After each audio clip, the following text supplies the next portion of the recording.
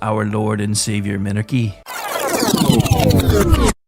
No, seriously, I'm just kidding. Hi, my name's Rick Robinson. I am the general manager of KLRNRadio.com. We are probably the largest independent podcast network that you've never heard of. We have a little bit of everything, and by that, what I mean to tell you is we have news, pop culture, special events, conspiratainment, true crime, mental health shows, drama productions, and pretty much everything in between. So if you're looking for a new podcast home to grab a little bit of everything that you love all in one place, come check us out. You can find us on X under @KLRNRadio. You can find us on our Rumble and our YouTube channels under the same names. You can also find us at KLRNRadio.com and pretty much every podcast catcher known to man. So again, feel free to come check us out anytime you like at KLRN. Hollywood House Lift. I'm excited to be working with new clients. I'm not getting rid of that. I hope I never see your book again. Yeah. An all-new season. Those have to go. That has to go. From oh, wow. It's been an actual nightmare. To oh, wow. This is such an upgrade. With celebrities like Josh Duhamel, Christina Ricci, and Gina Rodriguez. Dazzle me, Jeff. It looks like Chuck E. Cheese. Stream an all-new season of Hollywood House Lift with Jeff Lewis. Now streaming on Freevee.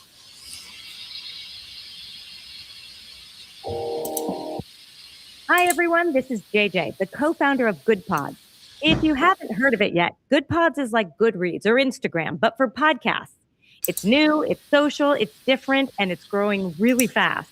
There are more than 2 million podcasts, and we know that it is impossible to figure out what to listen to. On GoodPods, you follow your friends and podcasters to see what they like. That is the #1 way to discover new shows and episodes. You can find GoodPods on the web or download the app. Happy listening. KLRN Radio has advertising rates available. We have rates to fit almost any budget. Contact us at advertising@klrnradio.com.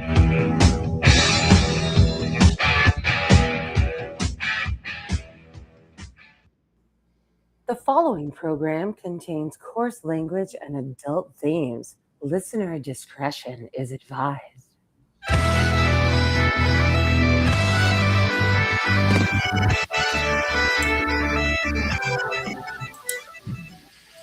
Welcome to Inquiry, a dialogue about a topic to be named by our guest interrogator, Aggie the Barkeep. I'm your respondent, Stephen Hall, and welcome to the show. So what topic do you have for us today? Hi, the least popular topic ever discussed on this show, I'm pretty sure. Seriously, I can't think of anything less popular than this. So considering that we are still in April, I thought that we would discuss the IRS, its inception and why it came about, and how it is that it became the bloated behemoth that we now succumb to every single April 15th. Well, I mean, as you know, the IRS was basically created because to oversee the collection of the brand new income tax. And by brand new, I mean the first income tax they started to pay for this, pesky little wars and projects that they have was struck down by the Supreme Court. Because, as you well know, the Constitution requires any tax from the federal government to be apportioned among the states. Yes. So before they can levy it, they have to decide which state has to provide how much money. And the idea of the original Constitution was you go back to all the 13 states, you go, we need this much money, given your economy, you're going to pay this much, and you're going to pay this. And they all agree to it, and then they fund the federal government. Of course, they also got money primarily from tariffs and duties. It's a duty. I knew better to do that with Rick here. Okay.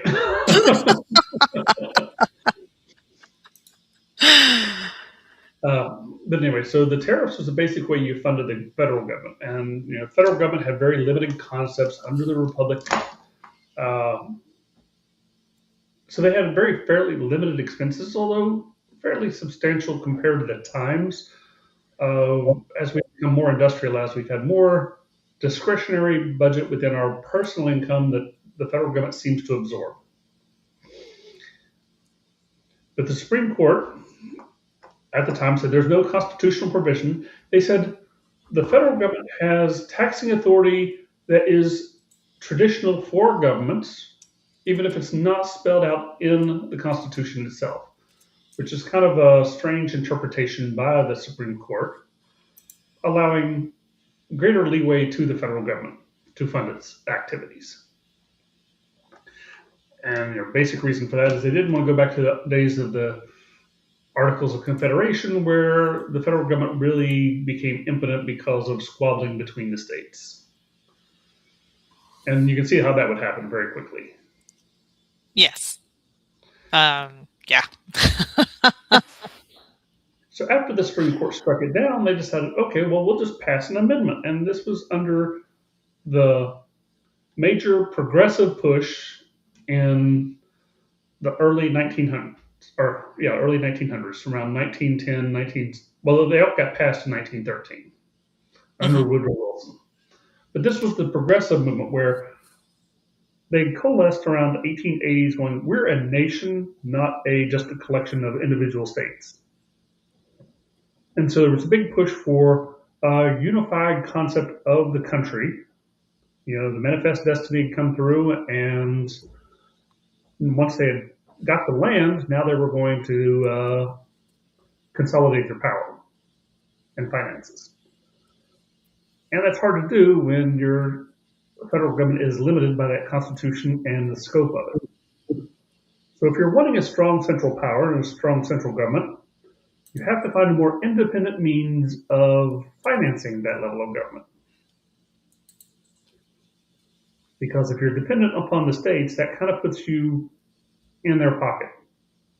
So there were two things that they did to break away from these silly restraints of the Constitution that kept the federal government from being just a unified central power that could run over top of people. Oh my goodness. It just dawned on me. Are you talking about the 17th Amendment? And the 16th. And the 16th. Okay. Because when you said 1913, I was like, wait. They went hand in hand. These were not isolated amendments. This was a coordinated design to centralize authority and power. I see. So the same thing that establishes a constitutional provision that allows for the federal government to tax people directly through an income tax, the 16th Amendment, and the same amendment that separates them from the control by the states of the Senate being directly elected by the people, so you only had to appeal to the popular vote and could ignore the state governments entirely.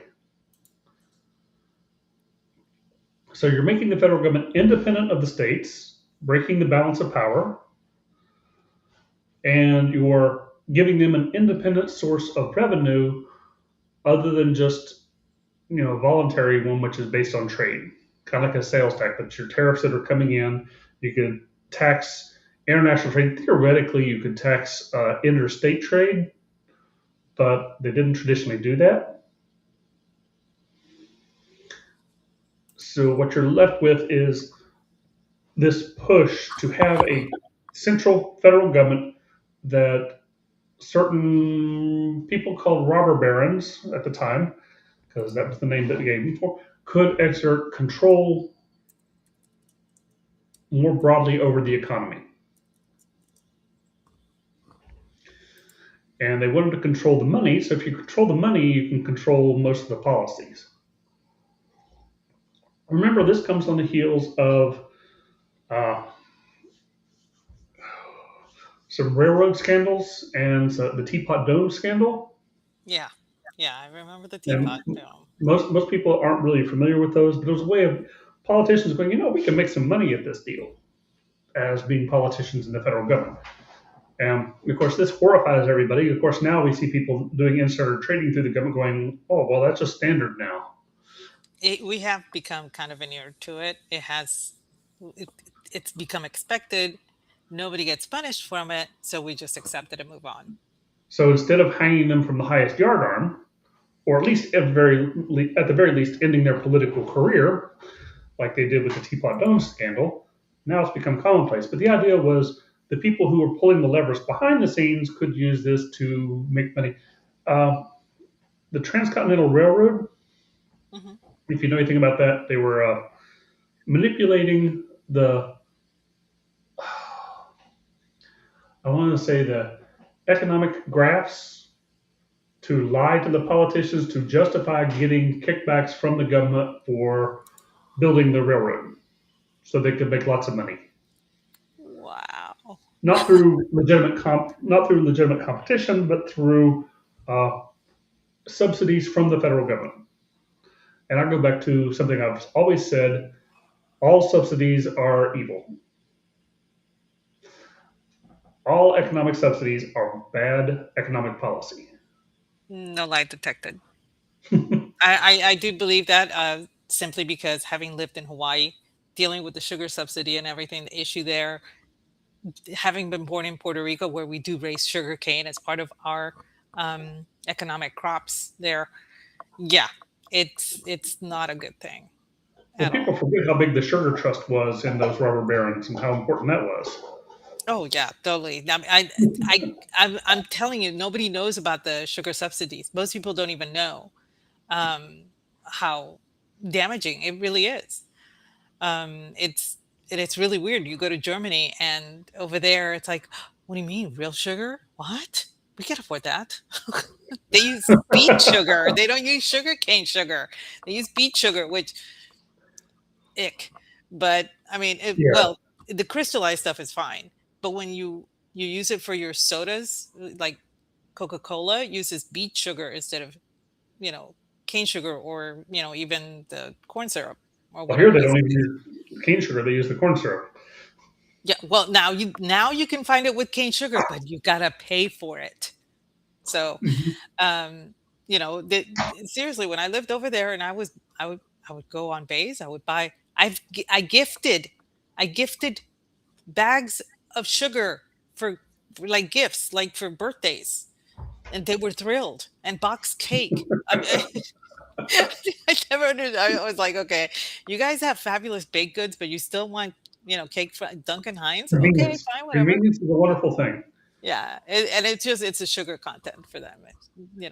So yeah, the whole sugar subsidy thing has, yeah, but no subsidies ever, ever. Yeah. So one of the same people building those trusts, like the sugar trust and things like that, J.P. Morgan, Oh, there's who there's that name again.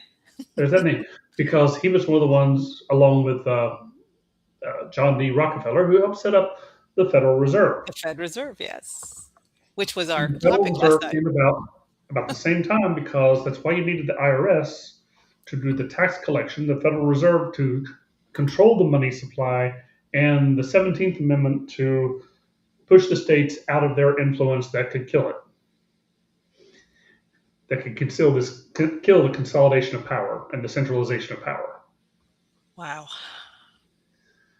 And it isn't until a generation later when you get the exponential growth that you were really aiming at, because you had to get people used to this concept. And when they promised it, it was only going to be a tax on millionaires.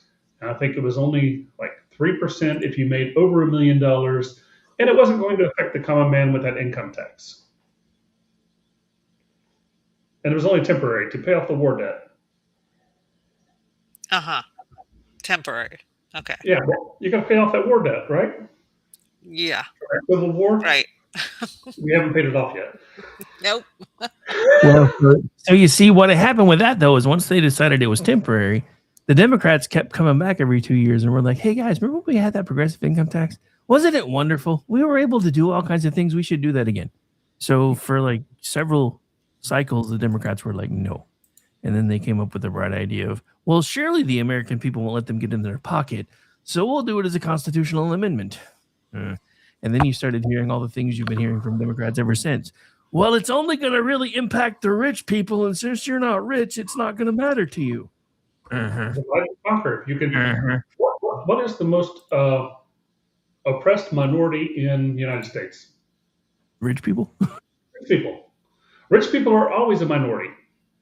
So if you have a Yes. popularly elected vote, you got a lot more poor people than you do rich people. So if you can stoke jealousy, you can divide the country and push almost any policy you want on we're targeting these people that you don't like. Which is funny because it comes from the robber barons who were pushing it, and they were pushing it on the dislike of themselves.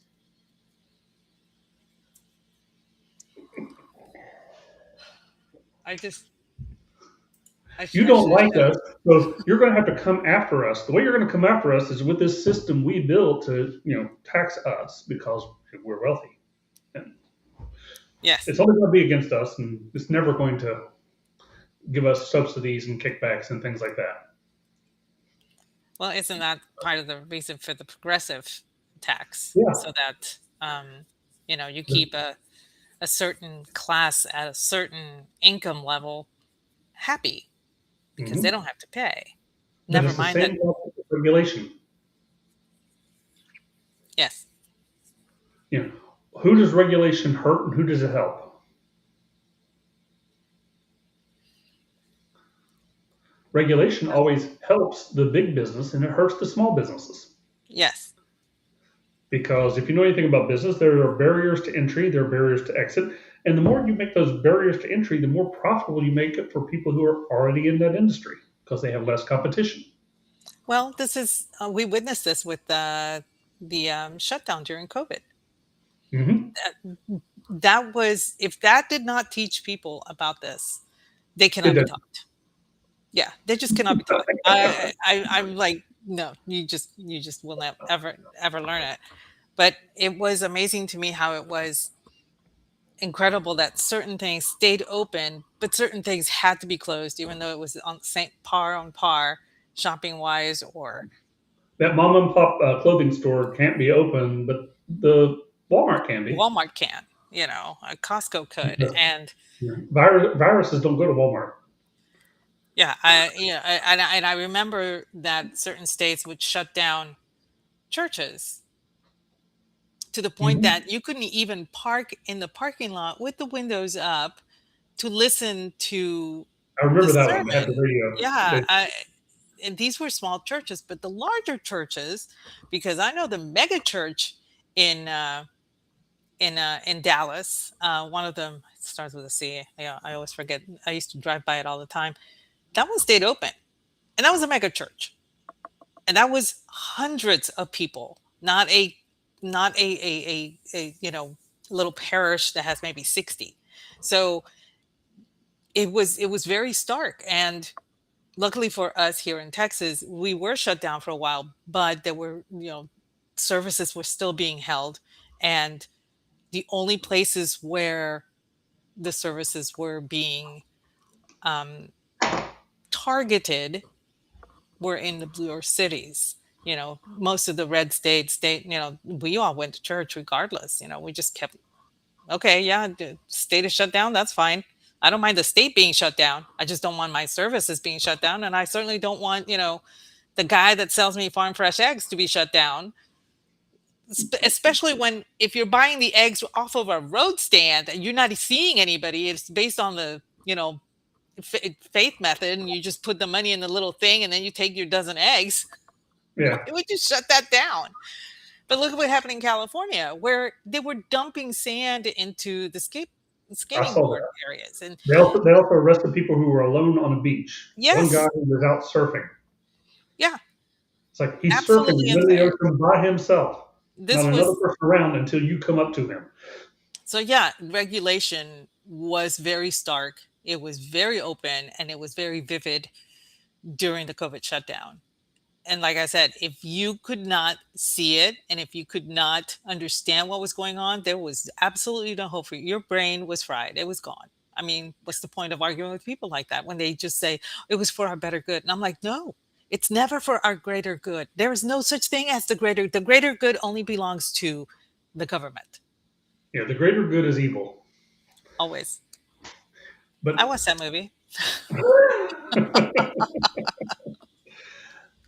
The consolidation around this is the height of the mercantilist philosophy of economics, going from around the 1870s, 1880s, up through around the 1920s. And this philosophy, which was very strong, gave you your big unions, your big businesses, your uh, heavy industry and rubber barons, and this consolidation of power with the mercantile upper class is really what sparks the creation of the Fed. It creates the apparatus of the IRS, or the Internal Revenue Service. Why is it the Internal Revenue Service? Because what was the External Revenue Service? What was the External Revenue Most Service? people don't even know we had one of those, bro. It's Yeah. the Customs Office. Oh, the customs office. Oh, that's right. The terminology actually came from the way Great Britain had it as well, because they call theirs inland revenue as opposed to outland revenue. So Yeah. yeah, okay, that makes So sense. Thank you, the way Rick. the federal government traditionally paid for itself and paid for all of its services and paid for the military was through customs. And most people probably don't know this from their history, but what did John Hancock do that caused him to sign his name so big on that Declaration of Independence? Wasn't he the first one? So he took up most of the space. Yes, but what prompted him to do that? I know he was pissed about something, but I don't remember what it was.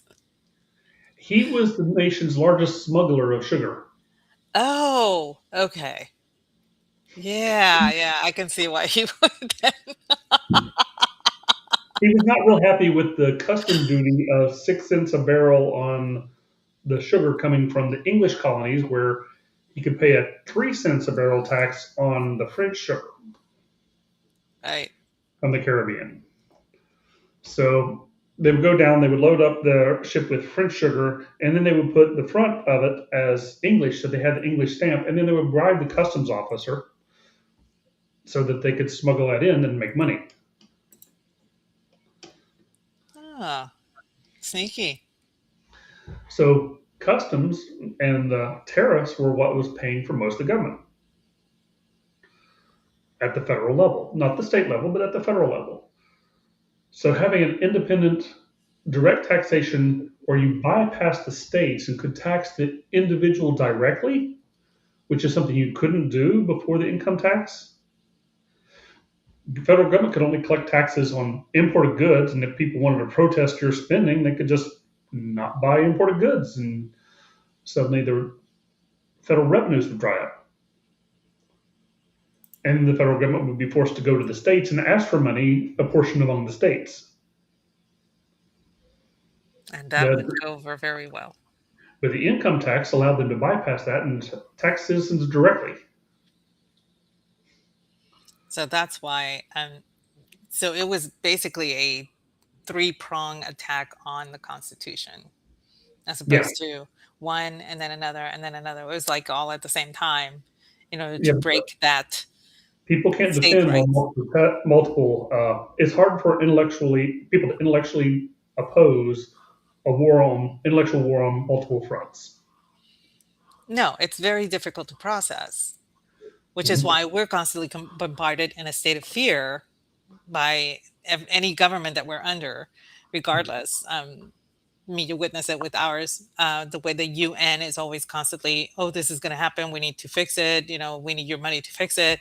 The WHO, every organization always acts on that Yeah, state of fear. you still see the same process today, where they're trying to do this with cars with the automatic shutdown. They're trying to do Oh yeah, the uh, AI thing. yeah, the kill switch. At the same time, they're trying to give immunity towards Monsanto and similar things for pesticides and Bayer pesticides in the Farm Bill. Hmm. And you have this, you're trying to fight all of these issues on multiple fronts. And that's one of the reasons why Congress does so much that they don't really know what's in there because they haven't actually read them. Well, Most it people, seems to me that most congressional members do not actually take time to read any of the legislation that crosses their desk. They leave that to their staffers to read, then they do a little concise clip notes, and then that's what the congressperson gets. Yeah. It has Well, they been, actually you know, couldn't. Do you know how many pieces of legislation they pass every year? Not consider how many they pass. how many? 5,000? Get out. No. See, this is where is, and we're getting off topic here, but this is also one of the reasons why we have so many, you know, departments and agencies that have absolutely no oversight whatsoever, because the Congress is no longer wanting to do that job, so they just give it to another agency. But it's not entirely off topic because many of those things involve what are we those tax loopholes Hmm. are Yeah. provisions in some of those 5,000 pieces of legislation. Now, many of those pieces of legislation are it's National, what was it, Shrimp Scampi Day, I think they said earlier. Oh my word. And, that's about 400 or 500 of your pieces of legislation are just we declare this such and such date to be National, Hot Dog Day. Is it, in all honesty, when they declare something like that, is it just so that they have something that they have accomplished while being a congressperson? Yeah, Because, it's also something lighthearted and entertaining that they don't have to really think about. but what does it accomplish? All it does is pad It their does absolutely resume. It nothing. doesn't accomplish anything. Because if you're National Hot Dog Day, are you doing anything for the hot dog vendors? Are you giving them a tax-free day? So they don't have to charge tax on everybody that comes and buys their hot. No, they're not. They just say, "Oh, it's National Hot Dog Day. Go have a hot dog." So yeah, spend the money so that we can get the taxes from that poor guy. But it That's also what it says seems that like to me. your hot dog associations that are sending money to the campaign contributions, we're thinking about you. Yeah, pretty much it. Yeah, God. We're taking your stuff into consideration. But that goes back, like I said, now that you have this independent source of revenue and you have a collection apparatus for the IRS, who dealt with most of the funds before the IRS, and they still do it today. Um, I don't know. Treasury Department. Oh, sorry. Yeah, That's what obviously. the Treasury Department is there, is to maintain the currency. So why is the Treasury Department not collecting the taxes? That is a very good question, because you see it on the dollar bill. You see it on every bill, the US Treasury, blah, blah, blah, blah, but you don't send money there. However, you can send it to the Treasury directly. And, if you want to donate money to the government, you Hmm. give it to the Treasury Department, correct? You don't send Yeah, it to the IRS. but they're no longer Treasury notes; they're Federal Reserve notes. They're Federal The Reserve IRS notes. is collecting the Federal Reserve notes. Although, fun fact, I found a Treasury note once in a desk that I thrifted. Uh huh. That was fun. But the whole purpose of the FBI was to, as Treasury agents, to make sure we had sound currency. Okay. That's the reason we have the FBI, is to make sure that our Treasury notes and our coinage is not being counterfeited. I have a friend of mine. He just retired from the FBI. He was in the money laundering division. And he said that I thought that was going to be a very boring Was that division. the, was that a pro or anti money laundering division? Uh, who can tell? But he was actually stationed in Brazil for 5 years, and he told me, I thought it was going to be a cakewalk. He was very happy about being stationed over there and whatever. He said, I never in my life expected to be in such a position where I there were times that he thought he was going to die. It was that sketchy. And so Mhm. so I never, when he told me he was going in, that was going to be he was going to be in the in the counterfeit division, money laundering and counterfeit division. I was like, they have that? And he just said, Aggie, they've always had that. You just Yeah, never that was noticed. their purpose of creation. Yeah, and but he was right. I never noticed. Nobody notices. Nobody pays attention. They just think FBI, they're cops going, into a federal investigation, that kind of thing. But they don't think about that the sections that each, and that's one of the biggest, if not the biggest section that they have, is the counterfeit and money laundering. MD is saying that the Secret Service is the counterfeiting, not the FBI. Okay. Well, I'm not sure because I actually have a coin. My friend had coins that he would give for special occasions and stuff like that. And it did say counterfeit and money laundering on it. Yeah, I So know. it But may have been it's still part of transferred, the but Treasury. It's still part of the Treasury Department. It's what that's yes. under. Yeah. So, I was just like, yeah, I'll take a picture and I'll send it to you when I find the coin. I don't know where I put it. I didn't think it was that important because I didn't earn it. So let's go back and address your earlier point as to why it grew to the size it was. The reason it was created, obviously, is to create this independent lever of finance and power for the federal government where they could separate themselves from the states. And they were no longer had to be responsible and answer to anybody but themselves or the public at large. What caused the growth?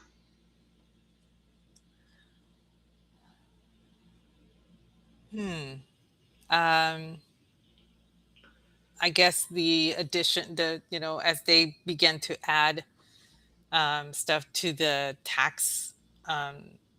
Well, people are only going to accept that if you have a crisis. But yeah, Never again, let a good state of crisis fear. go to waste. Yeah, exactly. State of fear. So, what crisis will cause people to give up lots of their income? Mm, war is one. The threat of War came later.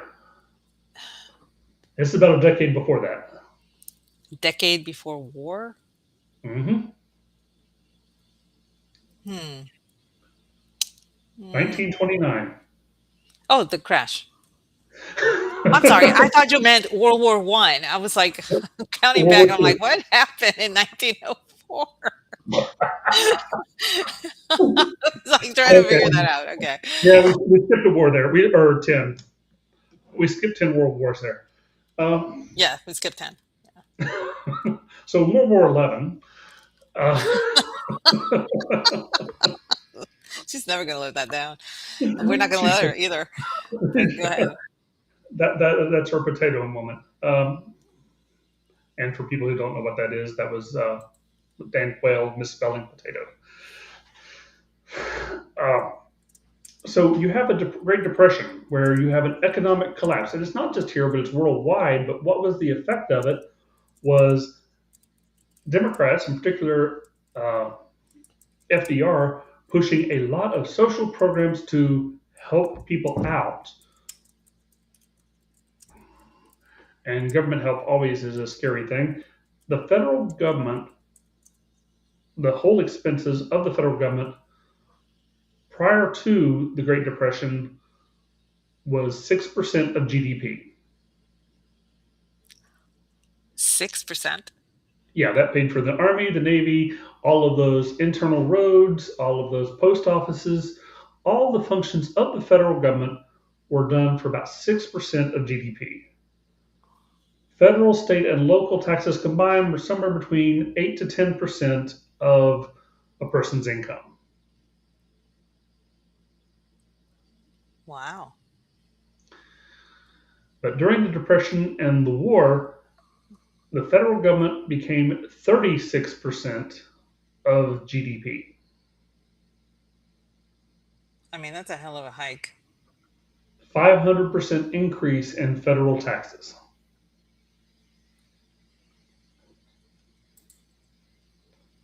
They became I was told there 600% would of be what no they math. were before that.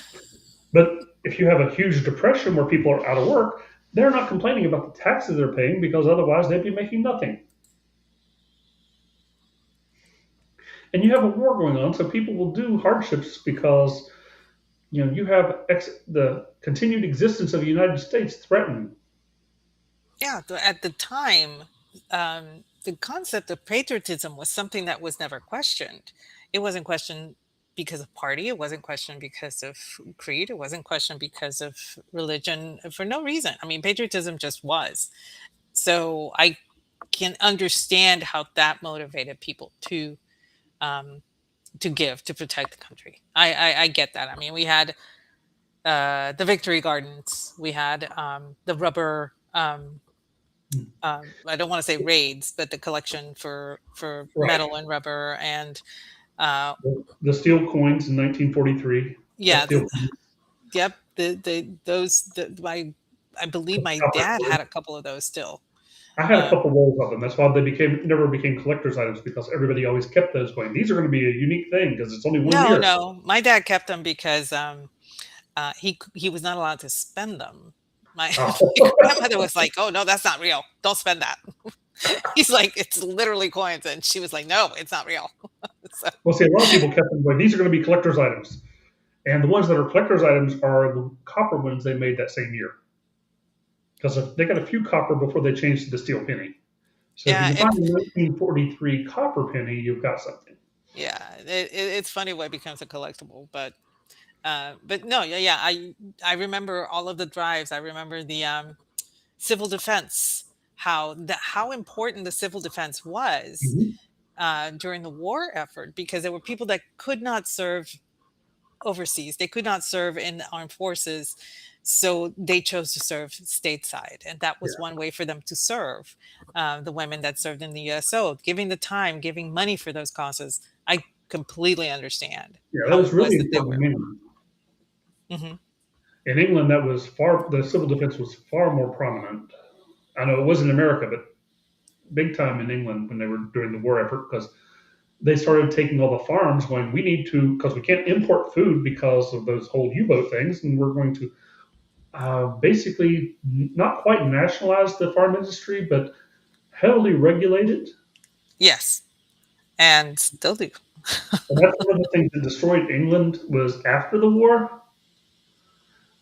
After the war, they got rid of Churchill and said, we're keeping all of these government controls on all of your private property that we implemented in the emergency, and became very socialistic in terms of their farms and government control regulation of what you could do and what you couldn't do. And all those rules that they set up in the middle of the war, they continued. Yeah, instead of them being temporary, they became permanent, which is Yeah. why we always joke there's no such thing as a temporary rule. And you see that now with the all of the Democrats fighting to keep the immigrants here under the temporary rules. And I'm like, what part of temporary don't you understand? And there's a lot of liberals that are pushing back saying, no, that's not really how the rule works. And I'm like, literally in the name, temporary, but Mhm. they don't think it's temporary. So But it was also, remember, just like in 1913 when they had multiple fronts attacking to their common objective? World War II, they also had multiple fronts attacking the same concept because you can't just go, we're going to tax you at 36%. No, we have to have a social security plan that we're helping out the elderly. Well, who doesn't want to help out the elderly? Well, I don't, but that's not the point.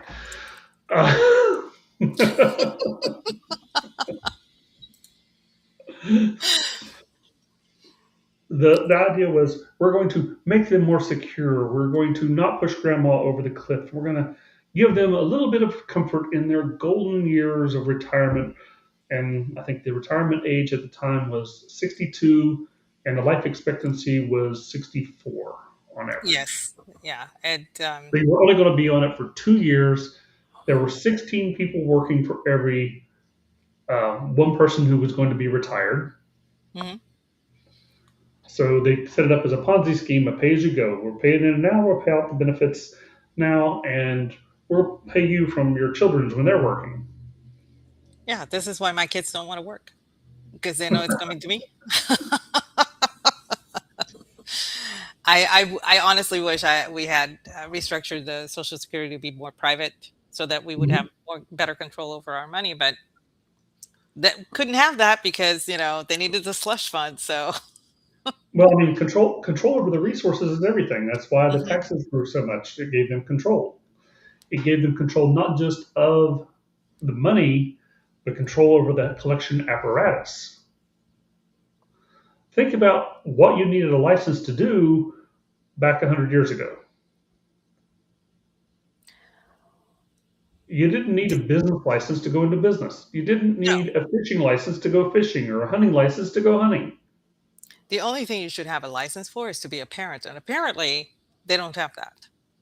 That's my opinion. But no, you need a license to hunt, to fish, to have a dog, to have a cat, to have exotic pets. You must have licenses not just to drive, but different licenses for different types of driving, for the boat, for your motorcycle, for you're right. It is a constant regulation But of, you also now have all of these licensing boards for different professions and jobs. yeah. You try to practice law without a license. Try to practice medicine without a license. You have to go to Grenada for that.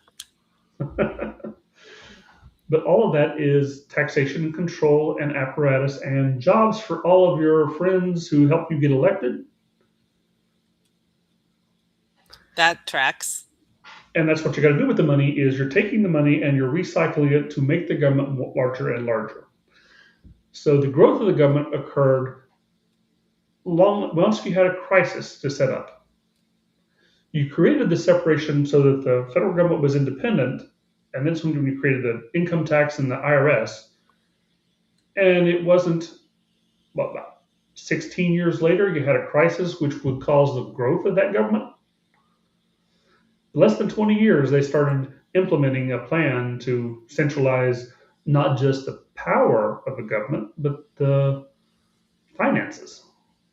I mean, think about a government that requires 40 to 50% of every citizen's work, and you're supposed to be free and have liberty. I think ordinance says, a government small enough to drown in a bathtub. Smaller. Smaller. A glass of water. But once, One of the things that bothers me about the government, and I know it has nothing to do with the IRS, but the fact that government employees have a union bothers me no end. Mhm.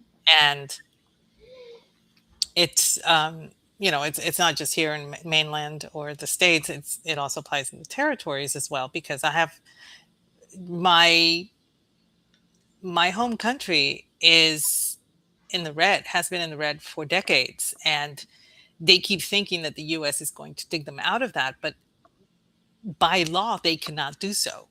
Mhm. So my relatives are always complaining about the fact that the US will never help them out. You know, it's like they don't they don't care about us and all that stuff, blah blah blah. And I'm like, you know what? I don't know what to tell you. I can only tell you the law so many times. It just doesn't. But then all of these people, their pension is the same amount as if they were still working full time. It's not a smaller percentage. Their pension is not a small percentage of what their employment is. It's their employment. It keeps going after they retire.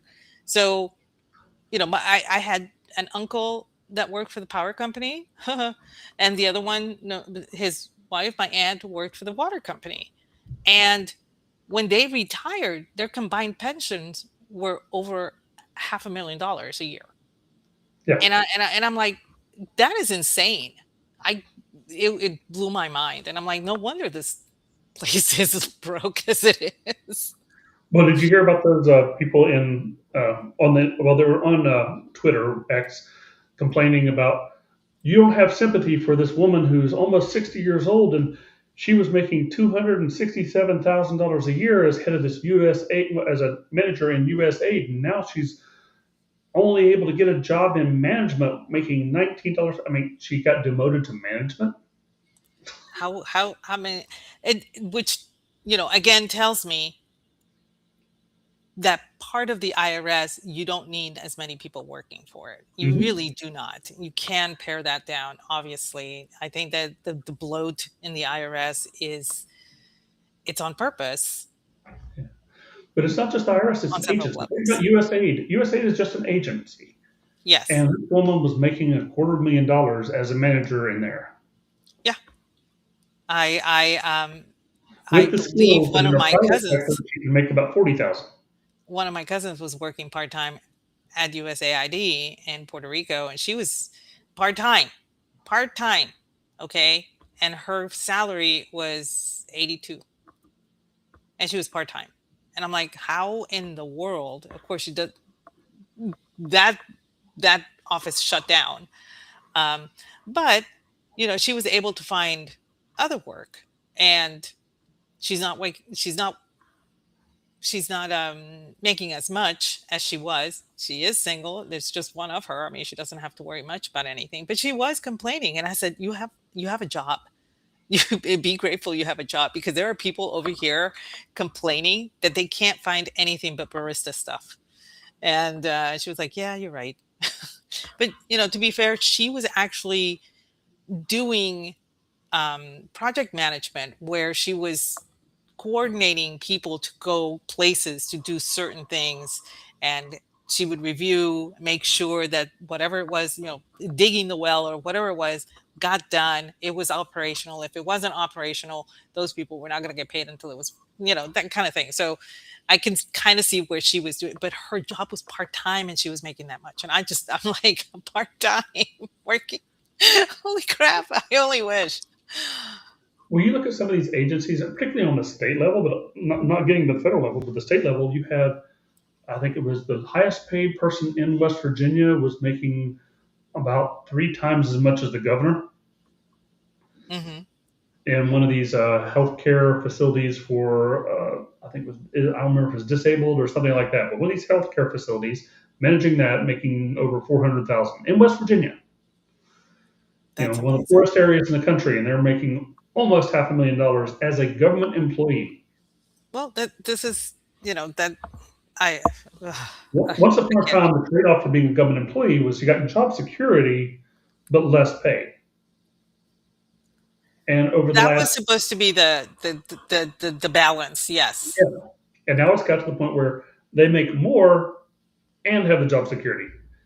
So This it's is why, a lot of people complain about the um, the legislature here in Texas, because, oh, they need a raise. They need a raise. And absolutely no, they do not need a raise. As a matter of fact, the legislature cannot give itself a raise. That is conditioned on a vote by the people, and it has to be called by the governor, and it cannot be done every year. So, and the reason they don't get that many raises is that this this is a side hustle. It's not supposed to be your permanent thing. It's a side hustle. You have a permanent job somewhere else. You just happen on your time off to do state legislature stuff. So that's how it was designed on the Texas Constitution. 273 amendments later, it has not been changed, but yeah, that's, yeah, some of that's those the way it was supposed to constitutional be. provisions get really weird. Yeah, it was supposed to be that you had job security, but you were not making bank. And now you're making bank, you're breaking bank, you're actually doing insider trading with the bank and have job security. Yeah. Well, that works until you have more government employees than you do private sector employees in a Mhm. majoritarian system.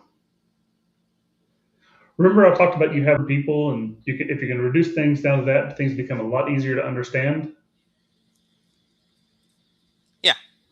Okay, Uh-huh. so imagine you have a state with only 100 people in it, and 51 of those work for the state government. What? Uh-huh. In one capacity or another, they're working for the state. But that becomes a majority of your population in a democratic society. Now, what happens to that means that 14, because public employees don't pay public taxes or tax to that government. And if we Mhm. just have one level, one state, the city, whatever it is, and more than half the people work for that, where is their money that they get paid coming from? It's coming from the other 49 people. But it's a majoritarian system, so you've created people who can raise the taxes, being in the majority, but not paying the taxes. So So you basically enslaved the minority of the people by having too large a government. right. And it seems like this is pretty much how we have developed our government, our Hmm. federal And if government. you consider that a person receiving benefits from that government is being paid by the government and therefore a government employee, what are they going to do? They're going to vote for more government. Sorry, I'm laughing at MD. Yes, by all means, please open that up soon. It is a desperately needed emporium. Well, I don't know if he gets down around your area, he has to add, was it machetes? Yeah, well, I bring my own. I mean, Okay. Well, the torches and pitchforks is a European thing. The South American thing is always machetes. machetes, yeah. But yeah, so that is one of the things that has, well, it bothers the IRS bothers everybody. Bothers Hmm. everybody. There have been several tries to get a flat tax going or a fair tax going, and I can't think of a country where they have one.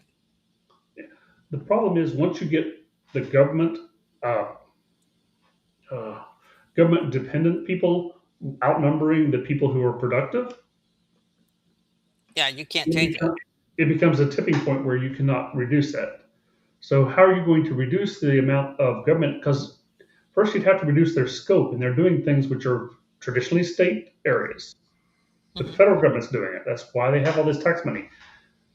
You think about that they're getting this, most of the state taxes are running about 10%. The states are collecting more in taxes than the federal, state, and local combined used to get as a part of GDP.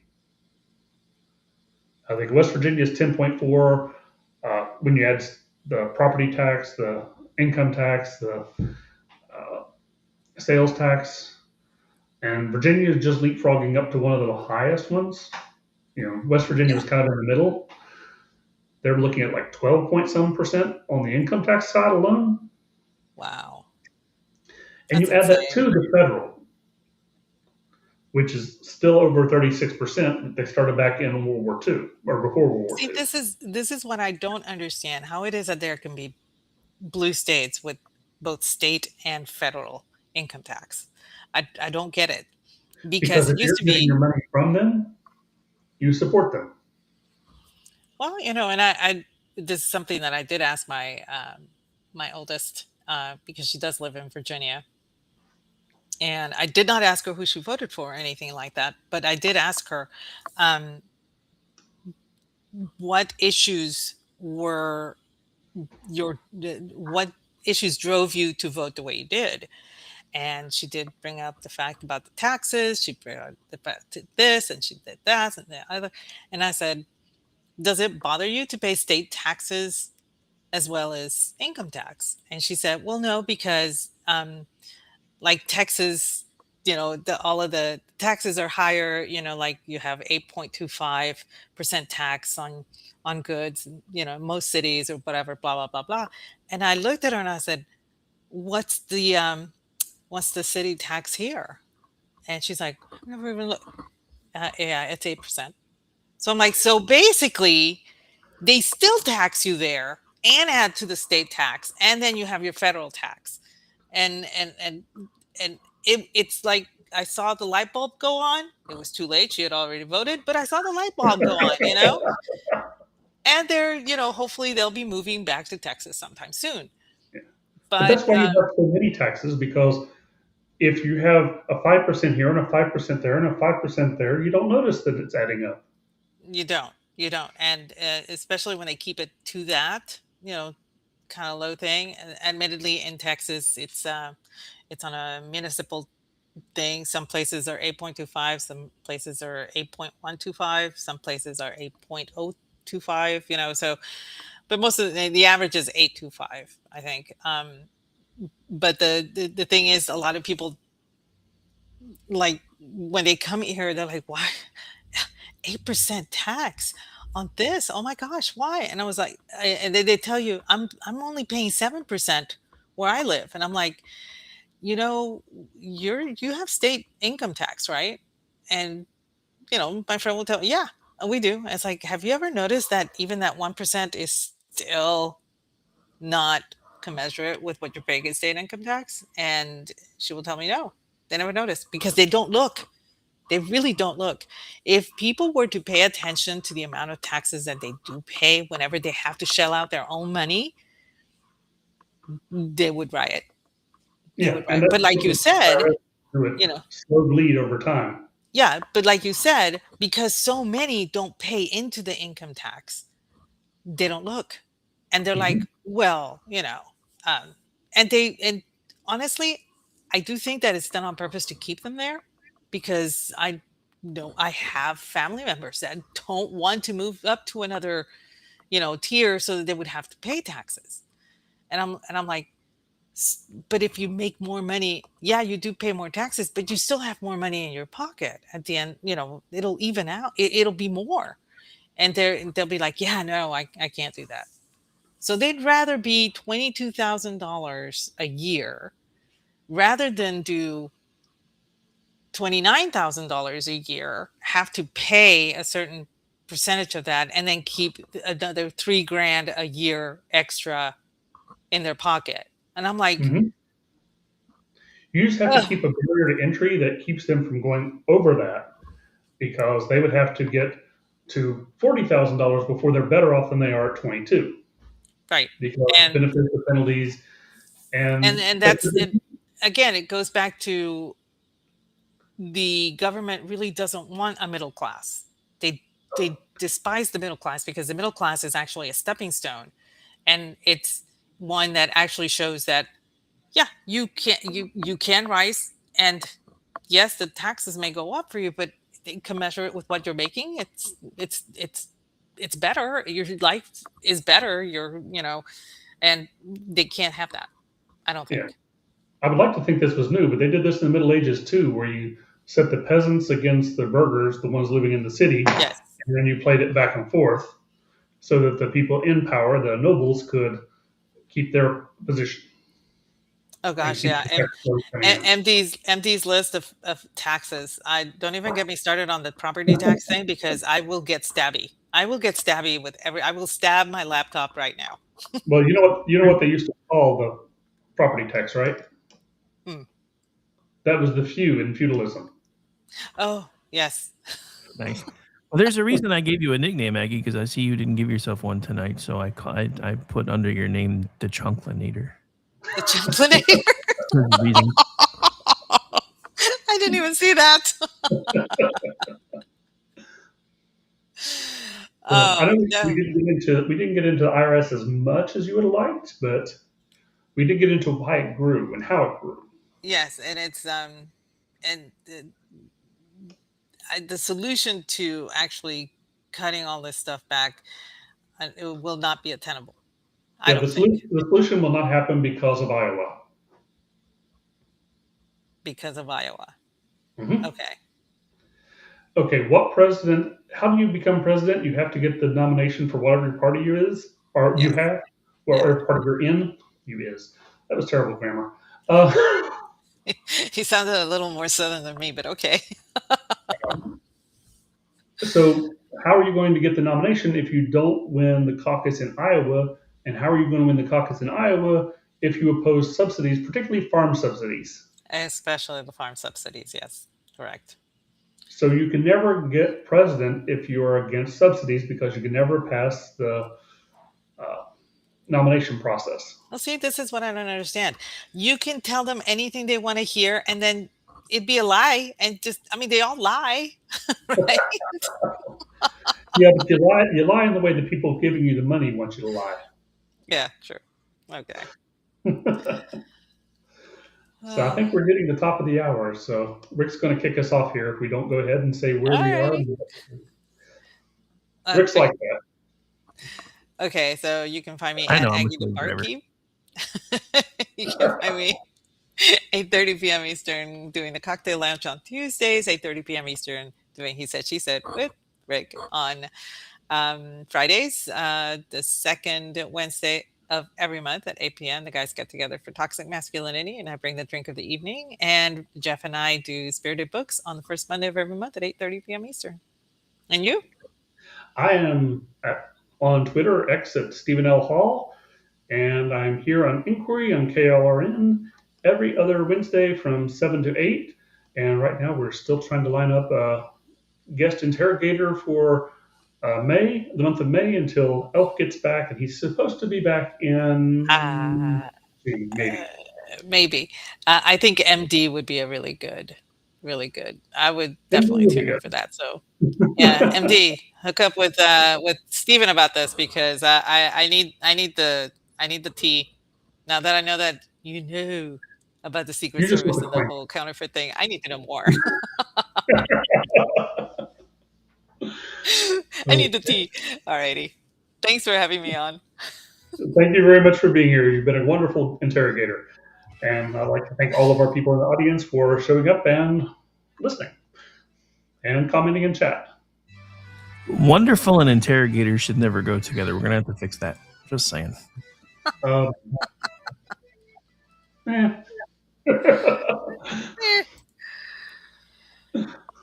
All right, I think we're out. Hello, friends. Do you have a moment so that we may discuss our Lord and Savior Minarchy?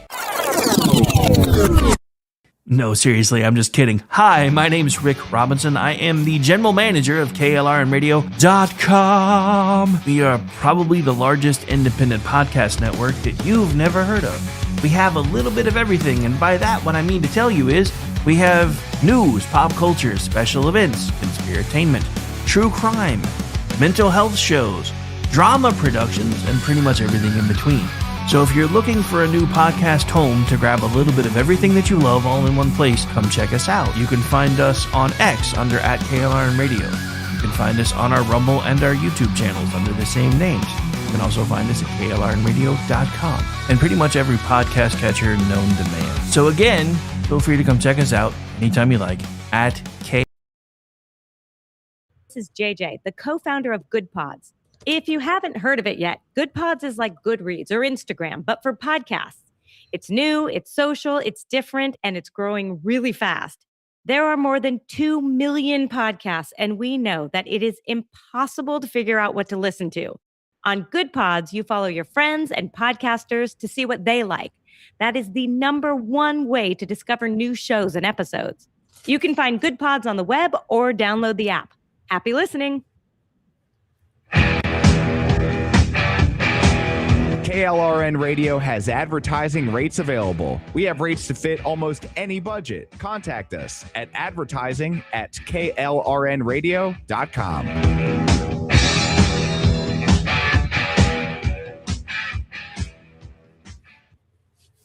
The following program contains coarse language and adult themes. Listener discretion is advised. It's time now for the Conservative Curmudgeon Radio Show. Now, here's Grouchy.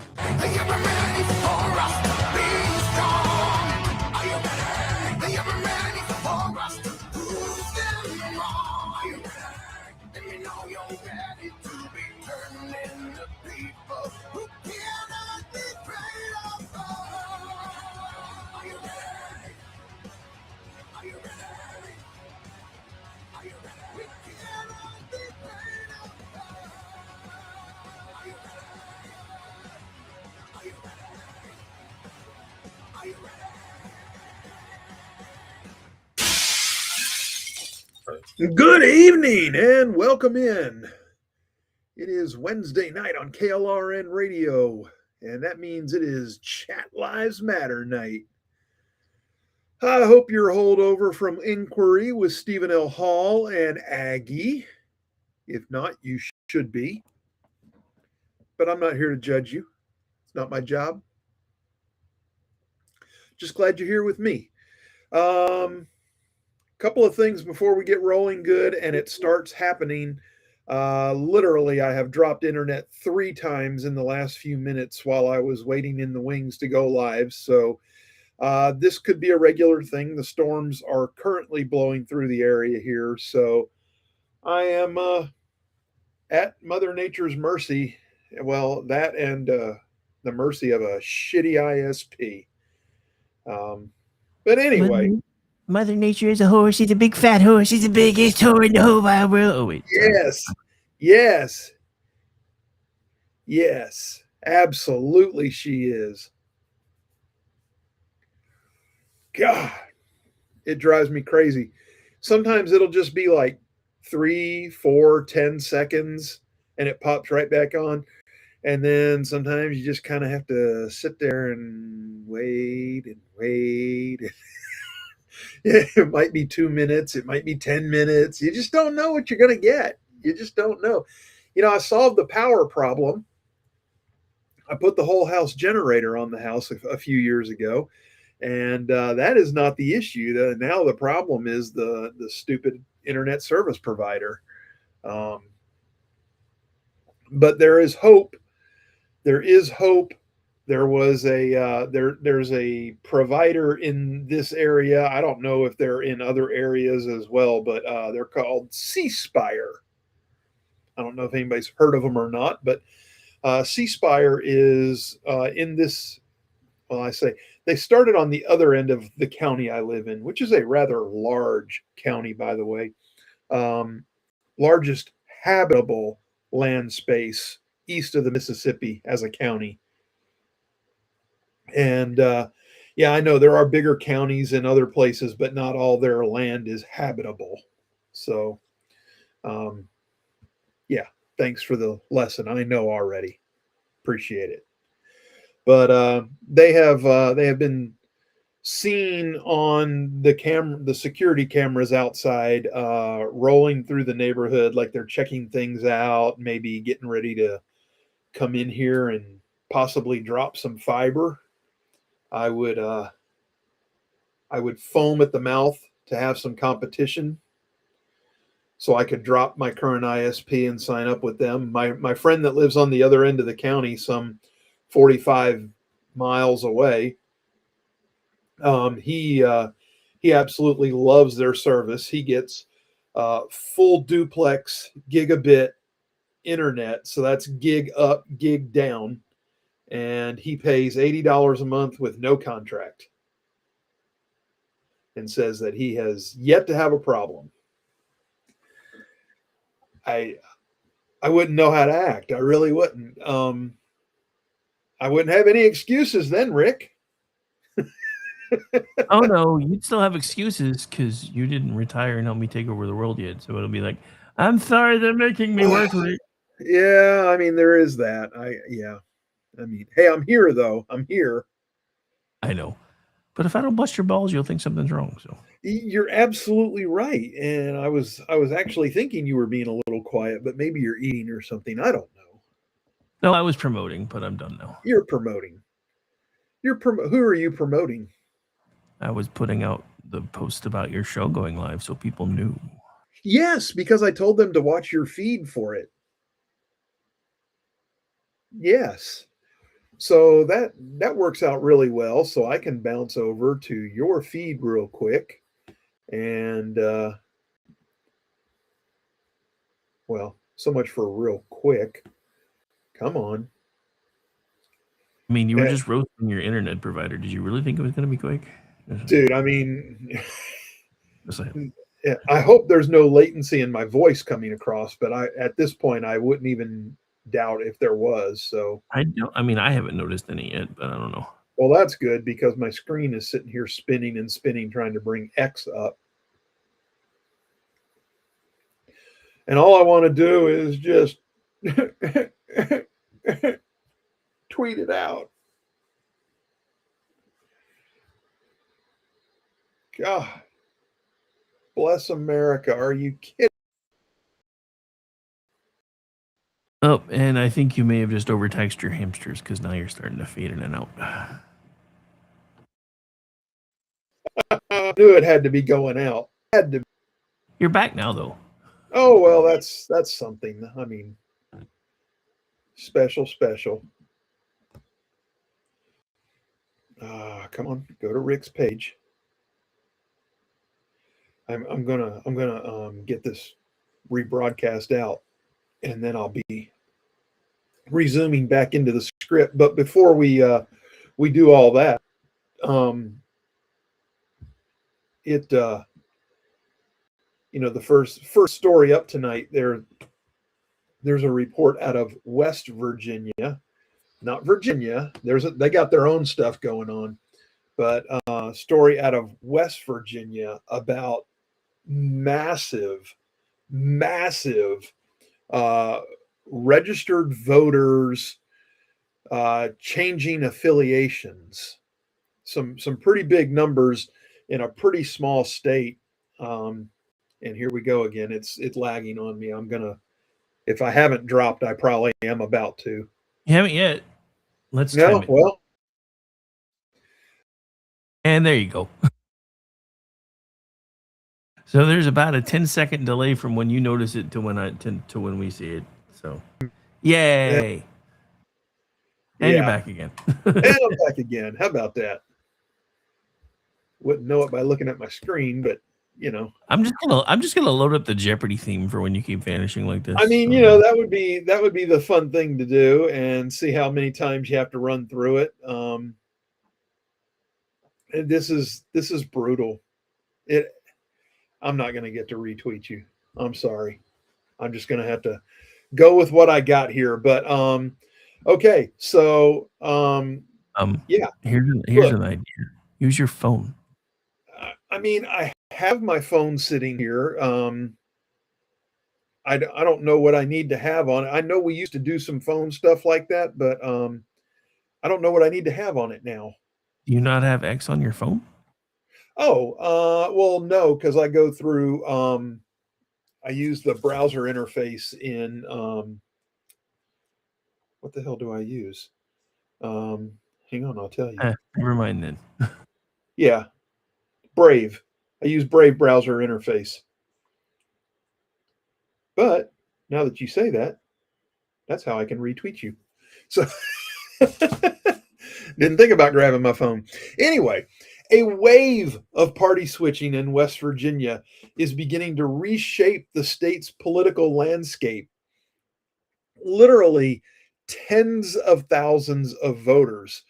More than 16,000 Democrats have re-registered as Republicans. That's according to new data released by their Secretary of State, Chris Warner, reported that a total of 68,235 voters have changed party affiliation in the last year, just over a year, like 14 months. The biggest changes were 16,910 Democrats switching to Republicans, while another 20,000 unaffiliated voters also moved to Republican. At the same time, 12,299 Democrats left their party to become quote unquote unaffiliated, and 7,559 Republicans also dropped their party to go unaffiliated. So, you know, smaller shifts include 2,399 unaffiliated to Democrat. And what is that? Yes, 2,111 switching from Republican to Democrat. Now that's the one I don't get.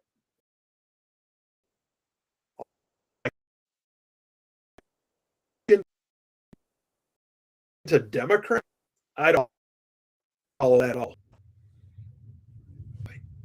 Ooh, I don't know if you can hear the thunder, but I can. Oh yeah, right as you came back, I'm feeling like we're in the beginning of the Garth Brooks song.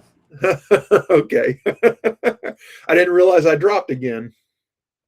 Not really dropped that time, but garbled, and then when you came back strong, all of a sudden I heard. Ah, yes. Well, yeah. Thunder roll. I mean, you can bring up your weather app on your phone and look at the Gulf Coast right now, and we are in it.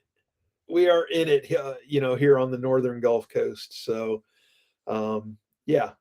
So, right now, as of April 23rd, the data that Secretary of State Warner shared shows 519,756 registered Republicans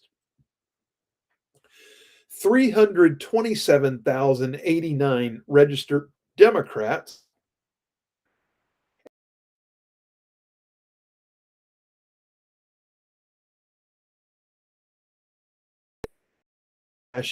independent. The latter two make up about 620,000 people, outnumbering registered Republicans. But it would be foolish to think that all independent / unaffiliated votes will go one way. I mean, that just not going to happen. Just not going to happen. So, yeah, I mean, even if Republicans got a third of the independents, they would still have a comfortable margin against the rest of the voting bloc. So changes come as West Virginia prepares for its upcoming primaries. With more than 1.19 million registered voters currently eligible to participate.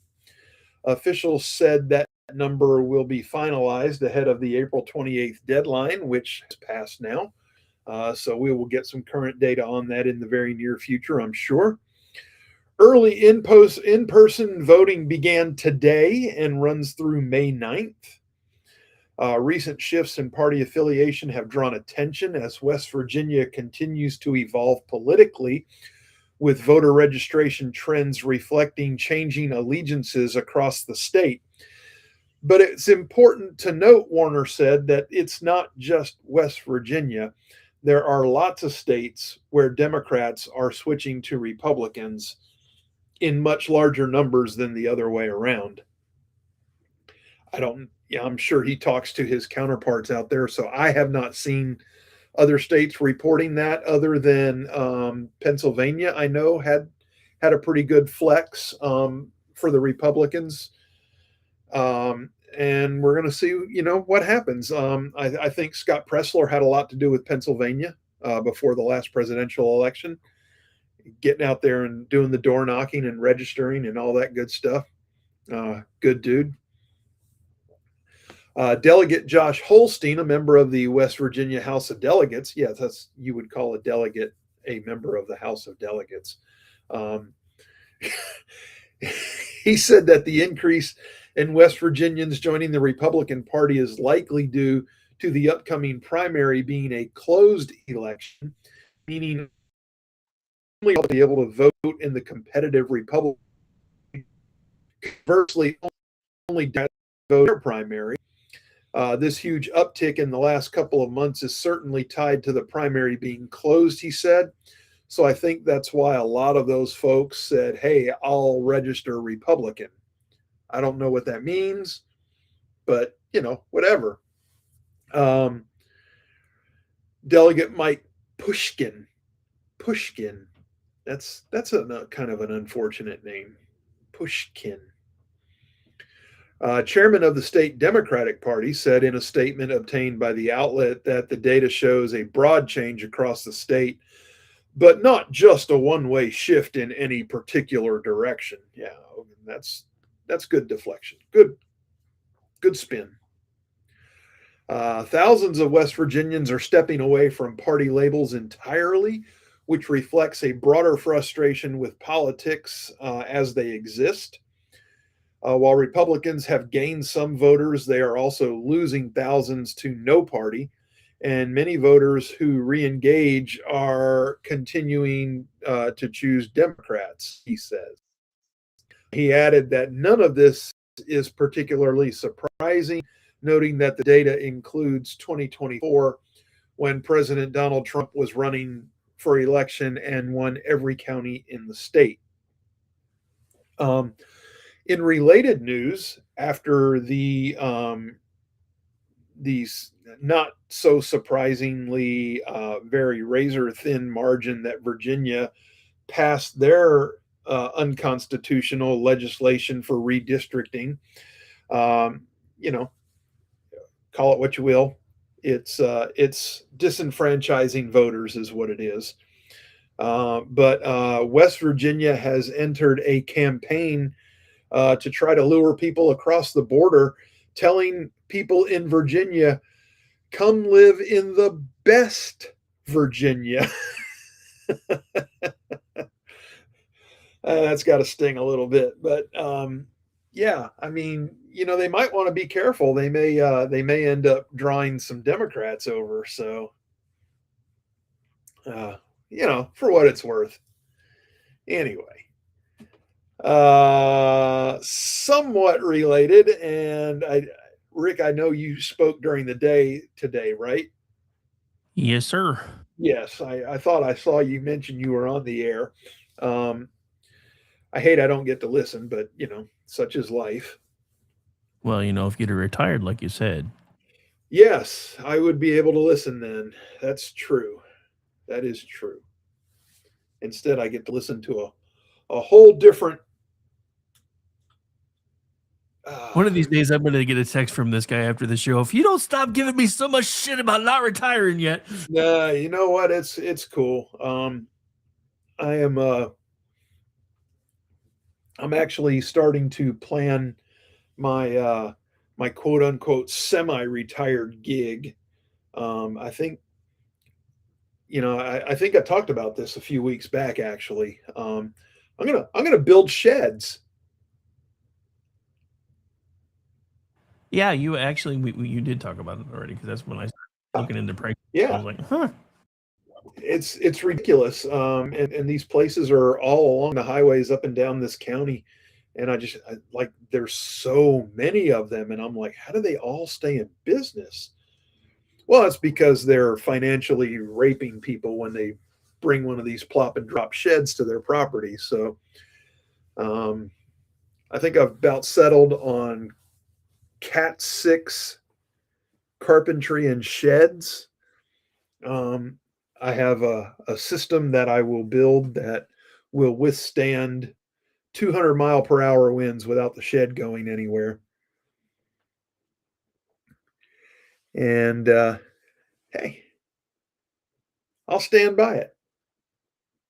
If we had 200-mile-an-hour winds here, we're in big trouble. So big trouble. Anyway, related news to the previous story. The National Republican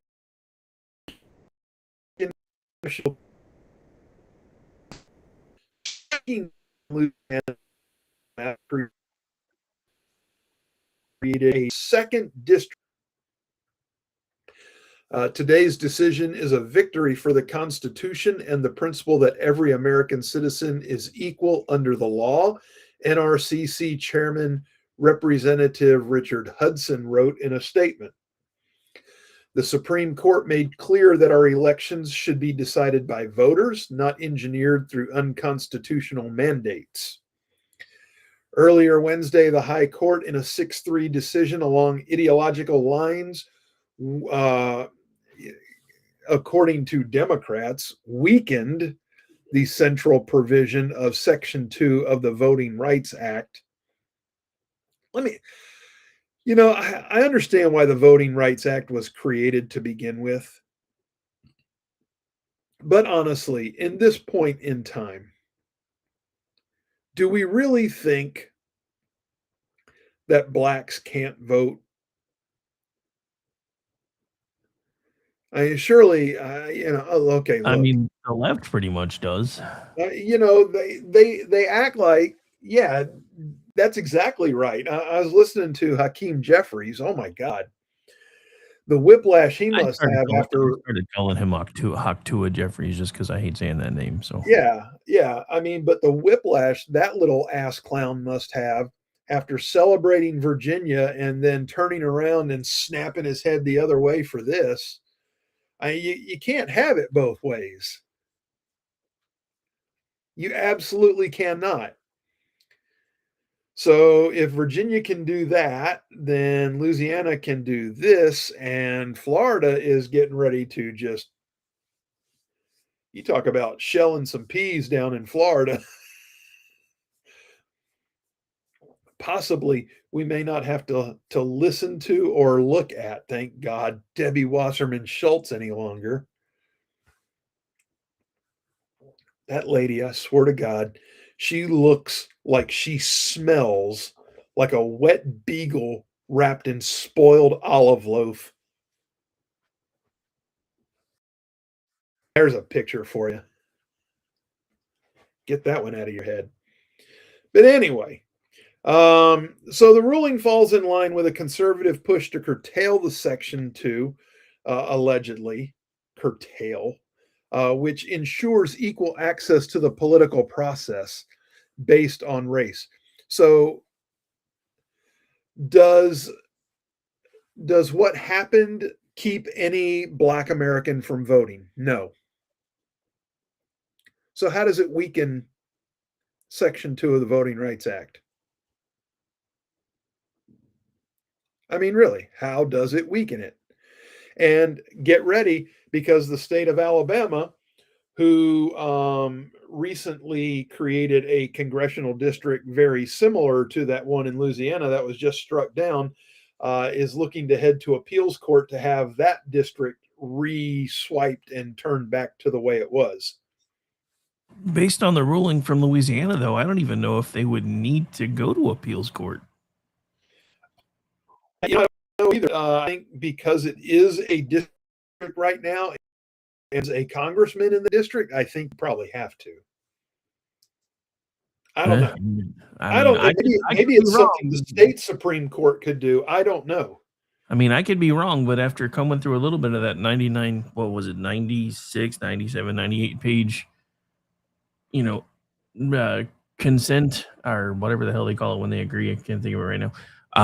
It seems to me that they're basically saying that this is flatly unconstitutional because things don't need to be drawn based on race anymore. So I don't even know if any of the other southern states that have been hamstringed by this same crap would have to take them back to court at this point.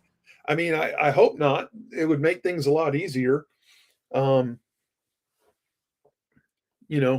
We know Dollar Store Obama's going to be pitching his little temper tantrum and jumping up and down, trying to get his head above the back of the chair so he can be seen.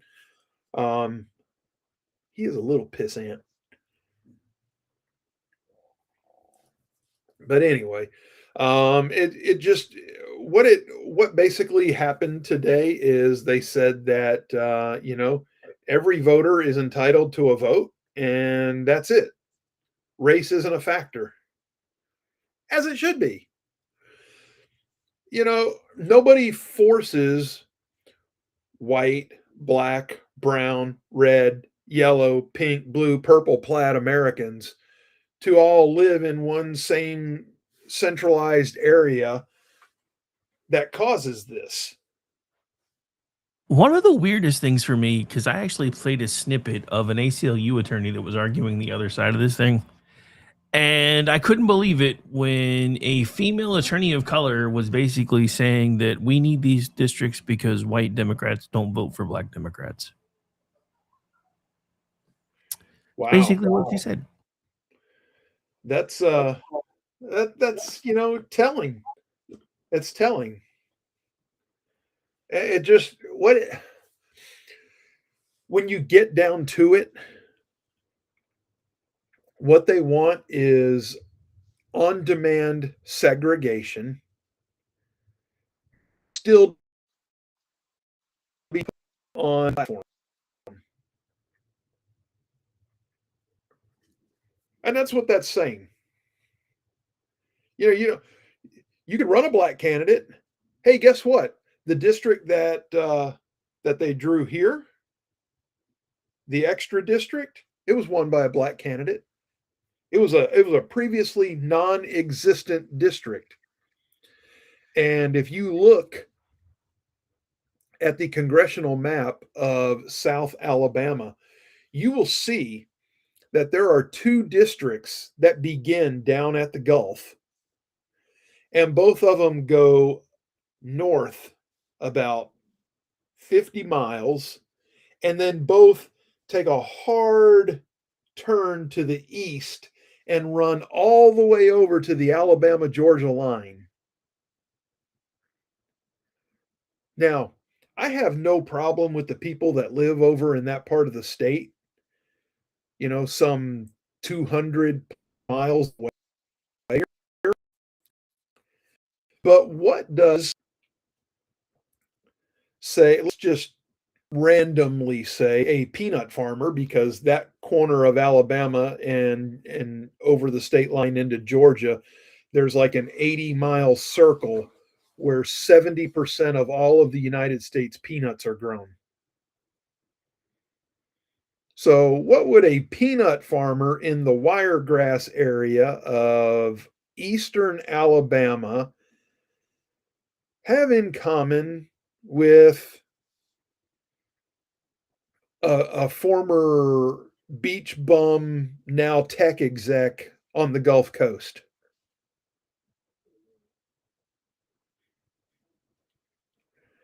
And with 200 miles plus separating us, why would you think that us having the same representative would be common sense or make sense or anything close to that?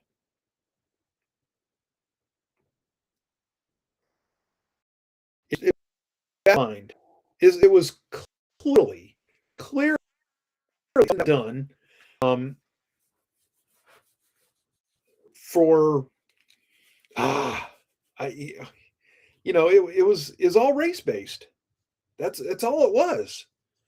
They even said it when they were doing it. It's to create a second majority black district, which is the same thing that Louisiana had drawn. So, yeah, I'm looking forward to the day of getting back to District 1.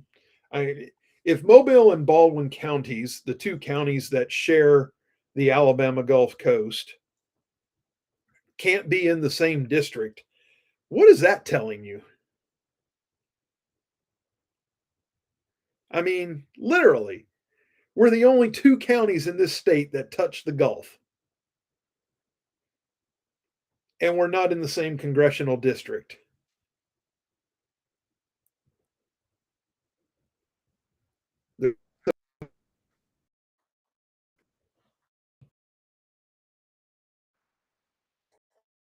Do do do do do do do. Oh, did I really go out again?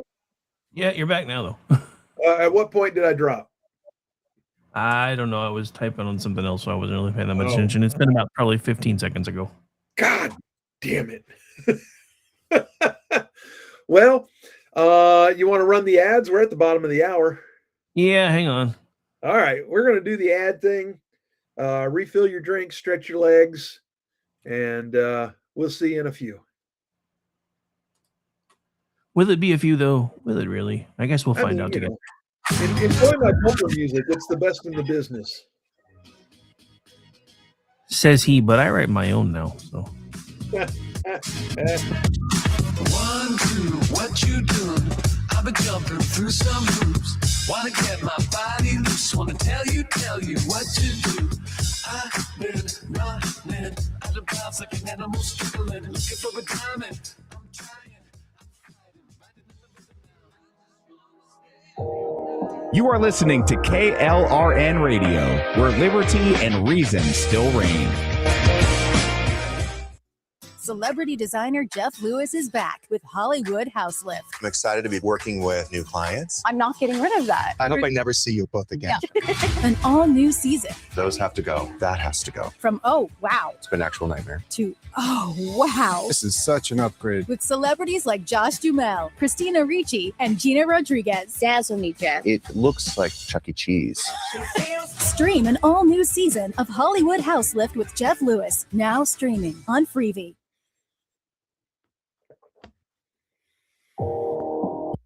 Hi, everyone. This is JJ, the co-founder of Good Pods. If you haven't heard of it yet, Good Pods is like Goodreads or Instagram, but for podcasts. It's new, it's social, it's different, and it's growing really fast. There are more than 2 million podcasts, and we know that it is impossible to figure out what to listen to. On Good Pods, you follow your friends and podcasters to see what they like. That is the #1 way to discover new shows and episodes. You can find Good Pods on the web or download the app. Happy listening. KLRN Radio has advertising rates available. We have rates to fit almost any budget. Contact us at advertising@klrnradio.com.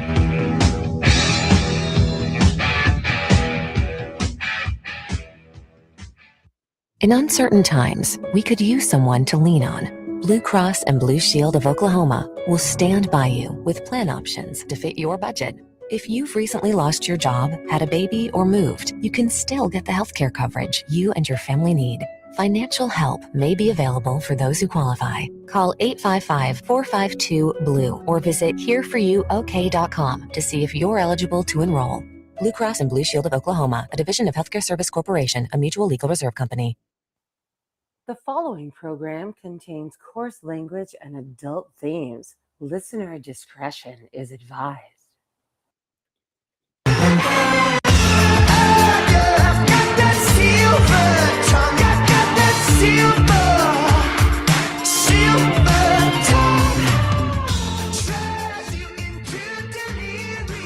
We are back. All right, I'm back. I don't know if Rick can hear me or not. That's not a good sign. Maybe. Okay, Maybe. there. Make me panic for a minute, huh? Okay, I got it. Asshole. I almost hit this button, but it wasn't loaded. Not that one, this one. But yeah, it wasn't loaded, so I couldn't do that yet. Anyway. Hey, so before we get rolling, what's coming up tonight? Behind Enemy Lines Radio is on after you, and then we'll go into Rick and Orty with myself and the Amish one, and then there is no Edge of Liberty tonight. Sean isn't feeling well, so Rick and Orty will be the closing act, so it's kind of like the old days. Man, look at you, in bed early tonight. And I think I'm going to write some instead, because, reasons. Yeah, call a paycheck. Pretty much. I get it. It's okay. Hey, no hate, no shade, no nothing. I don't judge. Not my job. I might make fun of you, but I ain't judging you. But anyway,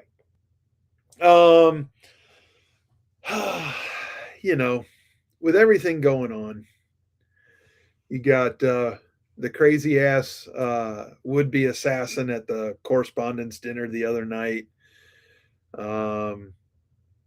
Is it really a surprise? Is anybody surprised that this piece of shit, American-hating communist Hassan Piker, is being flocked to by Democrats? They love him. He's a terrorist sympathizer. He loves the flag burners. He's a crass blowhard with an affinity for America's darkest adversaries. And really, I mean, Do do do do do do do do do do do do do.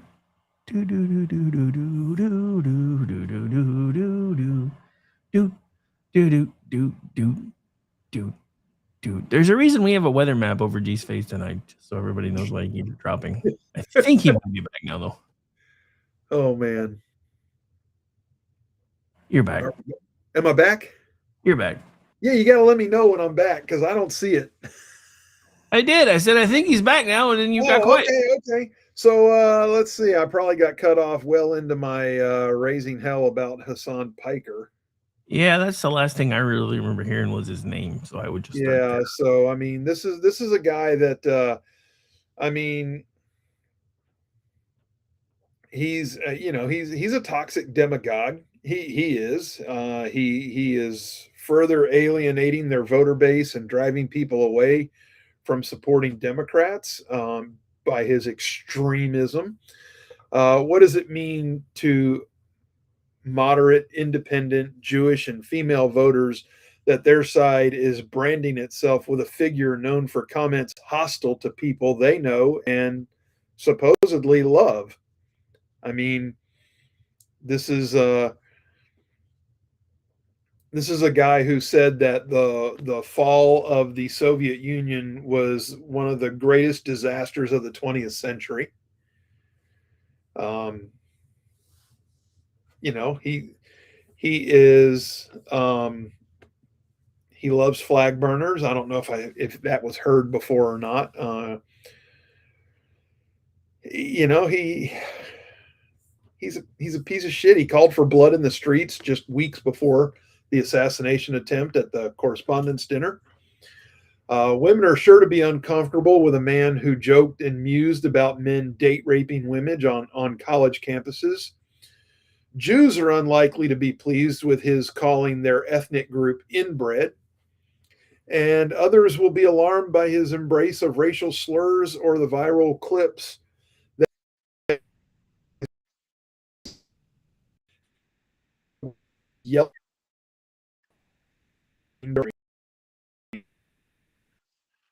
people like California Congressman Ro Khanna, New York City Mayor Zoran Mamdani, and congressional Democrat candidate Saikat Chakrabarty appearing on this asshole's show for interviews. Why? What is it that they find about this guy that's right with their party? And the fact of the matter is that this is the left. And some of them are just now starting to get brave enough to let you know that this is them.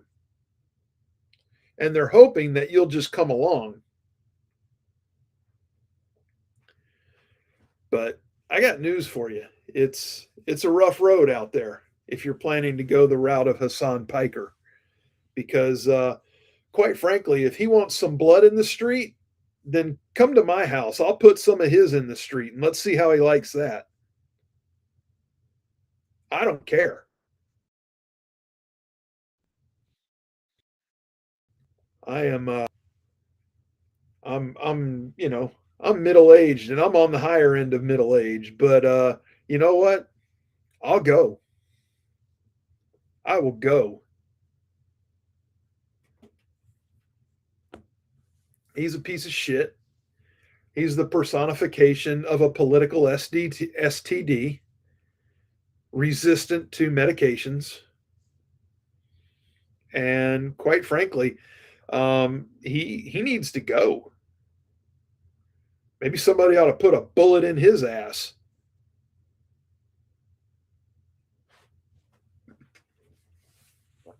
Fuck him. I don't care. Anyway, let's see. What else do we have here? Oh, yeah, this is pretty good. Hey, this is a good pickup, Seymour. Look at you. You actually found a real news story that's not like a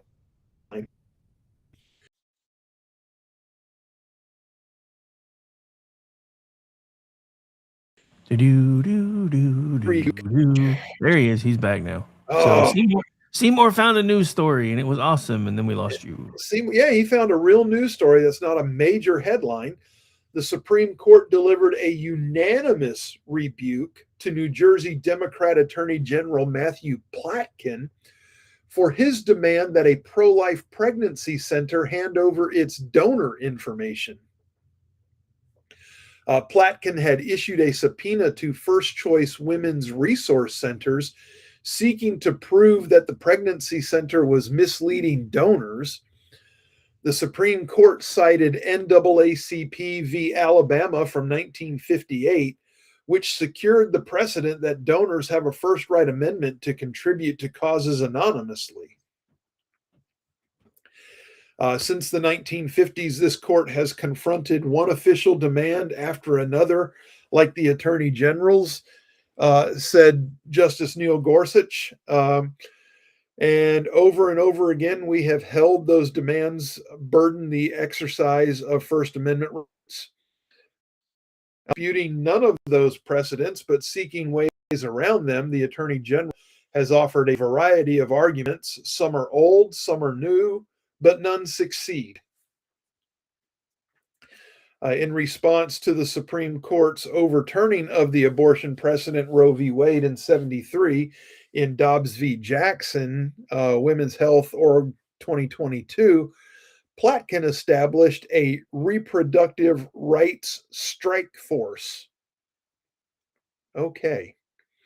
That strike force issued a consumer alert accusing pro-life pregnancy centers of seeking to prevent people from accessing quote unquote comprehensive reproductive health care. Mr. Attorney General Platkin, there is nothing reproductive about killing a baby in the womb other than it is the reproductive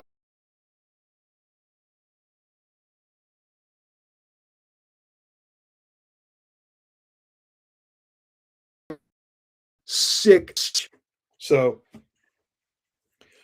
pro-life pregnancy centers like First Choice offer various services to women facing crisis pregnancies, such as counseling, food, shelter, clothing, baby items, in an attempt to convince them not to undergo abortions and to prepare them to take care of their babies. These centers compete with abortion centers, they say, and Democrats have suggested that they engage in misleading advertising to do so. You mean like Planned Parenthood does, saying that they're a complete healthcare clinic system when they're not?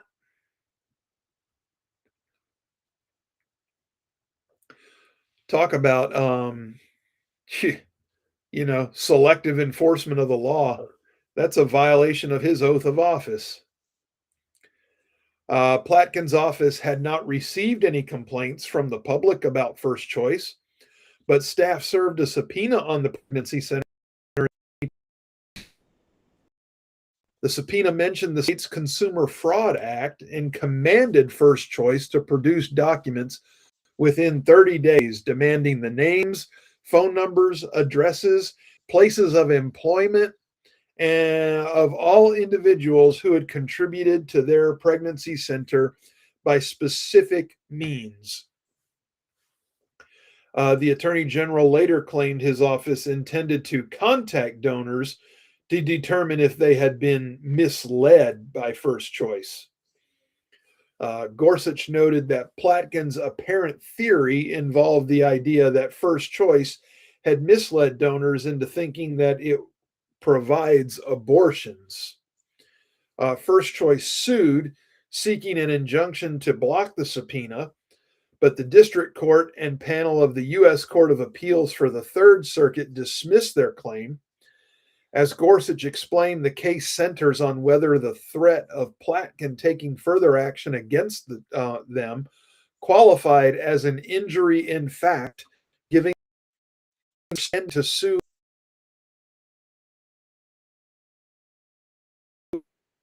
enforcement of the subpoenas as it faces a credible threat from enforcement.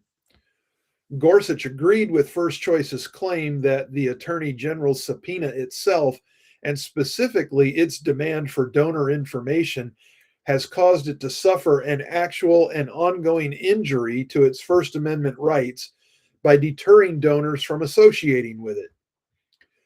This case follows a recent trend of Democrat attorneys general seeking donor information in a way that contradicts the Supreme Court's ruling in going back to 1958 with that NAACP v. Alabama case.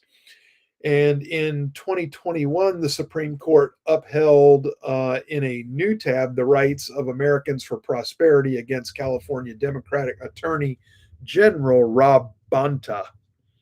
So it's the same thing. They're just trying different roads to get there. It's an intimidating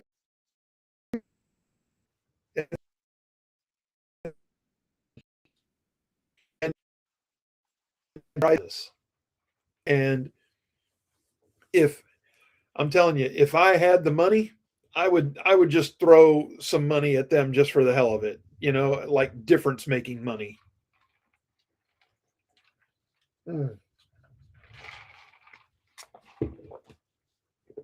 Oh, sorry, my throat is so dry.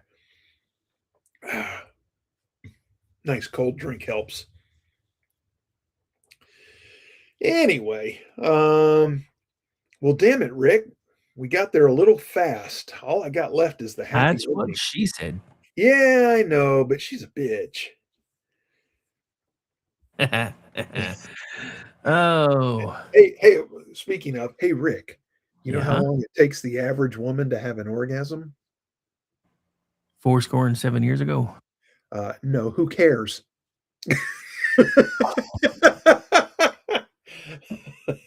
Long as I get mine.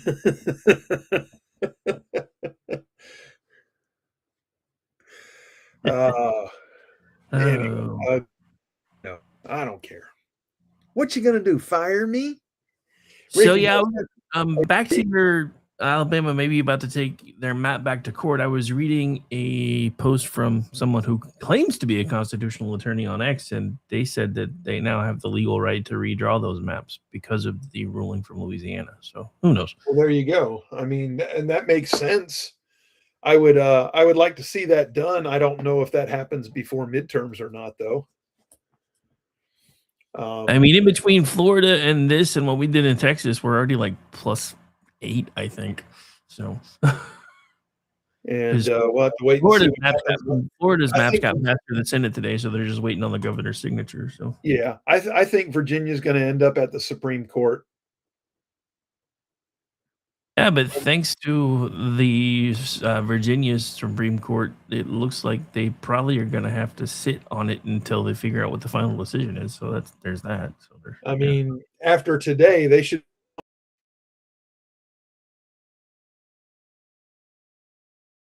And we lost him again. But wait, maybe. Creating a new district. You know, am I right? All I heard was district race based, and because you I were gone said for that like what Virginia's doing is even worse than creating a new district that's just based on race. yeah. I mean, seriously. I mean, really, Oh my God, I don't even know how this just wound up on my feed, but now I have to share. Oh, So, please share. hang on, I'm gonna put it in here. I don't know if you'll be able to open it because your internet. But I guess I can put it on the screen too. Hang on, because yeah, so this is the rules of X, folks.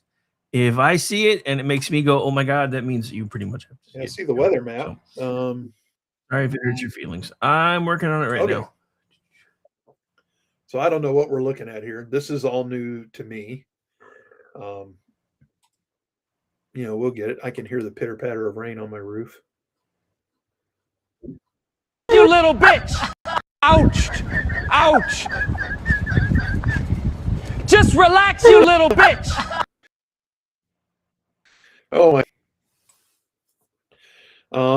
So yeah, that makes, hey, I that makes didn't know I could Nero do that. I actually put the weather map in the corner of the other image. That's a new thing. I didn't know I could do that. That makes De Niro look a lot taller than he is. I'm just loving the fact that somebody's finally admitting that, you know, yeah, that wasn't actual bulge in Mikey's dress. Oh, well, you know. That's the first. They've changed something again. I need to look at the notes because that's the first time I've ever been able to put two different shared screens on the same screen at the same time. Oh, I can up until today I could do it in other tabs, but I was wondering. Well, why I never see, did now that. if I had been retired, you'd have never thought about trying that. Oh yeah, I would. I mean, that's not true either. But, you know. Well, just got to throw the bullshit back at you, you know. Yeah, I'm used to it by now. I know.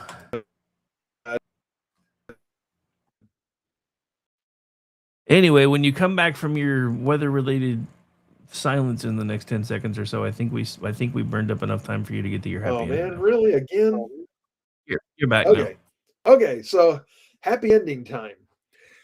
So a wild Sumatran orangutan has been seen crossing a road through the jungle with the help of a canopy rope bridge for the first time in over 2 years. Yeah, this is a landmark moment now. You have to understand the backstory here. This moment was caught on a camera that's posted at the tops of the rope bridge in the Pakpak Barat district of northern Sumatra. It is a world first for the species.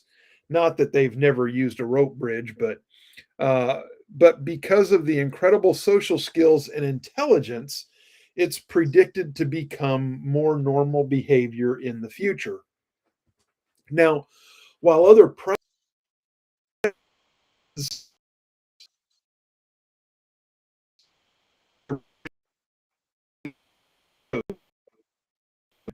for critically endangered Sumatran orangutans can and will use canopy bridges to overcome forest fragmentation.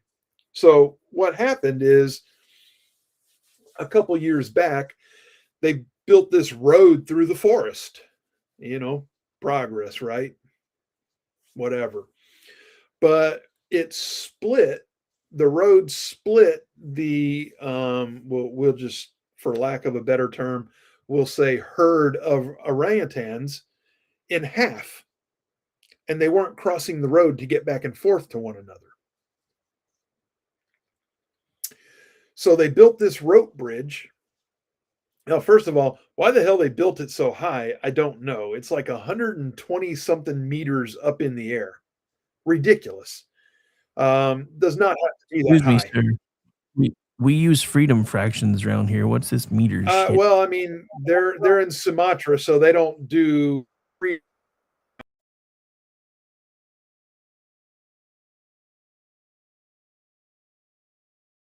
So you as an American can't convert 50 feet up. Yeah, about that. Somewhere in that ballpark. Yeah, we're talking ballparks now. That's right, man. Yeah. See? America. Anyway, so they've been waiting to see an orangutan cross this bridge for over 2 years. And one finally did it. You know why? Why'd the orangutan cross the road finally? To get to the other side? Because there was a Circle K with moms in the back of it on the other side. Oh, are we calling somebody an orangutan? Nope, I didn't say an Amish orangutan. Oh, okay. That'd be pretty sharp to look at, though. I'd like to see an Amish orangutan.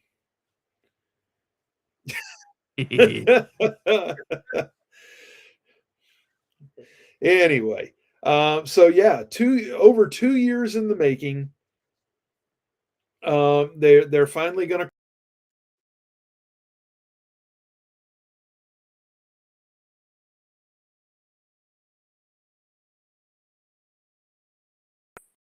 overly concentrated genetics and breed. Kind of like.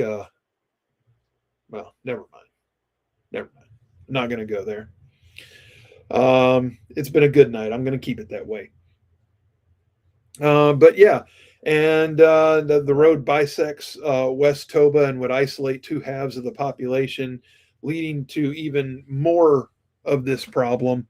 So this is a very, very good sign for the Sumatran orangutans. And let's hope that this happens more often and we can get the species back on its feet where it needs to be. And maybe even make some more of these rope bridges as, time demands and all that good stuff. So yeah, that's it. That's the show. If you like it, tell your friends. If your friends like it, you need new ones.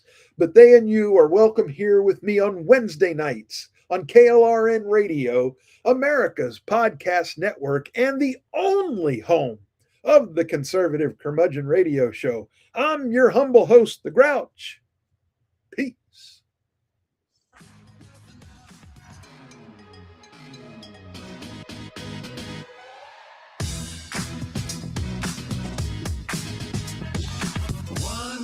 What you doing?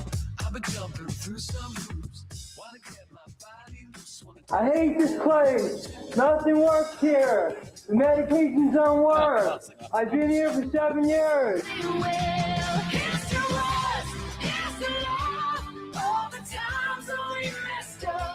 Here's to you. Feel the last few nights and kicked my ass in thank you. Yeah, time go f themselves. Here's to us. Here's to us. Here's to us. Here's to us. Here's to us. Here's to love. Here's to us. Everybody will. Here's to us. Here's to love. Here's to us. Here's to us.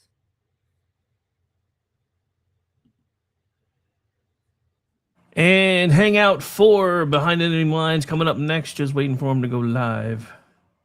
They're not quite there yet, apparently. Yay, fun times. Maybe we'll run an ad while we're waiting. I don't know. Hello, friends. Do you have a moment so that we may discuss our Lord and Savior Minarchy?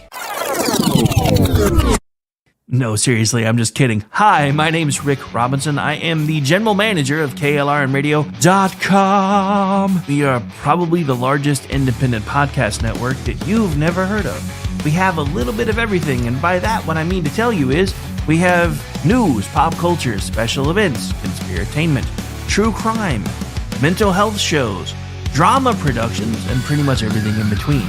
So if you're looking for a new podcast home to grab a little bit of everything that you love all in one place, come check us out. You can find us on X under @KLRNRadio. You can find us on our Rumble and our YouTube channels under the same names. You can also find us at KLRNRadio.com and pretty much every podcast catcher known to man. So again, feel free to come check us out anytime you like at KLRNRadio.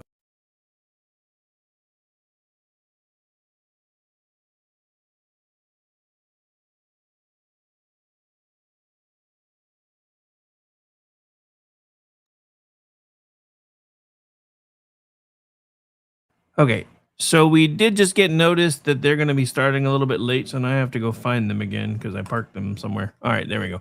I'm just going to put this on the feed and then park it because I'll be joining them when they start anyway, so hang on.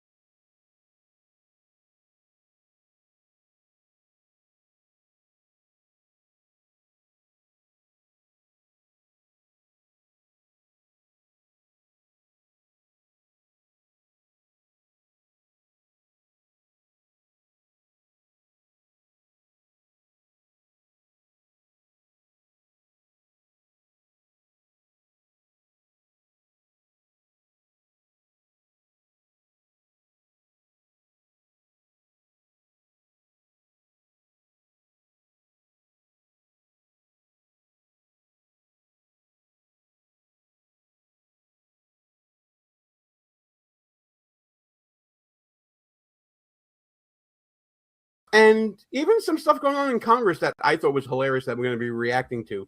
So hang out with us tonight and enjoy. Gene Bardelli and Ross Galloway here with you. Actually, it's not just Gene Bardelli and Ross Galloway here with you because I'm late, because I was late starting. He ended up getting here early, so let's bring him in now. So I want to thank you all for being here. And now, who am I introducing next?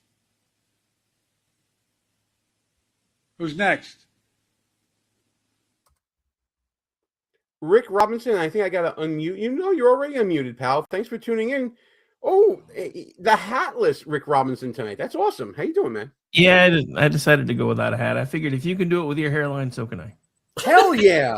Galloway, what's going on? When you gonna show us that chrome dome? The light in my place is, look at how bright that goes. Holy crap. I feel like Gizmo and Gremlins. Bright light, bright light. My God. Got a lot of shine coming off that dome of yours. Jeez Louise. Listen, mine was a little bright, Gene, but you look like we're doing Gene After Dark in your little box over You know there. what it is? You know what I found? Apparently, the light mutes on me when I wear light-colored shirts. So, Yeah, it's take it because for what it's worth. the light color's absorbing more of the light, so that's why. Yes, Yeah, I am a black hole sucking everything in right now. That's what I am. I mean, I'm glad you finally figured that out, but it took you long enough. Hell yeah. Anyway, I don't care. I've had a good day. Listen, I've been up since like 5 a.m. I had to travel to the Boogie Down for a court appearance. I'm just done. You still have your wallet? Yeah, thankfully, I kept it in my bag. So, speaking of court, let's get right down to it.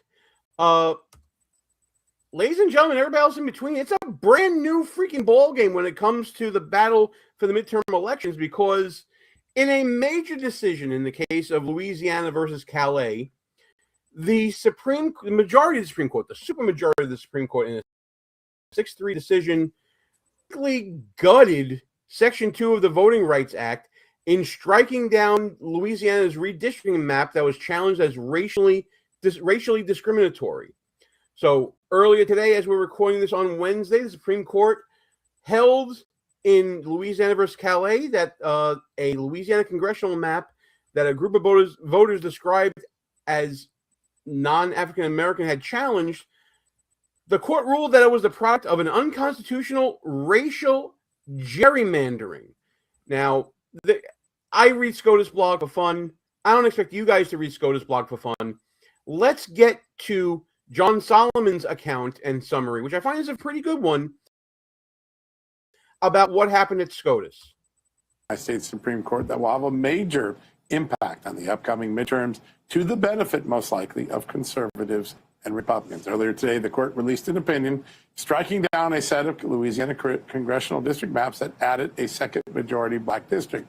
The court ruled very clearly, race cannot be a primary consideration when you're doing redistricting. Now, politics can, but not race. Now, why is that important? Well, first, those two Louisiana districts are going to be declared illegal. They're Democrat leaning. They're likely to be redrawn Republican. Meanwhile, other states are doing exactly the same thing. Florida today passed a brand new map in compliance with this ruling that adds 4 Republican seats to the state of Texas. Just got the okay from the Supreme Court to do 5 more seats that are going to lean more Republican. The argument at hand is whether or not race can play a role. As we know, the court has ruled in the past, you can't use race for college entry, and now you can't use race predominantly as a reason for making congressional districts. Justice Samuel Alito wrote the majority decision.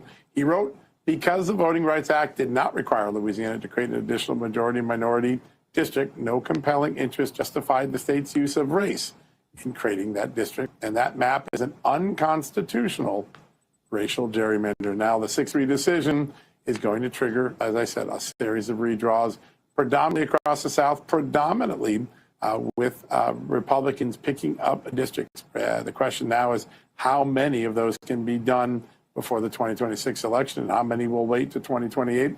Florida got it done today. Texas is already done. Louisiana will be in the process. Mississippi just called a special session to be concurrent with this release of the ruling, meaning that Republicans are going to speed to it. Meanwhile, the floodgates, gentlemen, have been opened. By my count, we could be looking at 30 different seats across the country in red states being redrawn in favor of Republicans. Galloway, your initial thoughts? I mean, he said it best. The clock is ticking, right? You got primary season already in full swing in most states. The Republicans should have done this a long time ago. And we're going to actually see who the next crop of legitimate Republican leaders are by what they do with this decision, right? Florida already jumped on board. Texas, has some real Republicans out there, but I didn't hear South Carolina mentioned, and a few other southern states that clearly can redraw their lines, especially in light of this ruling, but they don't seem to be making any moves. Yeah, Rick, what are your initial thoughts before we start getting into a little bit of the legal minutia, which I love? Well, I mean, before you put Ross and I to sleep, I just want to point out what a difference a week makes. First of all, that. But so what Wow. difference do we makes in what respect? I mean, look at where we were last week. Last week was when everybody thought it was the end of the world because Virginia just got to redraw their maps.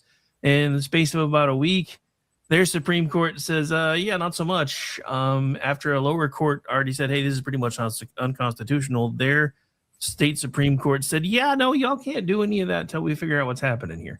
So that's now on hold. Then you've got today, Florida successfully passing their maps. This actually opens up the ability for most southern states that have been stuck in this race bait gerrymandering crap now for nigh on 60 years, if they want to go on and start redrawing their maps back to pretty much what they were before all the, if you don't do it this way, you're racist, people got a hold of their maps. So, I mean, like you said, this could be, if we play the cards right, especially if you take into account the other things that will likely start happening by the time the new census hits in 2030, we're looking at anywhere between 30 to 40 seats in the next 4 years. Absolutely. By the way, guys, as you are coming in, I'm glad you're here with us. Be sure to smash that thumbs up button, like, comment. We love all the comments here coming from the chat. We invite you to join the chat with us. And if you like what you're seeing here, subscribe to the channel wherever you may be watching. The reactions came in, as you would guess, throughout the day from different people. And let's just say that some of them were definitely better than others. I want to go to President Trump first because I thought his reaction was just it encapsulated what I felt when I heard the news. I actually come back from a court appearance in the Bronx and saw the news of it all, and then later on this press conference with President Trump said this. Supreme Court ruling on the Voting Rights Act. I know you said you haven't seen it. When did it come out? Just now? No, it came out this morning, but basically very much narrows the Voting Rights Act. Was it considered a win for who? A win for Republicans. I love it. But my question... This is a very good... We can end this news conference right now. I just got to play it again because it was just so freaking good. A win for who? A win for Republicans. I love it. And that's the genuineness of President Trump, Ross. I mean, we complain about him all the time about policies and, sometimes his manner and all that. But his heart is in this, man. Well, he remembers his first term, and he already knows what happens if Democrats win the midterms. This is long overdue, honestly. Let me just say one thing, though, because I want to make sure I stay intellectually honest.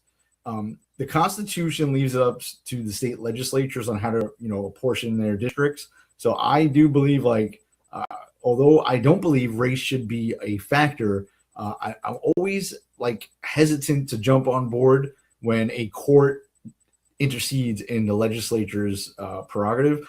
But without the Supreme Court's ruling, Republican red states are giving seats to Democrats when, if you look east, the New England states where it's not zero Republicans up there, but we pretty much have 0 seats, pay back some motherfuckers. So I'm all with it for this case, I guess.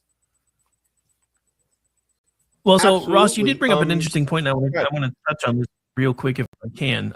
So we've been kind of panicking about the midterms even before today, but here's something that I don't think anybody's really talked about. By this time in 2017, the Democrats had a +8. At this point in time, they're +3, which still puts them within the margin of error. So I don't know if it was going to happen the way they wanted to anyway. This almost, if Republicans fight hard enough, this almost guarantees that it won't happen. But we're really good at snatching defeat from the jaws of victory. So that's probably about the only positive thing I'm going to say today about that. No, I certainly agree with that. We are notoriously good at snatching defeat from the jaws of victory. Indiana, perfect example of that. Yes. They were too chicken shit, forgive the language, to go through with their own redistricting when they could, and now we're at a point where they can't do it till the next cycle in 2028. Ross, I do want to bring up something here that maybe the wonk in me comes up with. President Trump should be taking a victory lap here because probably the most pivotal voice in the oral arguments for this matter, and indeed for issues with the Voting Rights Act. And to your point, it is the prerogative of the states to redistrict. But the Voting Rights Act was federal legislation that the federal government passed concerning how states go about things like redistricting. And there was a case that came up before this one that was decided today as we're recording, called Allen v. Milligan, concerning an issue about Section 2 of the Voting Rights Act that was sort of the precursor for this. And the reason why I say Donald Trump deserves a victory lap is because he appointed justices that got this over the line, like Justice Kavanaugh, who noted in that previous decision, Allen versus Milligan, that although that case didn't deal with Section 2 of the Voting Rights Act, that he was signaling that he would be against, he would be for, I should say, gutting Section 2 of the Voting Rights Act, which Democrats are saying happened today, because he said in that previous decision, and I'm quoting here, Justice Thomas notes that even if Congress in 1982 could constitutionally authorize race-based redistricting of the Section 2 of the Voting Rights Act for some period of time, the authority to conduct race-based redistricting cannot extend indefinitely into the future. Now, because that Alabama case didn't deal with that argument, he didn't consider it for that case, but because this Louisiana case dealt with that argument, he was able to take that signal from the Alabama case and make the decision that the court made in this case. Yeah, but my question, Gene, and look, I love most of the conservative Supreme Court justices, but where in the Constitution does it say that you can basically ignore the Constitution as long as it's for a limited time that the Supreme Court makes up, right? Like if it's either we can't draw districts with race being the primary motivating factor, or it's not like, well, we can, like, can we ban free speech for 5 years because somebody said something crazy? Like, I don't get that part of the Supreme Court. Is why I hate lawyers, and I think the judicial branch, but Article 3 for a reason. It's like the last one they thought of, and it's a necessary evil, and they grab more power than they should have.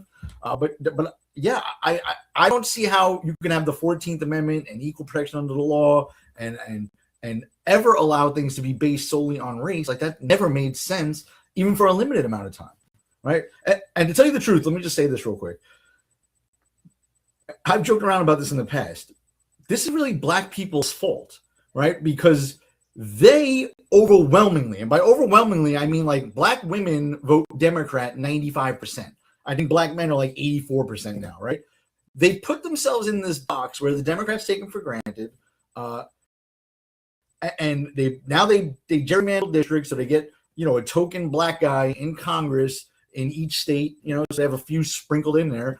But when it's a majority white Democrat district, not that many black people get elected, right? So the party of like equal rights and equal outcomes and DEI, they can't elect black members to Congress unless they make black districts, right? It's kind of sad. Well, and in the case of Republicans, you up with some black Republicans representing already white districts. Yes. There's one in Texas, there's one in Ohio, I believe, that I can just think of off the top of my head. There's a senator in South Carolina. They're like, we're okay with that. Yeah. We're not looking at people's skin. Yeah. So, and I see Matt Lofton in the chat. Hey, pal, how you doing? I see the comments about King Charles. I'm going to touch on that in my final show. Hang out for that. Rick, one of the things that I've heard in discussing the culture wars in America is that there is sort of a war for the soul of America between a representative republic being fought for on the right and a multiracial democracy on the left. I'm going to play this clip from MS Now that is lamenting the blow that multiracial democracy people have decided to support and how this case has affected their efforts. Today in Louisiana versus Calais completes the set because it effectively dismantles the last leg in the Voting Rights Act's protections, which was for redistricting. Whereas previously, the Voting Rights Act had said when a state draws districts in ways that have the effect of diluting the voting power of racial minorities, effectively making it so racial minorities' votes count for less than white voters and that they can never elect the candidates of their choice. Now, the Supreme Court has said, go ahead, state legislatures, draw districts, even redraw districts that lock voter of color out of power. That is to undo the Voting Rights Act and what it did for this country, namely make it into a multiracial democracy. What are your thoughts on what was said there, Rick?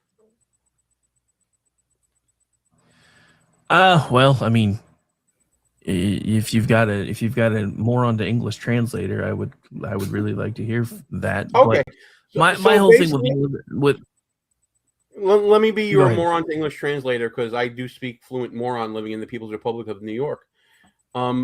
She basically was saying, well, okay, so second set of birds for you there. She was basically saying that SCOTUS has disenfranchised black people, and that is a betrayal of what a multiracial democracy should be, that every group should have their own representation and their say. Okay, well, the problem that I have with that is we're not a democracy, for one. And the other thing is, this actually, what I said earlier today when I found out this was happening, and especially when I saw Timu Obama flipping the hell out over it, and everybody Schumer's old enough that he would remember when Jim Crow got signed, but this is not Jim Crow.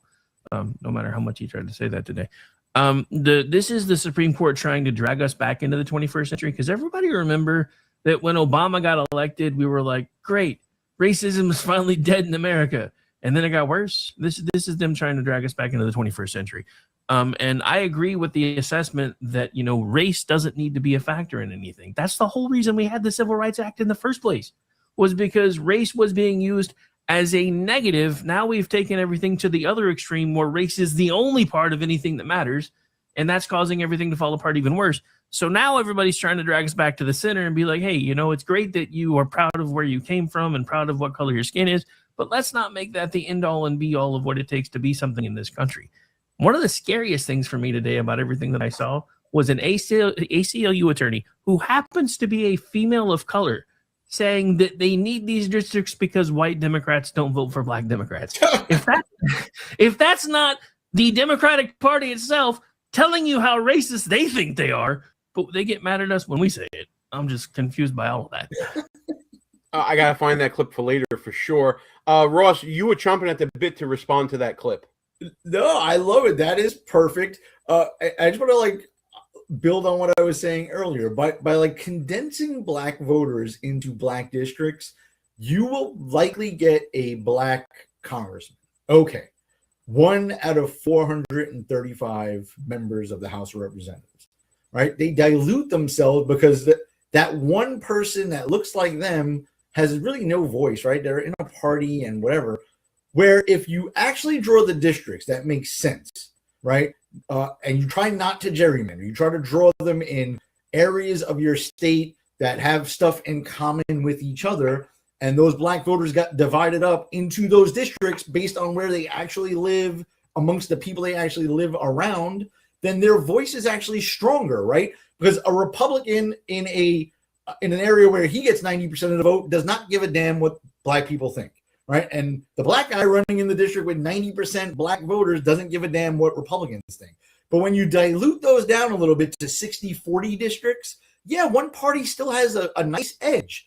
But you can't go too rogue, because if your own base doesn't come out, that 40% could overtake you. Right. So by diluting that vote, you actually get more influence over the government, not less. Speaking of dilution of the vote, let's talk about the Republican side for a second, because to draw these new districts that they may want to do, they're going to make certain other districts around them be closer than they would normally be. Exactly. Let's talk about that for a second. Is this something that can backfire on the GOP if they go all in with this redistricting across several different states? Let me just jump on it and I'll throw to Rick. Absolutely yes, because of what I just said. You can make a district 60-40 now, right? With Republicans in the lead, a healthy 20-point lead. But when you have rhinos running, guys like me don't vote for the Republican. I won't vote for the Democrat. I just won't show up. So now they're going to be more competitive districts. And actually these Republicans take the opportunity to actually embrace being Republican.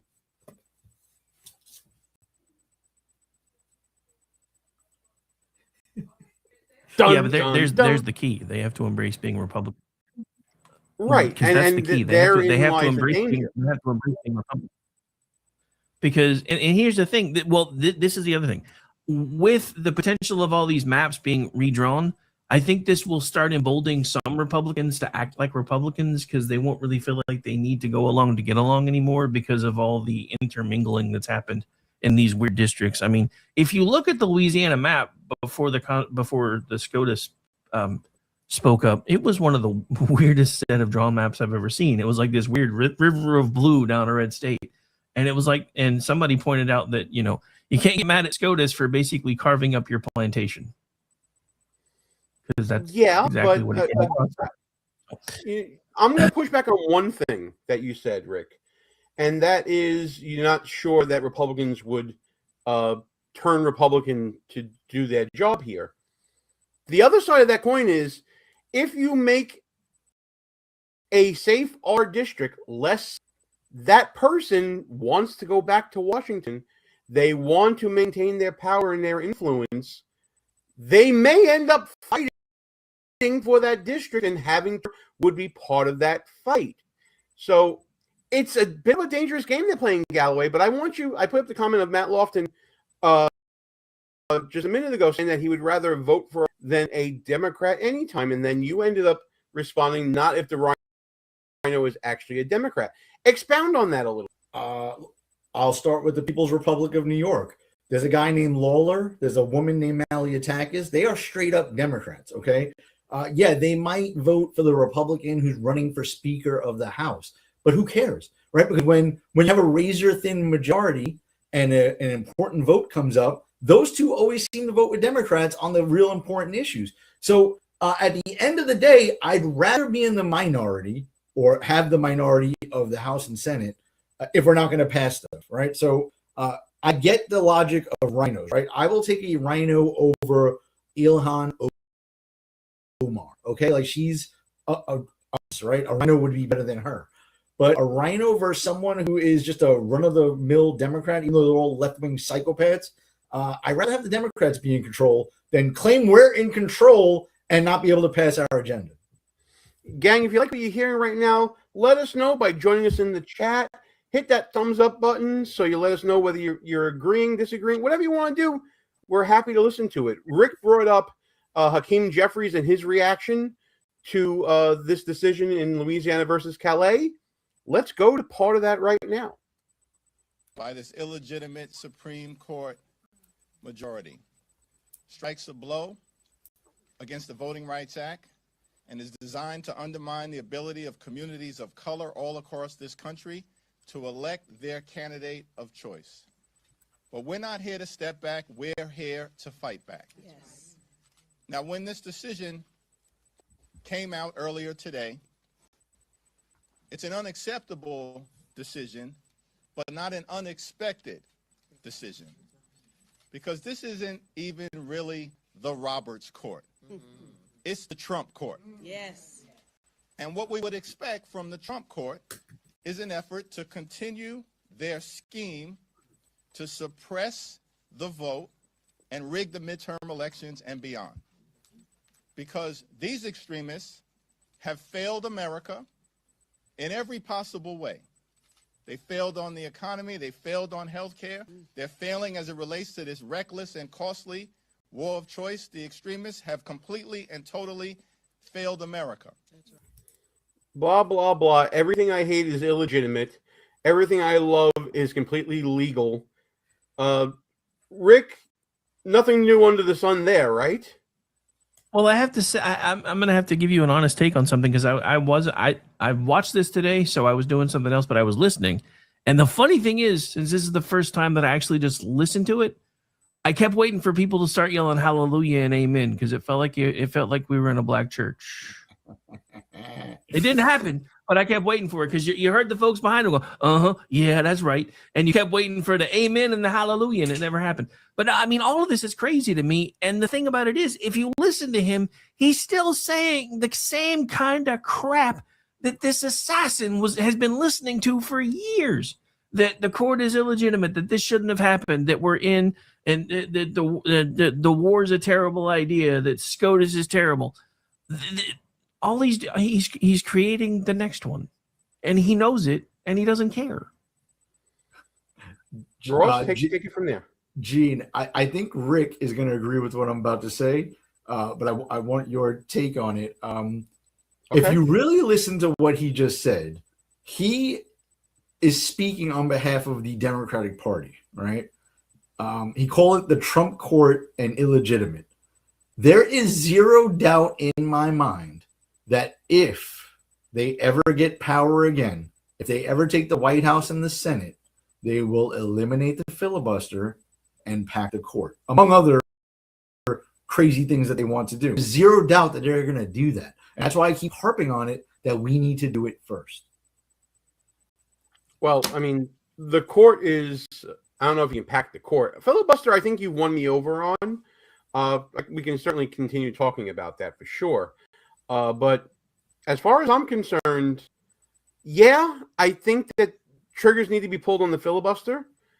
I don't know going forward about packing the court. I would not do that at this point. Well, no, time out. You don't think the Democrats would pack the court? All they need is a majority, a simple majority in each house if they got rid of the filibuster, and they can make it 10 justices or 15 justices or 20 justices, and then have their president appoint the remaining 10 and confirm them all in the Senate. They're going to do that. I'm not saying we should pack the court. I'm warning you that they are going to eliminate the filibuster. That's a guarantee. Please, someone clip this segment. They will eliminate the filibuster when they get power.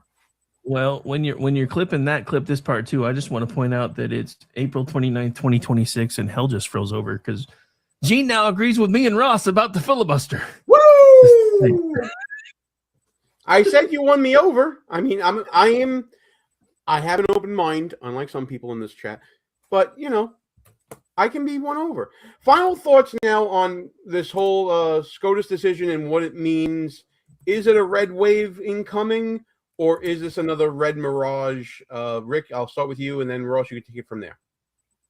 I don't necessarily think it's going to be a red wave, but I'm not thinking blue wave as much as I was last week. I think, unfortunately, because it takes America forever to learn a lesson, now that the seats are starting to be rearranged, I have a feeling we're probably going to wind up with a house that kind of looks like the one that we have now.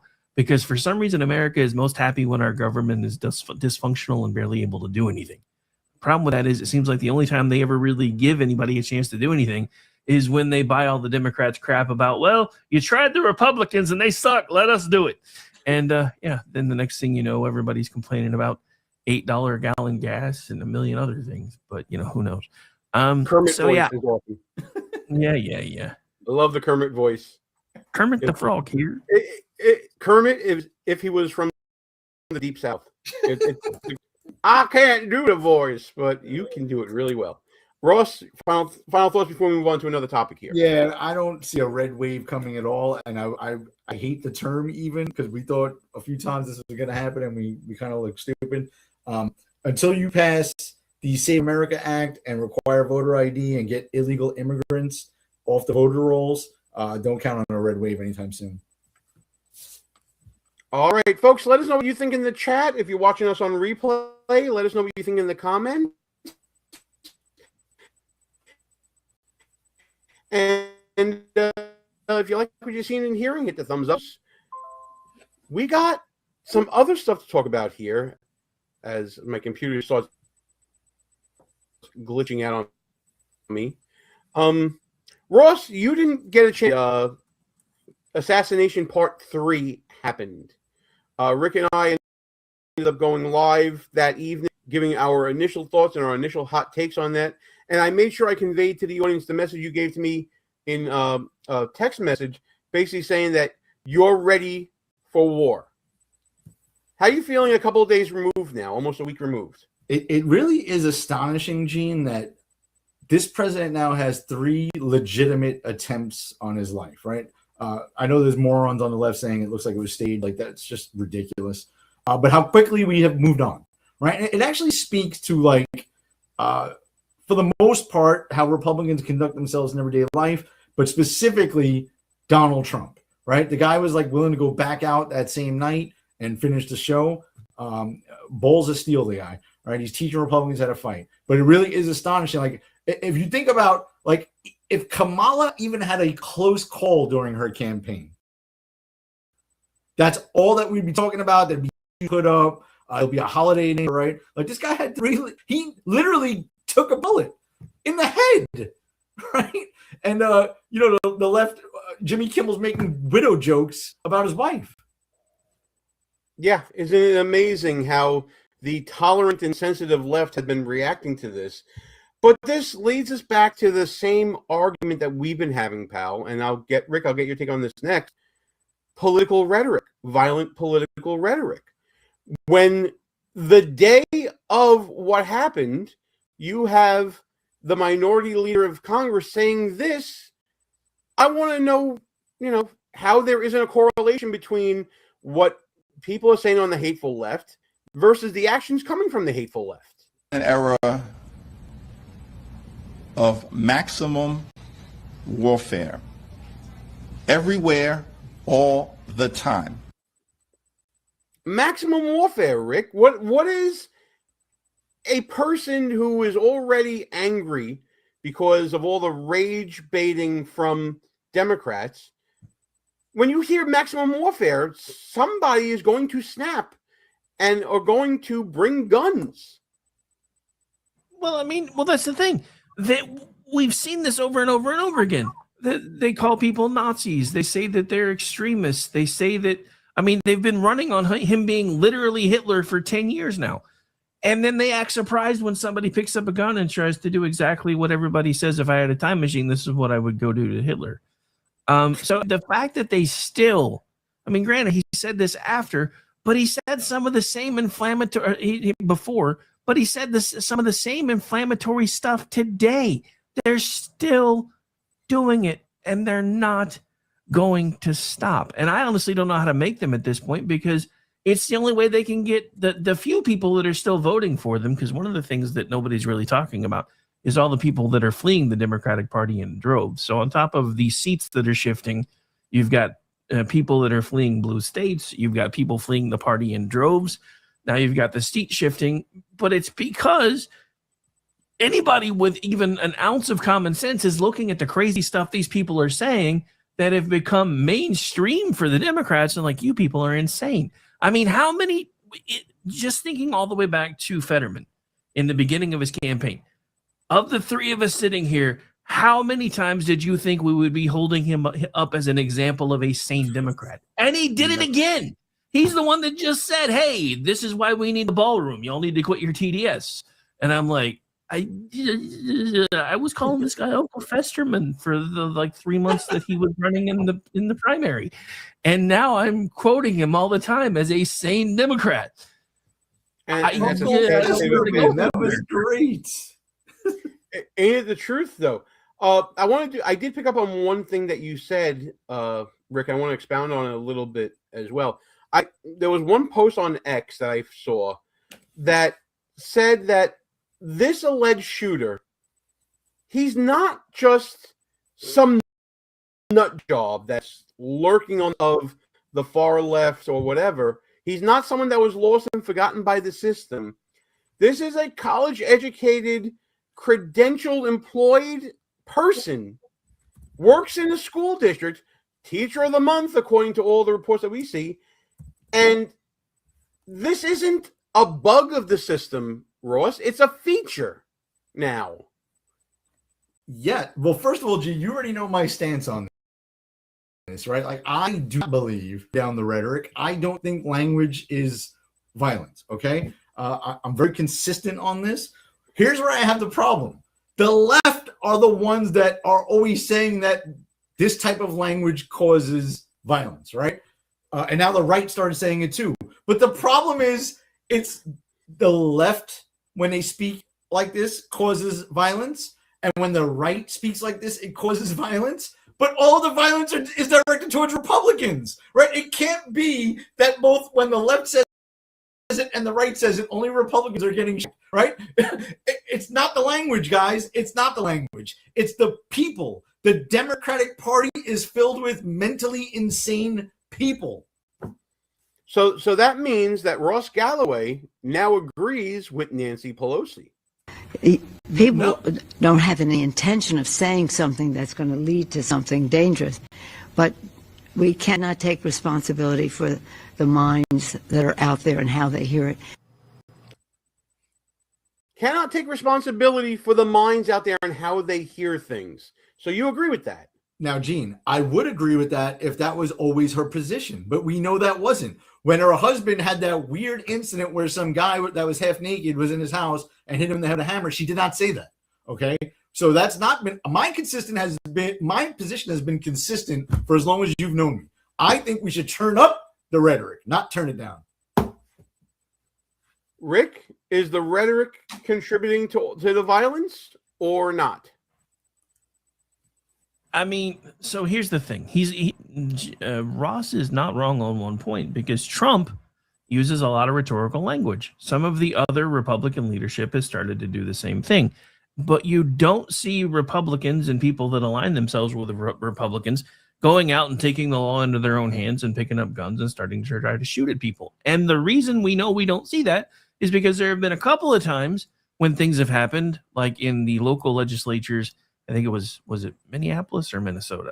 I think it was Minnesota or Wisconsin, where two local lawmakers were actually shot. The left tried to spin it like it was Republicans' fault, and then it turns out that it wasn't. So it's not. So the rhetoric. I mean, I agree with. I don't necessarily agree with Ross. I don't think the rhetoric turning it up. I don't think that really helps anybody. But the idea that both sides need to tone it down because both sides are equally guilty of all the same. No. Our side doesn't go kill people just because we trash talk. As a matter of fact, our side probably trash talks more than the other one because most of our side is Gen X and we grew up telling people your mama jokes and, all that stuff. So we just trash talk to trash talk. And we know that. But when the left trash talks, there is a group within the left sphere that take that as gospel and view themselves as the heroes that are going to change the world. The scariest thing about this guy from Saturday is he is a quintessential liberal. He is everything they say they want, and it took a couple of years to make him insane and have him go grab a gun and start trying to shoot people. Just saying. Yeah, I tend to agree with that. So now he's been formally charged with the attempted assassination of the president. I'm sure that there's going to be a trial and a spectacle around all this, and the guy's going to go to jail for a long time. But can we talk a minute about the response to this and the Secret Service, in my opinion, dropping the ball again? First it was Butler, and now this. I am not a security expert, so in a lot of ways I have to defer to other people and their expertise. But it feels to me that if someone is speed running security checkpoints, that's not a good thing. Ross, can you help me out? I mean, the video looks very scary, and that tactic, by the way, is very difficult to stop, right? If he had 3 or 4 buddies with him, who knows how far they would have gone. Now, the deceiving part of that video is it makes it look like that was the lobby and the ballroom was like 20 feet away. It was on a different level, and there were multiple layers of security between that, where that video was taken and where the president actually was. I'm not going to go as far as to say this was a lapse in security by the Secret Service. At the end of the day, no good guys got killed, and the suspect himself didn't get killed. They apprehended a heavily armed guy, a terrorist that was trying to kill the president or as many administration officials as he could.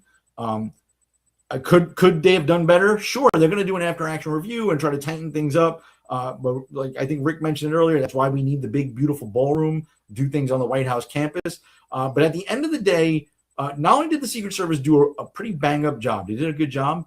It it's crazy to me, just piggybacking off of what we said on the last piece here, that Republicans cannot feel free in this country, especially in blue cities like Washington, D.C. and other places, or college campuses, to gather, right? It's crazy that this is the country we live in, and we entertain when the left says that both sides need to turn down the rhetoric, right? Look at Turning Point USA, reporters getting attacked if they work for that organization, people on our side getting beat up in the streets, people wearing MAGA hats were getting beat up. Like it's totally a one-way street, man. And it's very frustrating. That's why I said I was ready for war, by the way. Like I'm still waiting for Donald Trump to come on TV, give us the wink, and then we just go at it. Well, so as Gene mentioned, we did this live, and I have to make a correction to something that I put out live, because the only video I had at the time was the really grainy one that POTUS put out. And then I did a show the following night on another network, and he found a clip that kind of made me tone down my smack a little bit with Secret Service. Because I'm not going to lie, in the grainy video, when old dude was running at the one guy and he jumped backwards, I was like, that should be the exact opposite of every bit of muscle memory training that dude has ever had. But in the clearer video, you can plainly see that even though dude was in a black suit and tie, he was wearing a ball cap. So I'm thinking he was probably hotel security, especially when you get. Let me just say one thing and caution you on your backing off that point. I believe the clearer video is AI enhanced, and there may be images that were interpreted by the AI that may not have been actually there. So be careful with that. Is all I'm going to say. All I'm saying is it looks like the dude was wearing a ball cap, and if that's the case, he was likely security. Now, Right, if AI saw a fuzzy thing in his head and rendered it as a ball cap, that would be a different thing.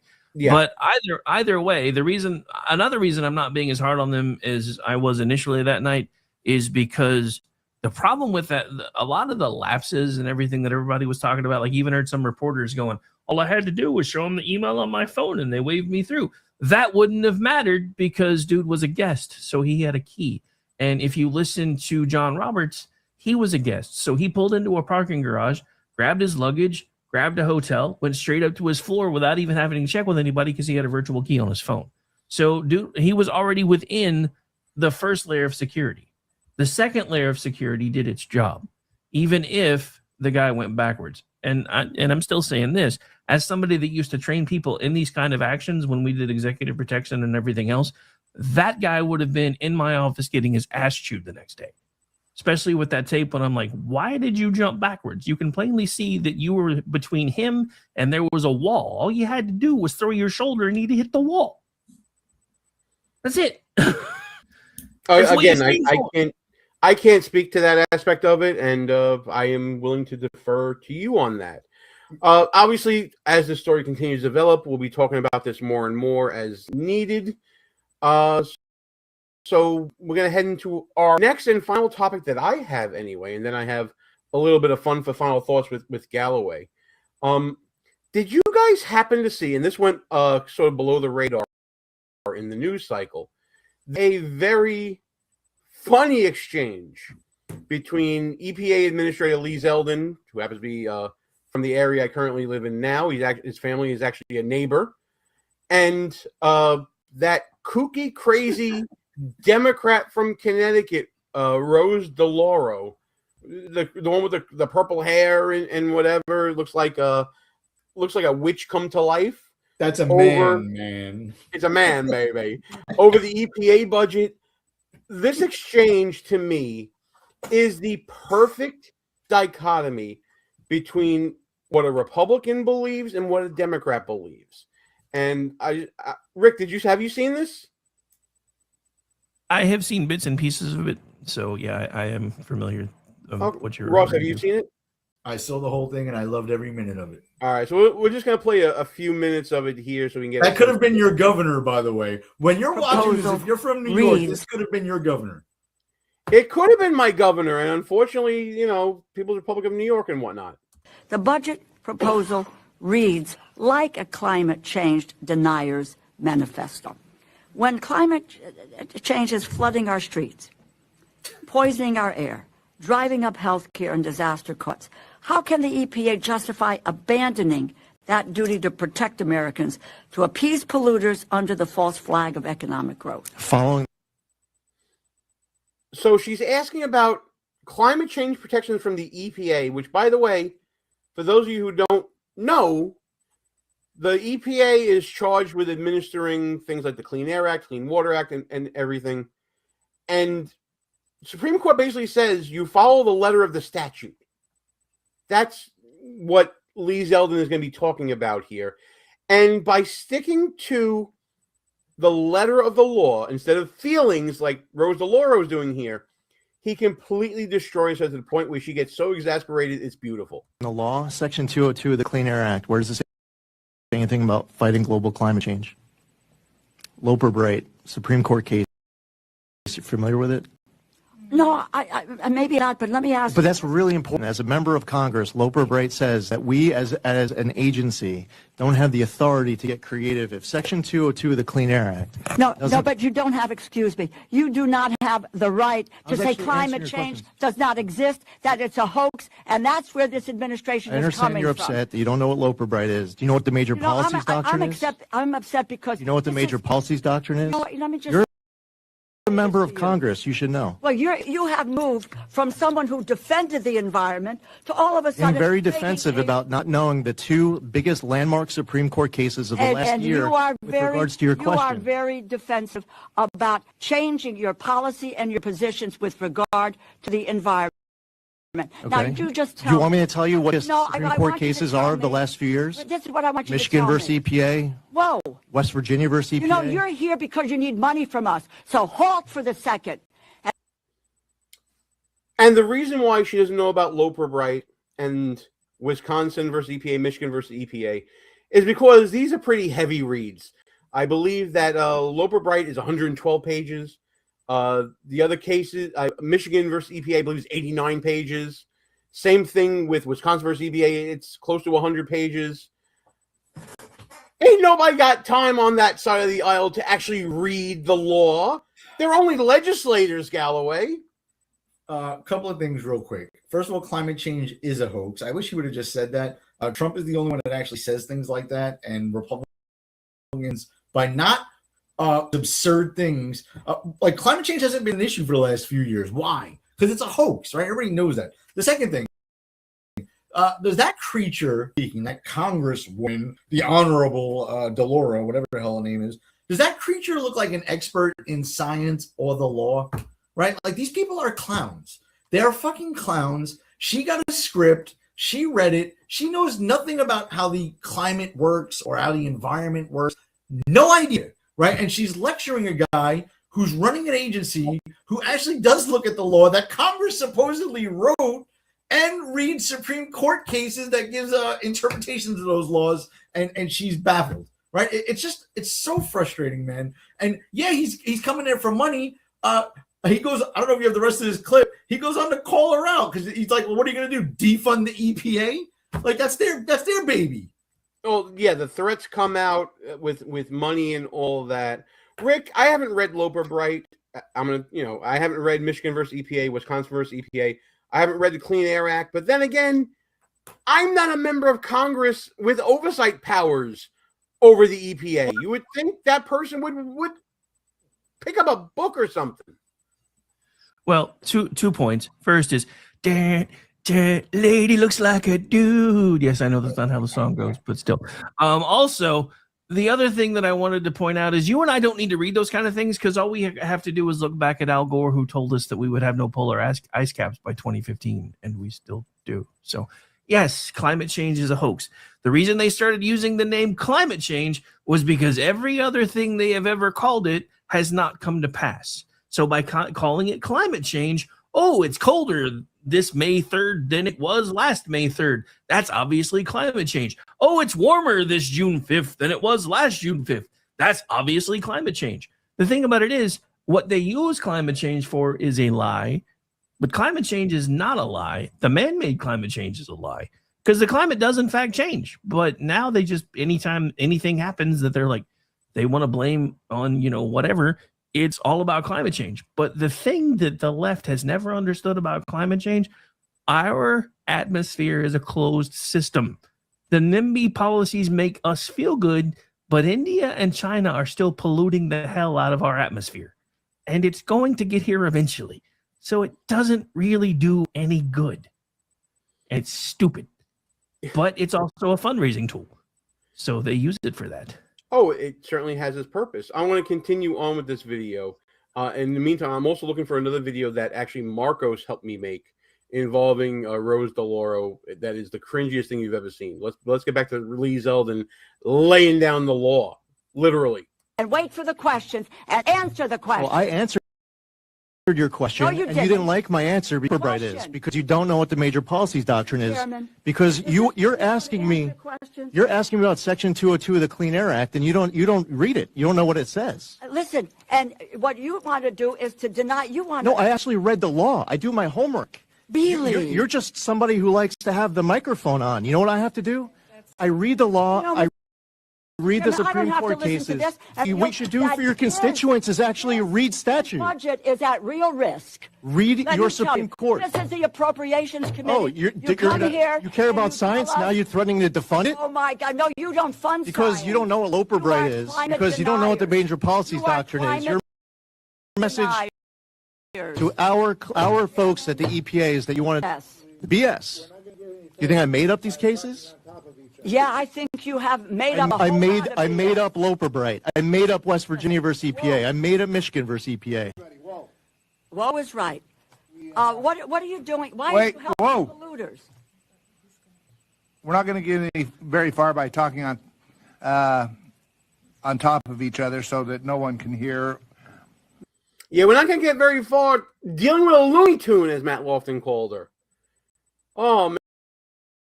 This is how you deal with the loony of what the left is. They care about angles and advantage and ways to control, just like they were talking about with the shutdown, Galloway. They were talking about how this is our motion, things like that. This is Rose DeLauro trying to exert her leverage over the EPA, do things that the legislature says that they shouldn't do, didn't mandate that they do it, yet she's still trying to do it because my feelings.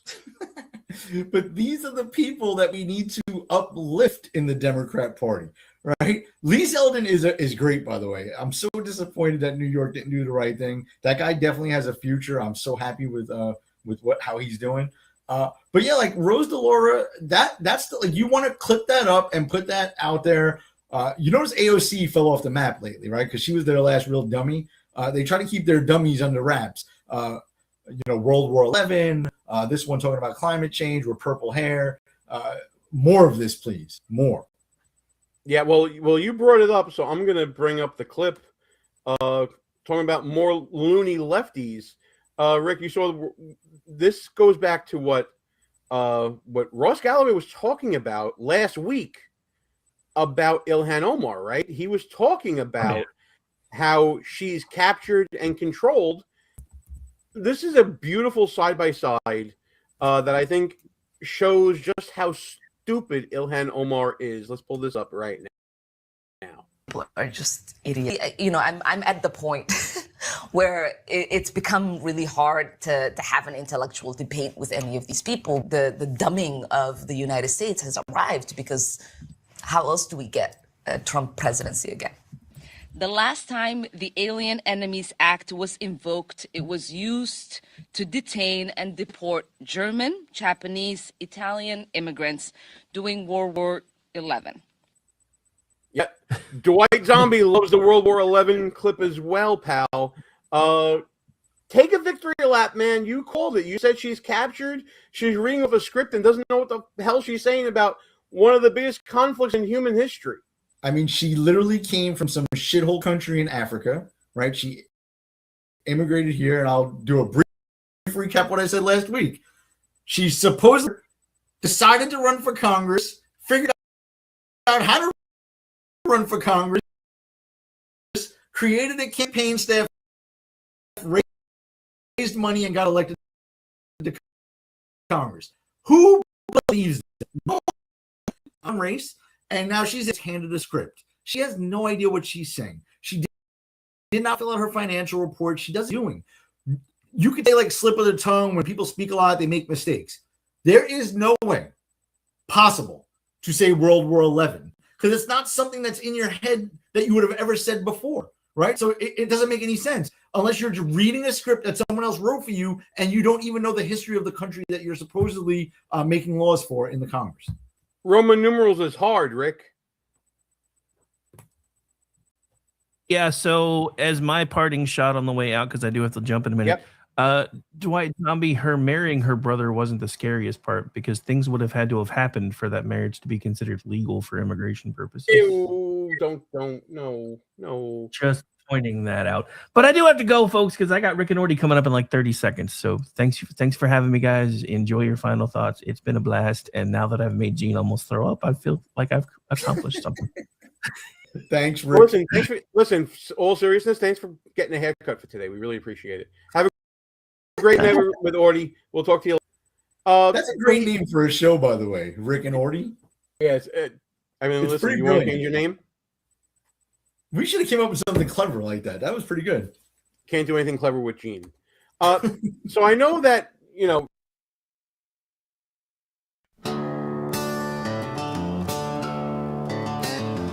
Hello, friends. Do you have a moment so that we may discuss our Lord and Savior Minarchy?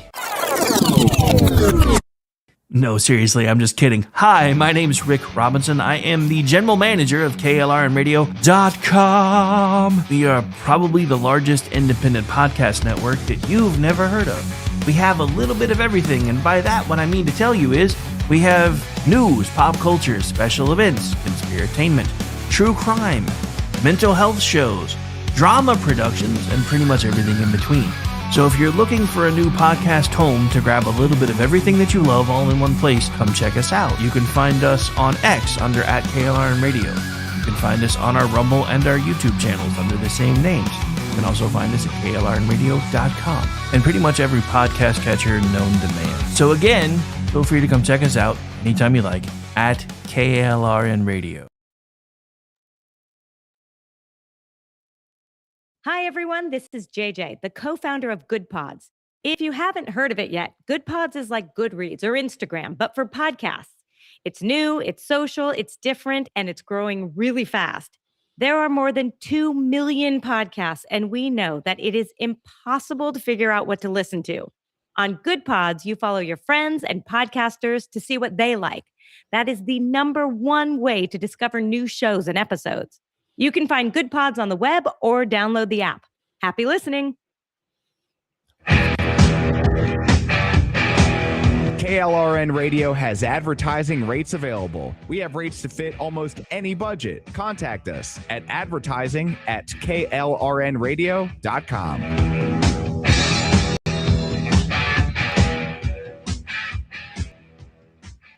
In uncertain times, we could use someone to lean on. Blue Cross and Blue Shield of Oklahoma will stand by you with plan options to fit your budget.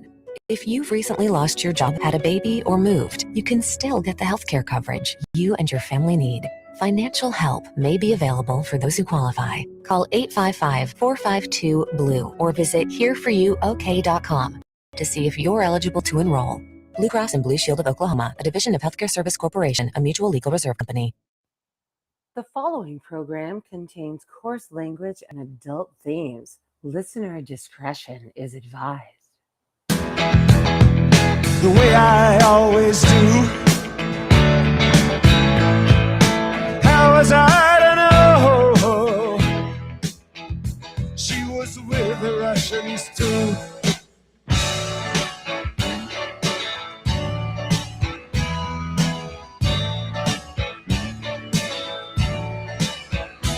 I was gambling in Havana.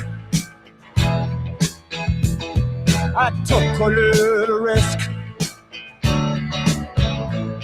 Send lawyers, guns, and money.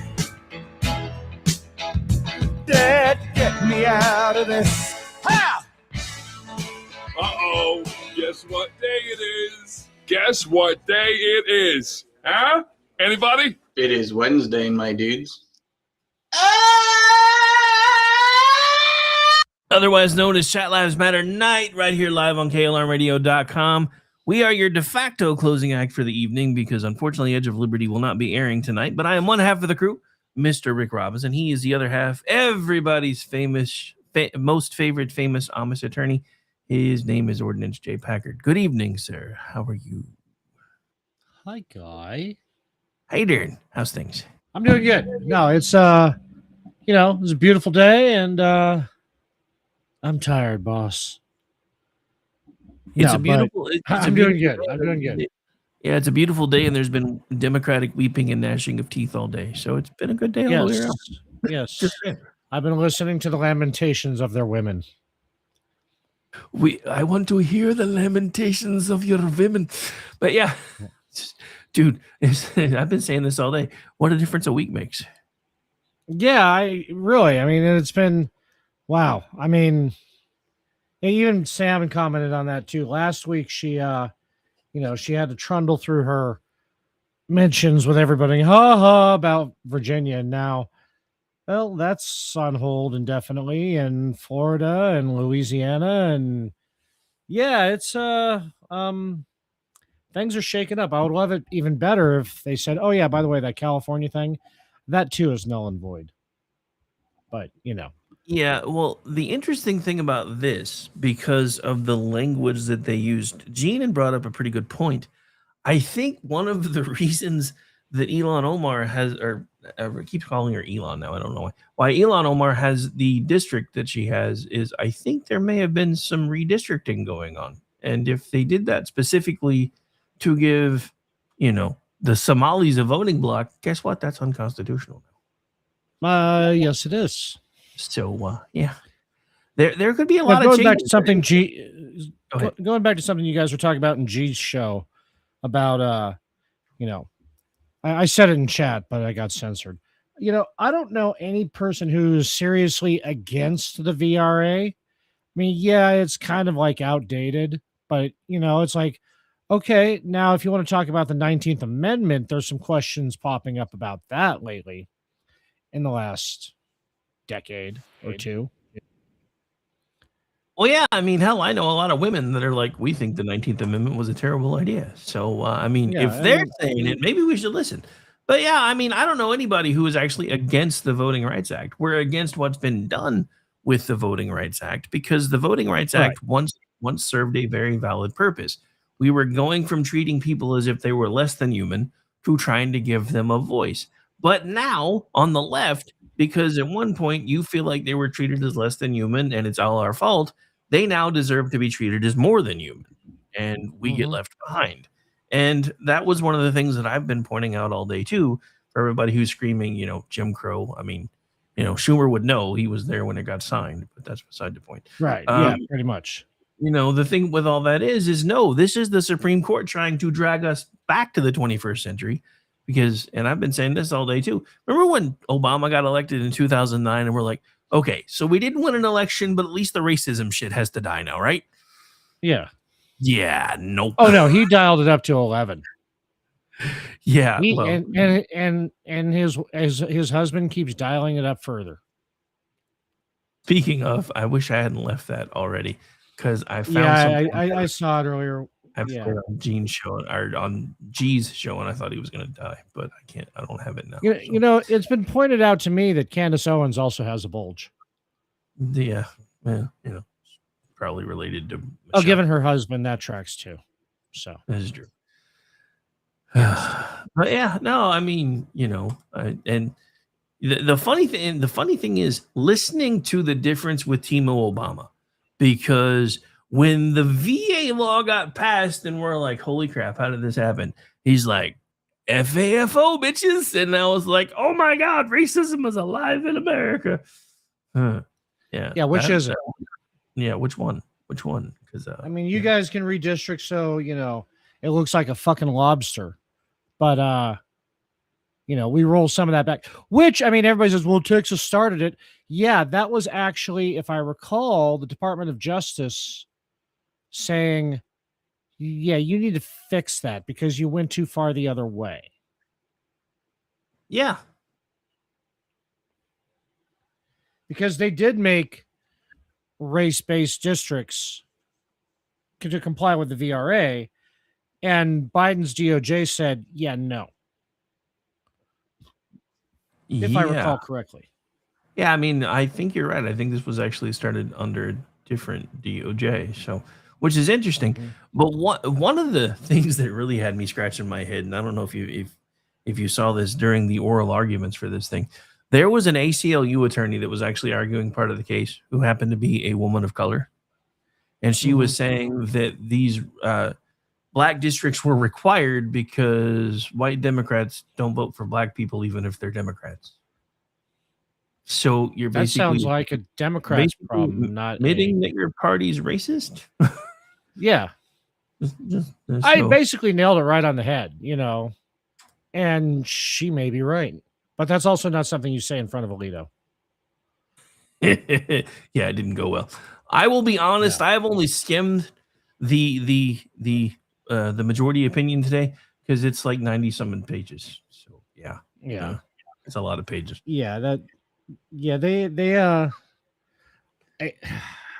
Please tell me that that room temp IQ Justice had her own dissent, because that's just gonna I love her dissents. I know they said there was a concurrent on the dissenting side, I think. So she may have had her own. Yeah, I mean, if there was ever an argument against a diversity hire, it's her. Kamal is a close second, but holy shit. Yeah.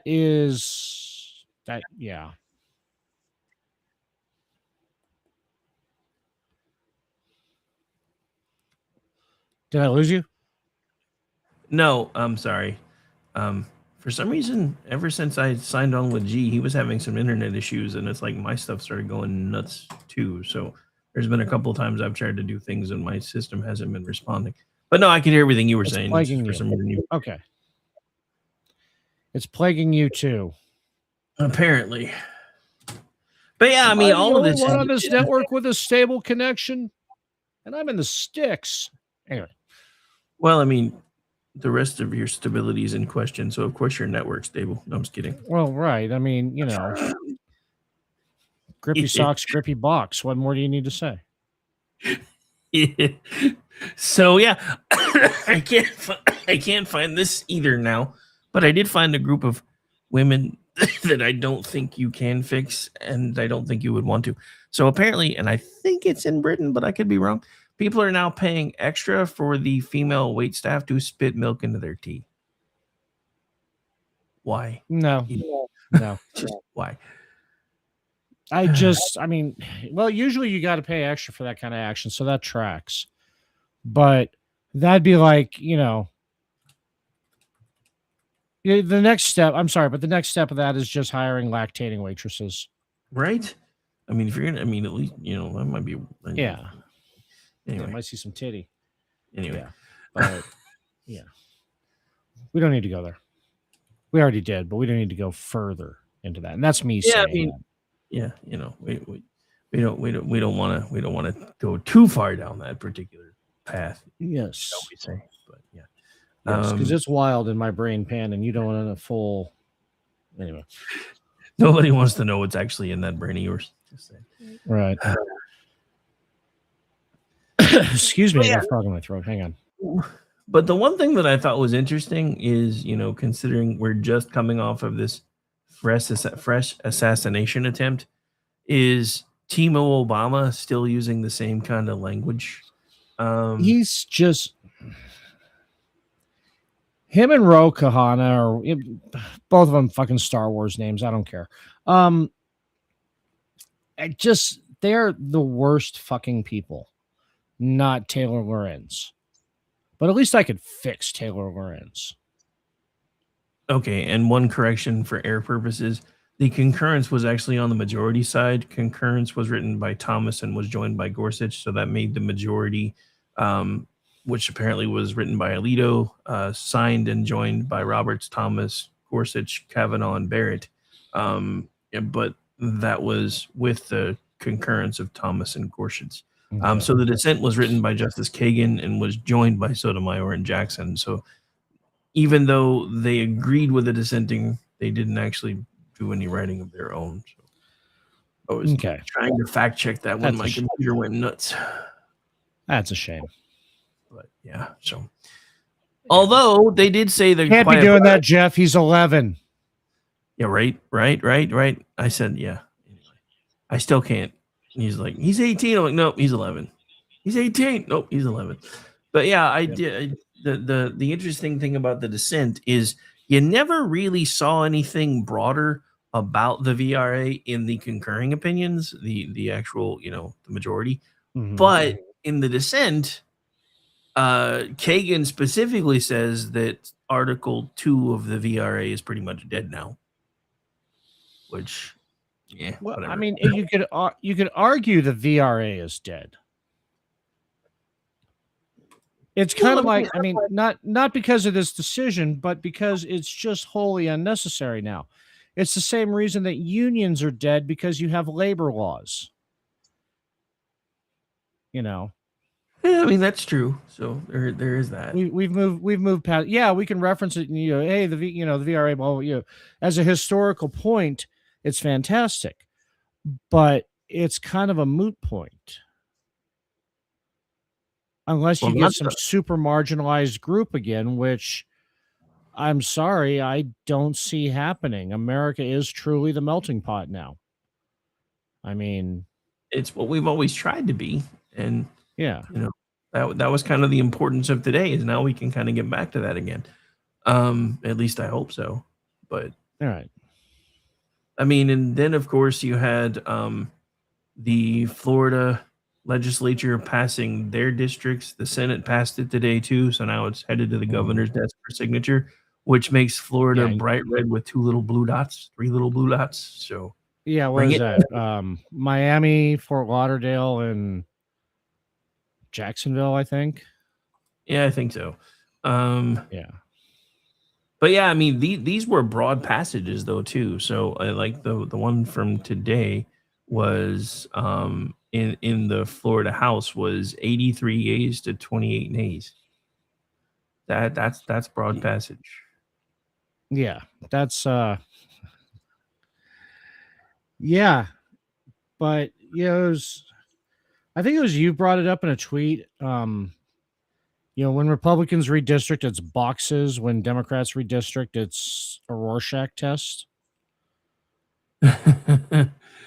Oh, well, that's I never paid attention to the two the two districts of color that are by default blue districts in Louisiana, but it literally looks like a river surrounded by giant swaths of red. And somebody pointed out that they can't really understand why all the black people are upset that they chopped up their voting plantation. Right. I thought that was a pretty good way to describe it. Well, and that's what it is. And you really want to watch somebody lose their mind, tell them they're on the Dem plantation, especially if they're black, and they lose their absolute shit. Yeah.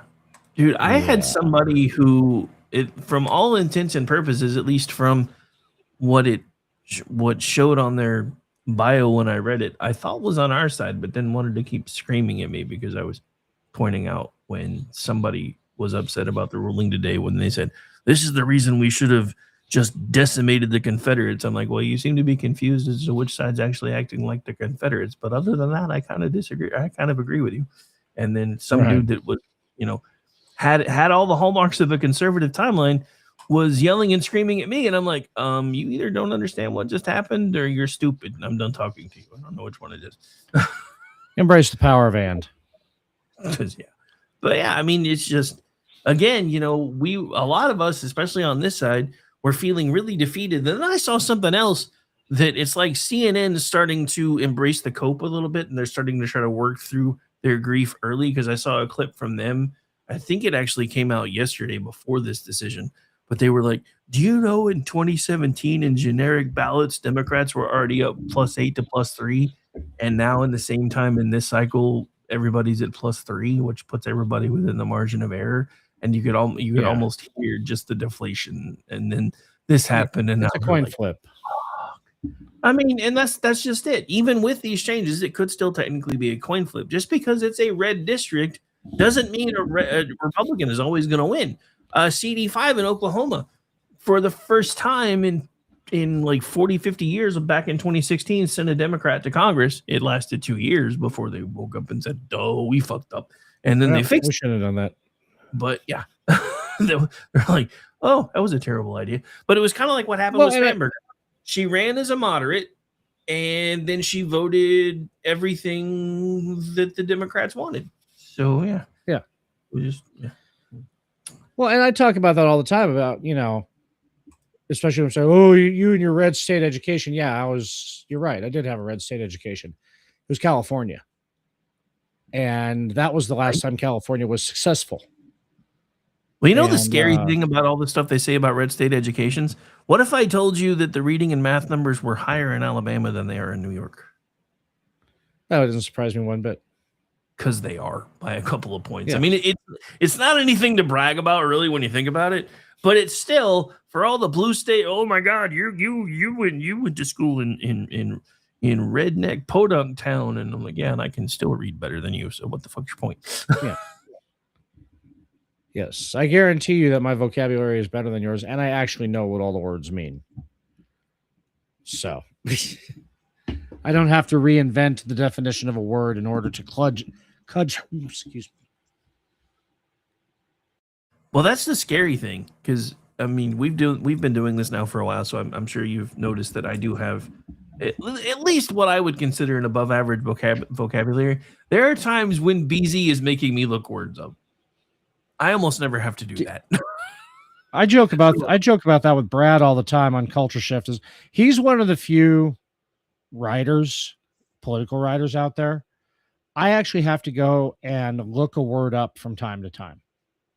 It's like, I've got a pretty fucking good vocabulary, and I have no idea. I understand the context you're using it in, but I don't believe I have ever seen that word. Yeah, Sam yelled at me once in a Twitchy piece because I pointed out that we like to anthropomorphize a lot of inanimate objects, and she's like, I had to look that word up. Don't ever fucking make me do that again. I'm like, okay, I'm sorry. Seriously? She's like, yeah, don't do that. Well, I mean, she didn't know that Temple of Doom was a prequel. Or yeah. I'll be honest, I never really paid attention to it either. I found it out later, but at the time going to the movie theaters, I didn't notice. But I think it was because we went to that movie as one of my birthday presents, and I was hanging out with the chick that I had a crush on, so I was kind of okay. Like, yeah. I can see the distraction. But yeah, so I didn't figure that out until much later. But yeah, anyway. Oh my God, I just saw this from the Babylon Bean. It was 6 hours ago, so I don't know how I missed it. They put out an amazing piece today. Poll shows majority of Democrats believe Lincoln assassination was staged. That's good. Oh, that's when you know there's healing happening in America, when you can start making like seriously like Carlin level jokes all over the place again now, and people actually laugh. Well, yeah, and the only people getting mad at it are the left. So that's just the thing, is they are these suckers of joy. They have we have all the comedians. Yes, none of them are funny anymore. Well, we had Carlin. No, Carlin was a libertarian. This is true. Yeah. But then again, libertarians are pretty much leftist with a little bit of extra squish anymore. I don't think they necessarily were when he was one, but yeah. Well, the thing is, okay, when he was a libertarian, the problem with libertarians, big L libertarian, is that they've always been a single issue party. They were against the Vietnam War. Okay, great. That was the Carlin brand. You know, it's against the Vietnam War, personal freedom, blah, blah, blah, blah, blah, blah, blah. Then it became pot. And now that a lot of the states have at least legalized medical use, if not full use, they don't even know what they're fighting for. And right now they're split between the absolute most retarded right possible, which I'm old enough to remember during the 2016 election, they said they didn't want us, and the ANSOCs and the ANCOMs, which is anarcho-socialists and anarcho-communists. And so that's why when you look at the individual states, each libertarian party has its own brand of autism, and none of them are good. So, my autism is cheeky and fun. Is it though? Is it really? No, I'm just kidding. Your brand of autism is actually really fun, especially when it's on Twitter. Yeah. I've been missing so much on Twitter. I've been so busy lately. I'll go and fart something out a couple times, and but for those of you who haven't been keeping track, I finally got my work restriction lifted from the state, so I'm back to work. So yeah, working my ass off, and I'm tired, boss. Making up for lost time. So anyway, there is something that Trump did, and I think it was last week that kind of flew under everybody's radar. It was either last week or the week before. But most cannabis is now considered a Schedule III narcotic,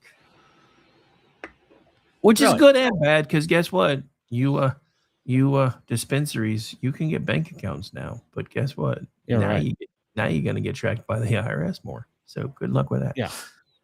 Right. Because it's did you want this? Was it? I mean, no, absolutely. Because that always seemed like the shadiest thing. Is like, okay, so we're going to tax the hell out of it, but you can't wash it through a bank because it's a Schedule I. Therefore, how do you know they're getting taxed properly? I mean, I'm sure everybody's crossing their I's and dotting the T's because nobody wants to lose their dispensary license. But even that's got something that's gone too far. I mean, I'm in a small town and I've got 8 dispensaries within 45 miles. Is that necessary? I mean, I live in a town. Well, the town north of me has like 500 people, but the town to the east of me has actually got enough population now where it qualifies as a city, but there's one on every corner. So yeah, I mean, I think a lot of that may have gone a little too far, to the point where our governor is now trying to undo the will of the people, which I don't necessarily agree with. I think they need to cap maybe the number of active licensings that are available for dispensaries, because I mean, especially if you drive into Oklahoma City, dude, I remember everybody used to joke about how, in Oklahoma City, there was a liquor store on every corner. Now there's a liquor store to not. Well, those blue laws are hard to shake, aren't they? Yeah. So yeah, everybody remember the Footloose thing where you couldn't dance and there was no booze? Yeah, that was the county my aunt lived in when I was a kid. Was that way. We were goofing off in a yard, and I got a warning from a neighbor because we were dancing in the yard, and they're like, you're breaking the law, right? I'm like, what the hell? Yeah, it's illegal to dance in this county. You can't drink either. I'm like, I'm 10. I don't give a shit about drinking, but why the hell would dancing be illegal? Yeah, anyway. Fucking Baptists. Meh. Right. That's why the Amish are. The one thing that I think is interesting about this is, again, nothing has been fully legalized, but it does allow medical cannabis to be treated a lot less strenuously, and it also opens up more avenues for research. So we're probably about to find out a lot more about this stuff, because I will admit, I don't use a lot of it, but since I've started using it, I have a lot more nights where I'm not an insomniac, and I don't have to use very much either. I mean, I spend maybe $20 a month on it, and it lasts me the entire month because I don't have to take very much. I just nibble a little bit of a gummy and wait for it to kick in, and I'm asleep. I like it. Yeah. Because that's why I never more than that in booze. Before I went and got my DOT license back, I was doing gummies, and I was always find like the non-euphoric ones, the ones with the body high, because those were did we lose the feed for a minute? I don't think so. I know I lost the Facebook one a while ago. Yeah, because Jeff just sent me a so low. I think this has been happening off and on all night, because we never even broke 200, and I think it may have been resetting itself, because I think we just dropped again.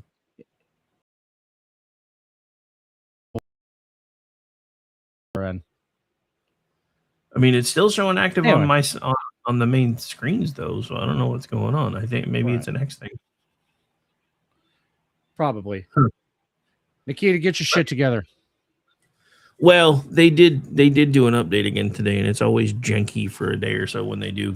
And I hadn't watched their video yet today, but I found it out by accident because for the first time I was able to share 2 screenshots on the same screen at the same time, and I've never been able to do that before.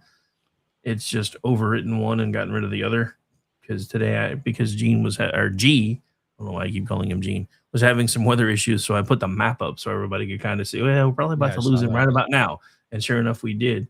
But then I wanted to put up the thing with Michelle Obama, and I got the bandwidth notification that I usually get if I'm trying to share more than one screen, but it was on the same screen. And then I looked at it, and it had the Obama stuff playing with the weather map in the corner.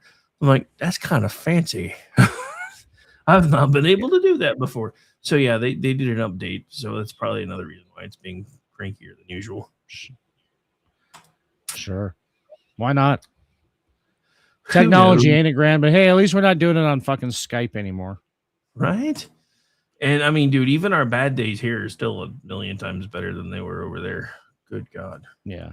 And I guess it's a good thing we found this when we did, because I know Jeff had been kicking and screaming to get me to move to something like this for about a year or so before I did it. But then Skype kind of disappeared like a year after we did it. So I'm like, I guess it's a good thing we decided to do this. I wondered why it hadn't been browbeat.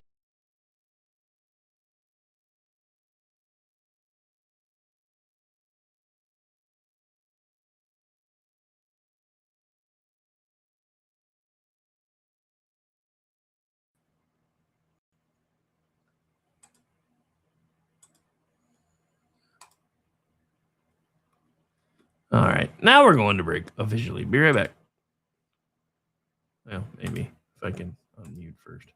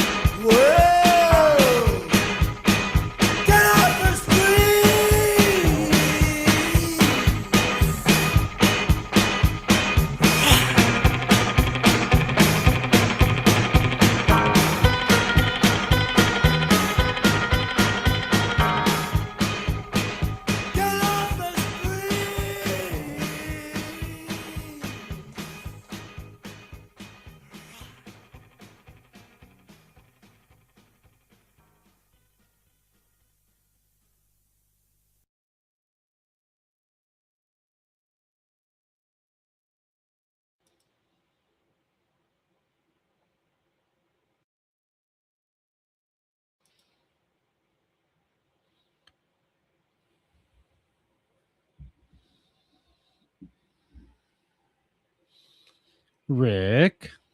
But I get backstage. That's weird.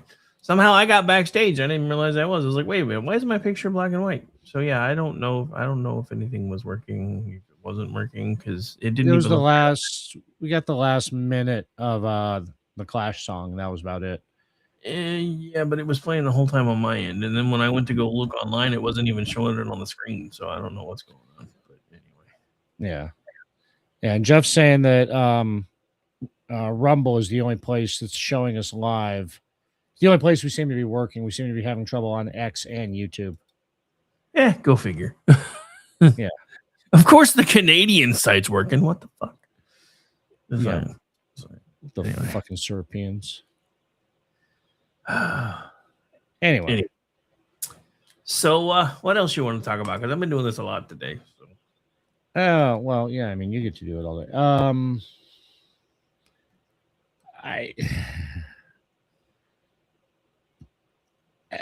I don't know, man. I just everything seems to be crashing out for the Democrats right now, and it's just so good. And I'm here for it. I'm here for it. I mean, it was like when Lee Zeldin, yeah, beat the crap out of that troll at the. She literally is a fucking troll in every way possible.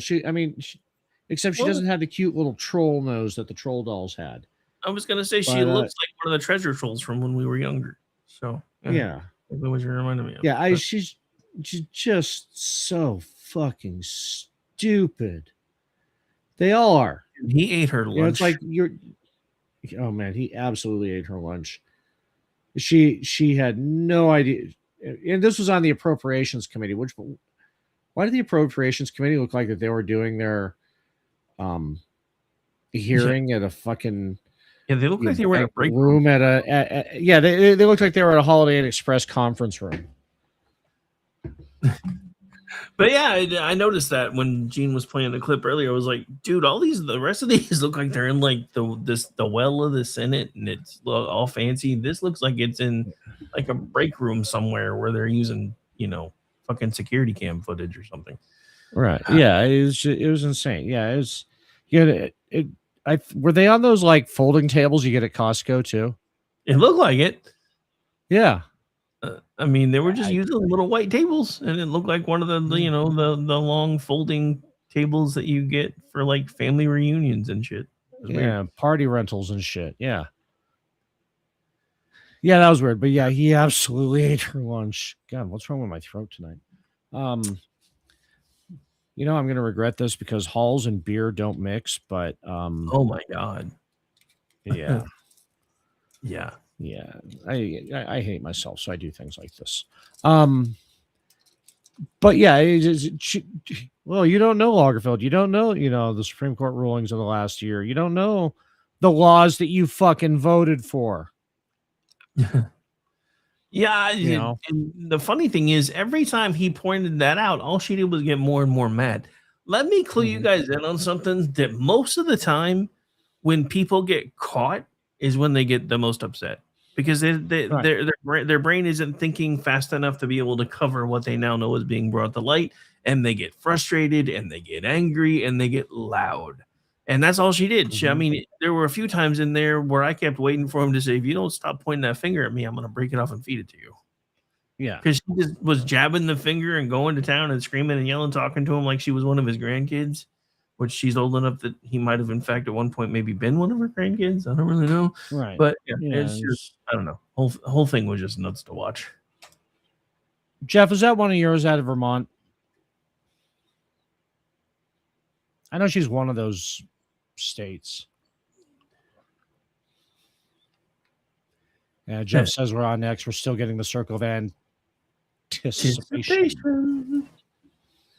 So he says YouTube seems to be back up now too. Rumble is up. X seems to be giving everybody anticipation. I don't know. Anyway, this is you guys' fault. You started making me sing for plays. Right? It's all your fault. Look to ourselves. I saw something, but with everything being cranky, I'm kind of afraid to load anything. I saw a story about a California Republican mayor that is apparently just coming out swinging, and I wanted to kind of go over that, but now I can't seem to find the story anyway. I don't remember which. Yeah, I can tell you the story about that. His name is Spencer Pratt. He's one of the people who lost their homes up in the Palisades, and he's running for mayor of LA, and he has probably the best campaign ad ever made.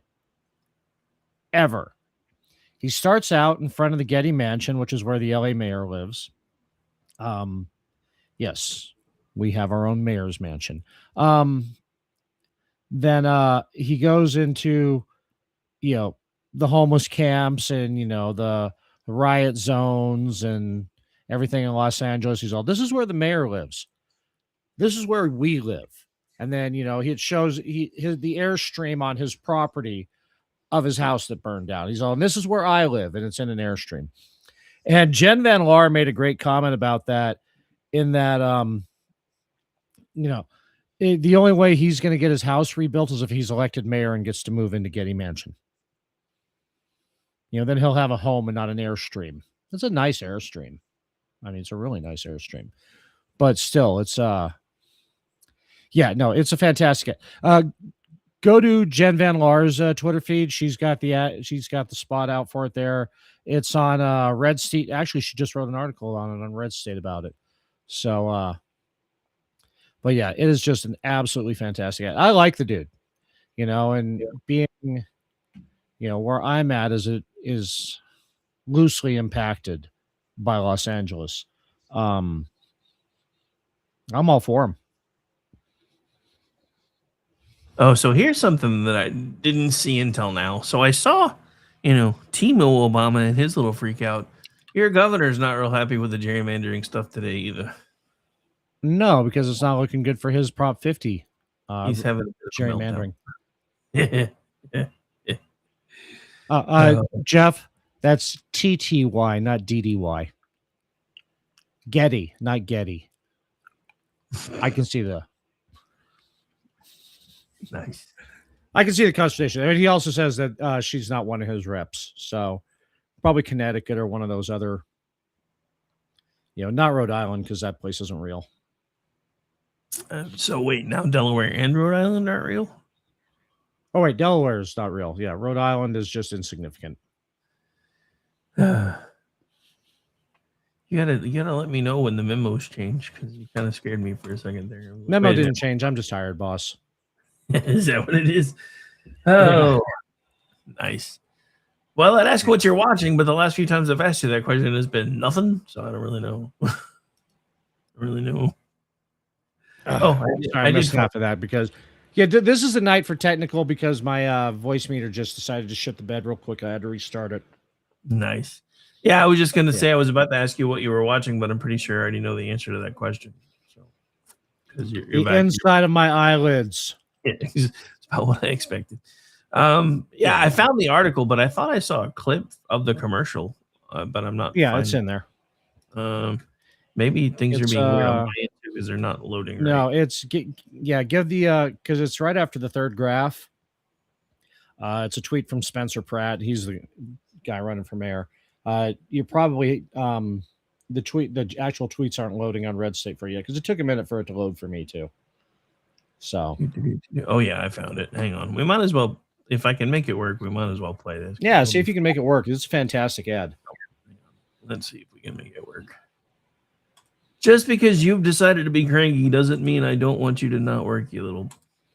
Anyway, I think I can make it. It's actually behaving more smoothly now, so whatever was going on, it seems like it may be kind of over it for the moment. So we'll see.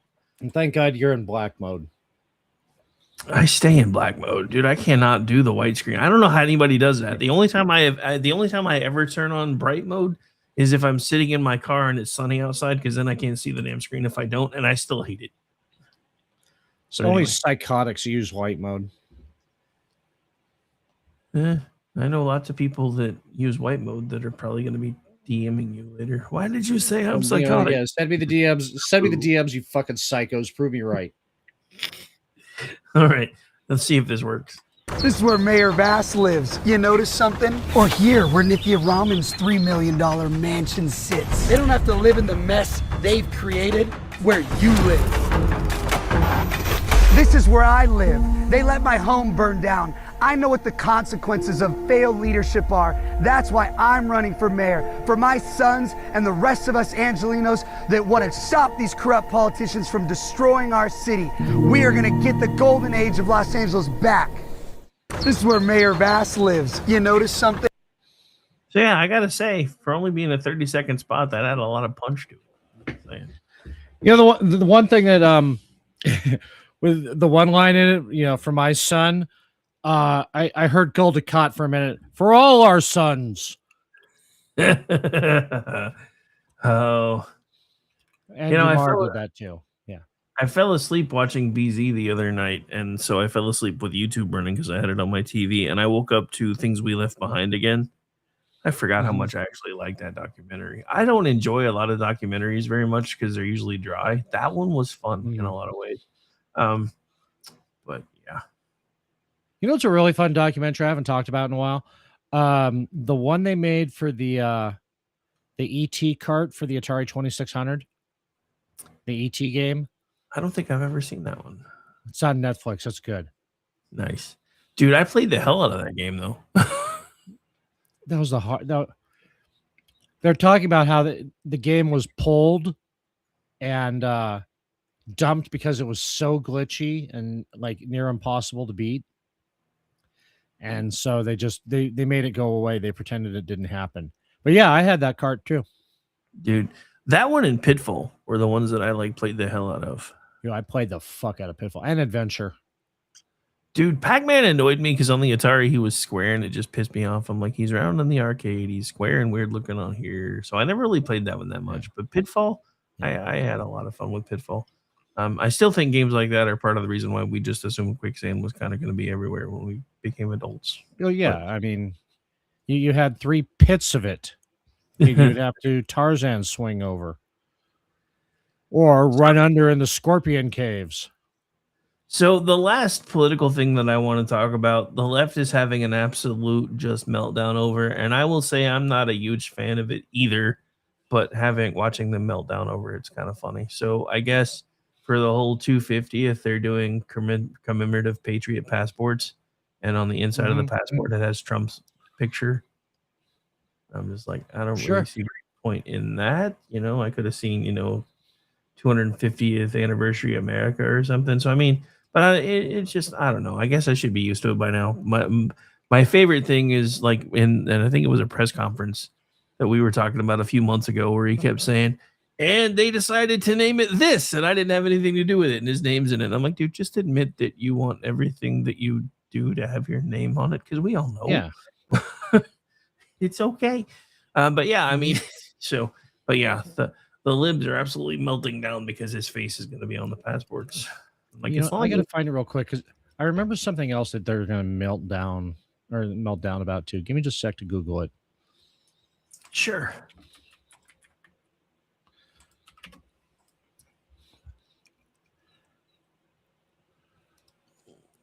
There was something else I was going to try. Okay.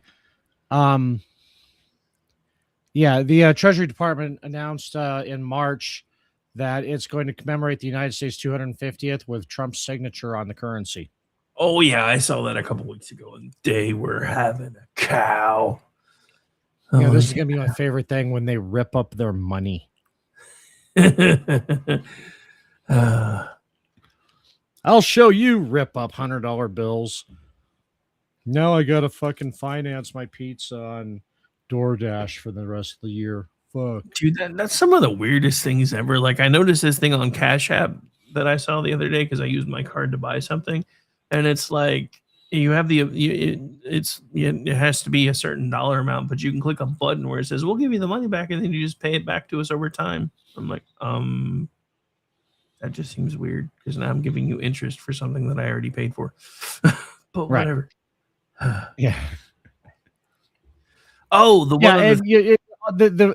The unrelenting onslaught of credit debt traps. Leo Ponzi's in hell going, fuck, why didn't I think of that? The scariest thing about this is the acceptance of credit and how it got to the point where everybody in America wants to be able to finance everything is part of what's destroyed our economy. Right. Because it doesn't matter I mean, if a I'm truck, old enough to remember layaway. I mean, it doesn't matter if a truck's $120,000 if you can spread it out over 8 years. It doesn't matter if your house is $1 million if you can spread it out over 30. Now my bank has a new 40-year mortgage to try to keep the payments down now that interest has gone up. I got a letter the other day asking if I wanted to refinance to drop my payments more and do it as a 40-year. I'm like, dude, I'm already 10 years in, 11 years into a 30-year note. Why would I give you another 10 years? Right. I don't think so. I mean, unless you're going to refinance me at like 0.8%. No. Yeah, one of the good things, it occurred to me today, we were talking about it in a meeting at work, was with the average car costing between $30,000 and $50,000 now, insurance companies are less likely to total them out. You know? Yeah, this is true. But I mean, if the car's under 20K, yeah, they'll probably total it out because, I mean, unless you're stupid, you got gap coverage anyway. But when you're getting above 30 to 50K, Chad, I think that's what my parents paid for their house. That's the crazy thing. But again, it's kind of one of those things where you're not really paying attention to the bottom line anymore because it's all spaced out over time. This is the same trap we fell into with insurance companies when it came to medical stuff. And now everything else, because now there's all these little factors that insurance companies were never supposed to take into account. Like I know in, I think 30 of the 50 states, it's technically supposed to be illegal for a car insurance company to check your credit score, but they do it all the time anyway. And there's nothing you can do about it if they do, even if your state says it's illegal because it's compulsory. And who the hell else are you going to get it through? Yeah, exactly. Yeah, I mean, and you know, that's just, I mean, okay, I get it. Insurance companies are a business and they're taking on a risk. I mean, you know, when you buy car insurance, it's the same thing I talked about with life insurance or, you know, health insurance, you know, is that basically when you're buying insurance on something, you're betting that you're going to get into an accident. It's literally gambling. You know, it's like, you know, when you have health insurance, you're betting you're going to get cancer. You're betting you're going to get, you know, some disease. And, you know, and the insurance companies look at the actuarial tables and go, yeah, okay, I'll take that bet. But, you know, with a credit thing, okay, I get it. You know what? Okay, maybe you can't afford, you know, maybe you shouldn't have AAA's, you know, diamond coverage or, you know, whatever. So that's why General and Progressive and the other ones exist. You know, it's the same thing with the Capital One credit card. 30% interest. Yeah. I don't know if you've seen it, but Capital One's getting this stuff fucksuit at them because I used to have a card and I keep getting letters all the time. Since you had a card on this time during this time frame, they may owe you thousands of dollars. I'm like, yeah, whatever. But yeah, apparently they're getting sued for something. I've never even bothered to look. Good. I mean, yeah, it's you know, we give Montel Williams shit for being the payday loan guy, but nobody gives Samuel L. Jackson shit for being the Capital One guy. What's in your wallet, bitch? Nothing. Because I don't have a Capital One card anymore. Yeah. I had a Capital One card for like a year when I was 20, and I said, this is fucking insane. Paid it off real quick. Yeah. And then set the bitch on fire. So since I'm not watching, what are you watching? I'm sorry, go ahead. No, I was going to say the funny thing is now that hurts your credit score. It didn't used to. You know, used to. If you paid off your cards and you stopped using them, it didn't impact your credit score. But if you pay off your cards and you cancel them, now it actually impacts your credit length date, even though you had the card, because once you cancel it, they don't count it anymore. Which is another reason why this is just a game rigged fucking system, because now they're just finding different ways to fuck with you. See, what I used to tell people who had no credit, slow credit, when they were because I was in property management and for a while, and in order to qualify, you had to have, I think, it 760 or 680 or above, and so you know, people who didn't have that, I would say, here's what you do: go get an Amazon. You have an Amazon account. I know you do. Go get an Amazon card, leave a 10% balance on it, and just pay for everything else as you're getting it. And then just let that balance pay the interest. Believe it. And then within a year, your credit will look pretty fucking good. Yeah. I miss the days when it was, if you have it, use it, pay it off at the end of every month and you're golden. And but now it's like, well, we want to see not only that you're responsible with your money, but that you don't pay everything off all at once. Like, wouldn't it be better if I did though? Confused. As far as what I've been watching, a lot more. They don't make interest on you paying it off. This is true. But yeah, so mostly anime, especially when I'm sleeping. I found an interesting one that I've been watching. For some reason, the name of it escapes me right now. So if I think of it later, I may put out a post about it. But it mostly the campy kind of magic-y stuff. I started watching because I finished that one. So last night I turned on one of the newer Gundam series, and it wasn't holding my attention. So next thing I knew, I was asleep, which was awesome because I was exhausted anyway. But yeah, other than that, I watched the next to last episode, I think, of The Rookie for this season. They've only done one that I really hate, and that's when they do their lost footage version of stuff using their body cams and all the other stuff. I don't know. They do one of those episodes every season, and everybody complains about them, but they still do them anyway. So anyway, 10 years from now, when that show's still on, that'll be there. Everyone will be like, "Oh God, I fucking love these episodes." Yeah, it's like how you remember how nobody liked the Ferengi episodes, and in hindsight, when you're watching Deep Space Nine, those are some of the best episodes, especially the Magnificent Ferengi. Well, I think part of that's age though too, because I've said this before. I watched Deep Space Nine, but it was not one that I really enjoyed. Now, once the storylines kind of picked up a little bit and that stuff got started, I did start liking it. But now it's like my favorite Trek of all time. Yeah. I'm actually considering starting to watch it again because it's been a minute. But yeah, I remember telling you years ago when I broke my shoulder, and I was kind of just homebound with it because because they didn't do surgery. They just put it in a sling and said, let's see what it does before we do surgery. And so I had to be very fragile around it. So I said, okay, I'm going to sit down. I'm going to watch every Star Trek objectively because I used to be a TNG guy. And so I watched all of them. And that's when I just realized, how did I not appreciate this when it was on? Yeah.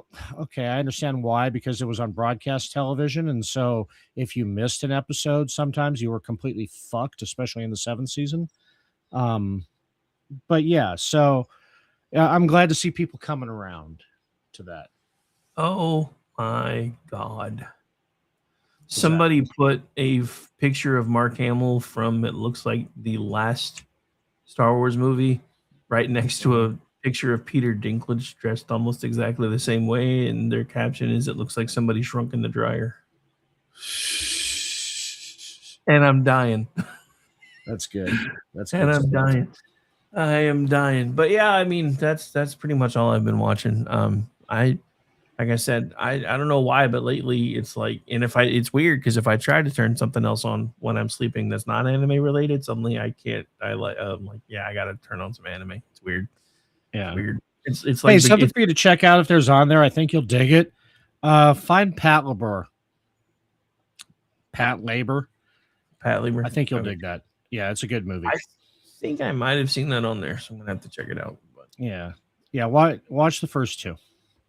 Yeah, you'll dig that. While we're talking about Deep Space Nine real quick, Janelle Waz is working on her Trek analysis of A Pale Moonlight. She says it's going to be a hard one because it's, well, what do you cut from that? Yeah, that's hard. That would definitely be a hard one to do. But yeah, I think for me, one of the reasons why DS9 was harder for me than the original series or even the Next Generation is that was the beginning of Trek starting to take on a bit of a darker tone, and I wasn't exactly sure how I felt about that. But now that I've gotten older, and it's funny because you see that in the documentary, they were like, everybody hated us when we were out, everybody loves us now. Yeah.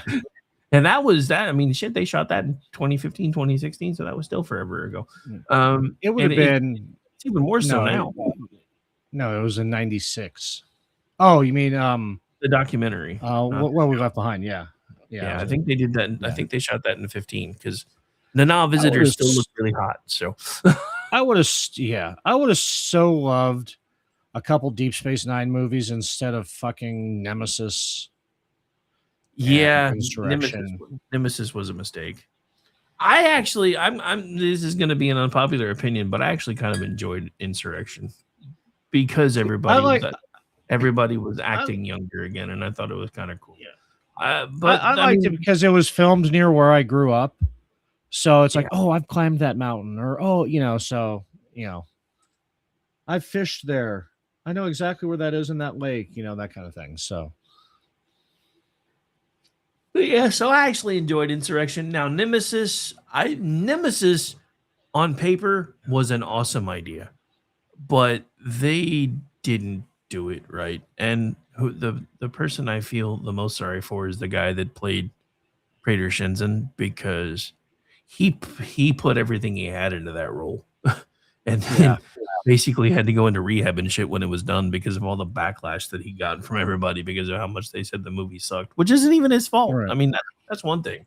I think a lot of people take things way too personally with the actors and the actresses involved and stuff because they're just doing their jobs. They're taking information they were giving and trying to bring a character to life. And I've noticed that a lot with the SFA stuff and everything else, because a lot of folks are like picking on the actors and the actresses, and I'm like, look, they're just trying to create entertainment. If you want to be pissed off at people, be pissed off at the writers that apparently don't give a shit about their shows.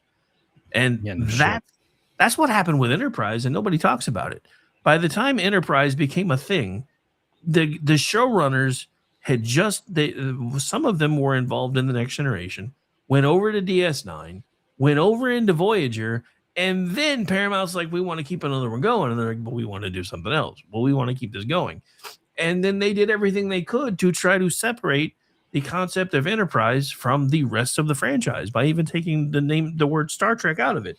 Well, the ship's named Enterprise. Everybody should know what that means. And even I think it was Berman himself who said, I should have never taken the job. I wanted the paycheck. I didn't want to do the job, and I didn't give the show justice. And even he said this years later. And that's the thing. Sometimes you got to figure out when it's time to just let stuff go and move on. And I think Kurtzman is finding that the hard way at this point. You know why I think DS9 was so good also is Ronald D. Moore. True. You may remember him from such things as the Battlestar Galactica reboot. Yes. And so I think he had a lot to do with that too. So here's something that really, really well. Here's something that I forgot about until I saw it the other day coming across my timeline. Jeffrey Combs was actually in an episode of Babylon 5, which I never noticed until the other day. I was like, now he was only in, we did Robot Jocks a couple weeks ago on the Vincent Charles Project. He was in that too. Yeah, I remember you saying that. But yeah, it was funny because, and that's when this whole argument broke out after somebody posted that screenshot, and somebody was like, well, that doesn't really surprise me since DS9 is a ripoff of Babylon 5. And then everybody in the comment section was like, no, it's not. And I'm like, and then they're like, even the writer of B5 says it wasn't. And I'm like, that's because the writer had to sign an NDA. When Paramount said no, they probably made him sign an NDA. So he can't say, yeah, that was my shit and they stole it. But it's obvious. I mean, there were way too many similarities, including the fact that they used the same actor to play basically the same character in both series. Yeah, they did that a few times, yeah. I was like, hey, I remember this guy from Babylon 5, and he's basically playing the exact same part. Mm-hmm. Although his DS9 character was an actual bad guy and the other one wasn't, but it's basically still the same part. But yeah, anyway. All right. So programming notes, Saturday I am questionable for Jux because I'm supposed to be late training on something, and I'll be playing it by ear. Okay. So just give me a heads up. Yeah. Yeah, no, definitely. Let me know. Yeah, speaking of programming note, the Edge of Liberty will not be airing tonight, but we've gotten kind of rambly, so I think I'm about done if you are. I think so too. All right. Well, in between the technical issues and everything else, I think we're going to call it a night, ladies and gentlemen. Want to thank those of you who were able to find the feeds and hang out with us. I know it's been a weird one because everything has apparently been dropping a lot tonight, and I didn't notice till Jeff was paying attention to it. Now I'm like, this might explain why our numbers look so weird all night, and I couldn't figure it out. But because it wasn't dropping on my end at all. Normally I'll get a notice, and it never did, so I don't know what was happening. But anyway, on that note, we got to go. You guys enjoy the rest of your night. For those of you working for the weekend, tomorrow is Thursday, otherwise known as Friday Eve, so you're almost there. I'm Rick Robinson. He's Ordnance J. Packard. And where can folks find you, sir, as we get ready to go away? You can find me on Twitter as Ordnance Packard, surprisingly still. Tomorrow you can find me on the Culture Shift with Brad Slager, entertainment writer Brad Slager, as we take our deep dive into the business side of the entertainment industry. Friday night you can find me on the Curse of Stephaneros with myself, Janie Mack, Vincent Charles, the EP, Delaney, and Jeff is our DM for our Dungeons and Dragons campaign. Saturday, probably find me on Juxtaposition, but that is, as I said, patent pending. And Sunday, you can find me on the Vincent Charles Project. How about you? Where can people find more Rick? What's going on with Rick? Don't look for me. It's a trap. You can find me hopefully tomorrow night on Jen and Rick. And then Friday, I'll be doing the Rick Robinson Show at noon. Weekend News Roundup at 3. He said, she said at 8:30, and then there may or may not be a Jux depending on your availability. And then either way, I'll be back Sunday night doing Kingdom and Country because it's my regular night for that. And then Monday night, America Off the Rails. Those are both 10 p.m. Eastern. Tuesday night, Men Explained Poorly. Again, 10 p.m. Eastern. And Monday, Wednesday, and Fridays, noon to 2 for the Rick Robinson Show. For everything else, just check our schedule. You can find me on X at RowdyRick73. You can find me, the network, on X at KLRNRadio. And you can also find me as a contributor on Twitchy.com, MisfitsPolitics.com, TheLoftusParty.com. And I also produce the Loftus Party podcast, which usually drops on Tuesdays and did, in fact, drop yesterday. So if you haven't watched that or paid or go and listen to that yet, feel free. We're going to get out of here because I got to hit the head anyway. Bye, everybody. Hail Hydra. No hailing of the Hydra. We've had this discussion. Send lawyers, guns, and money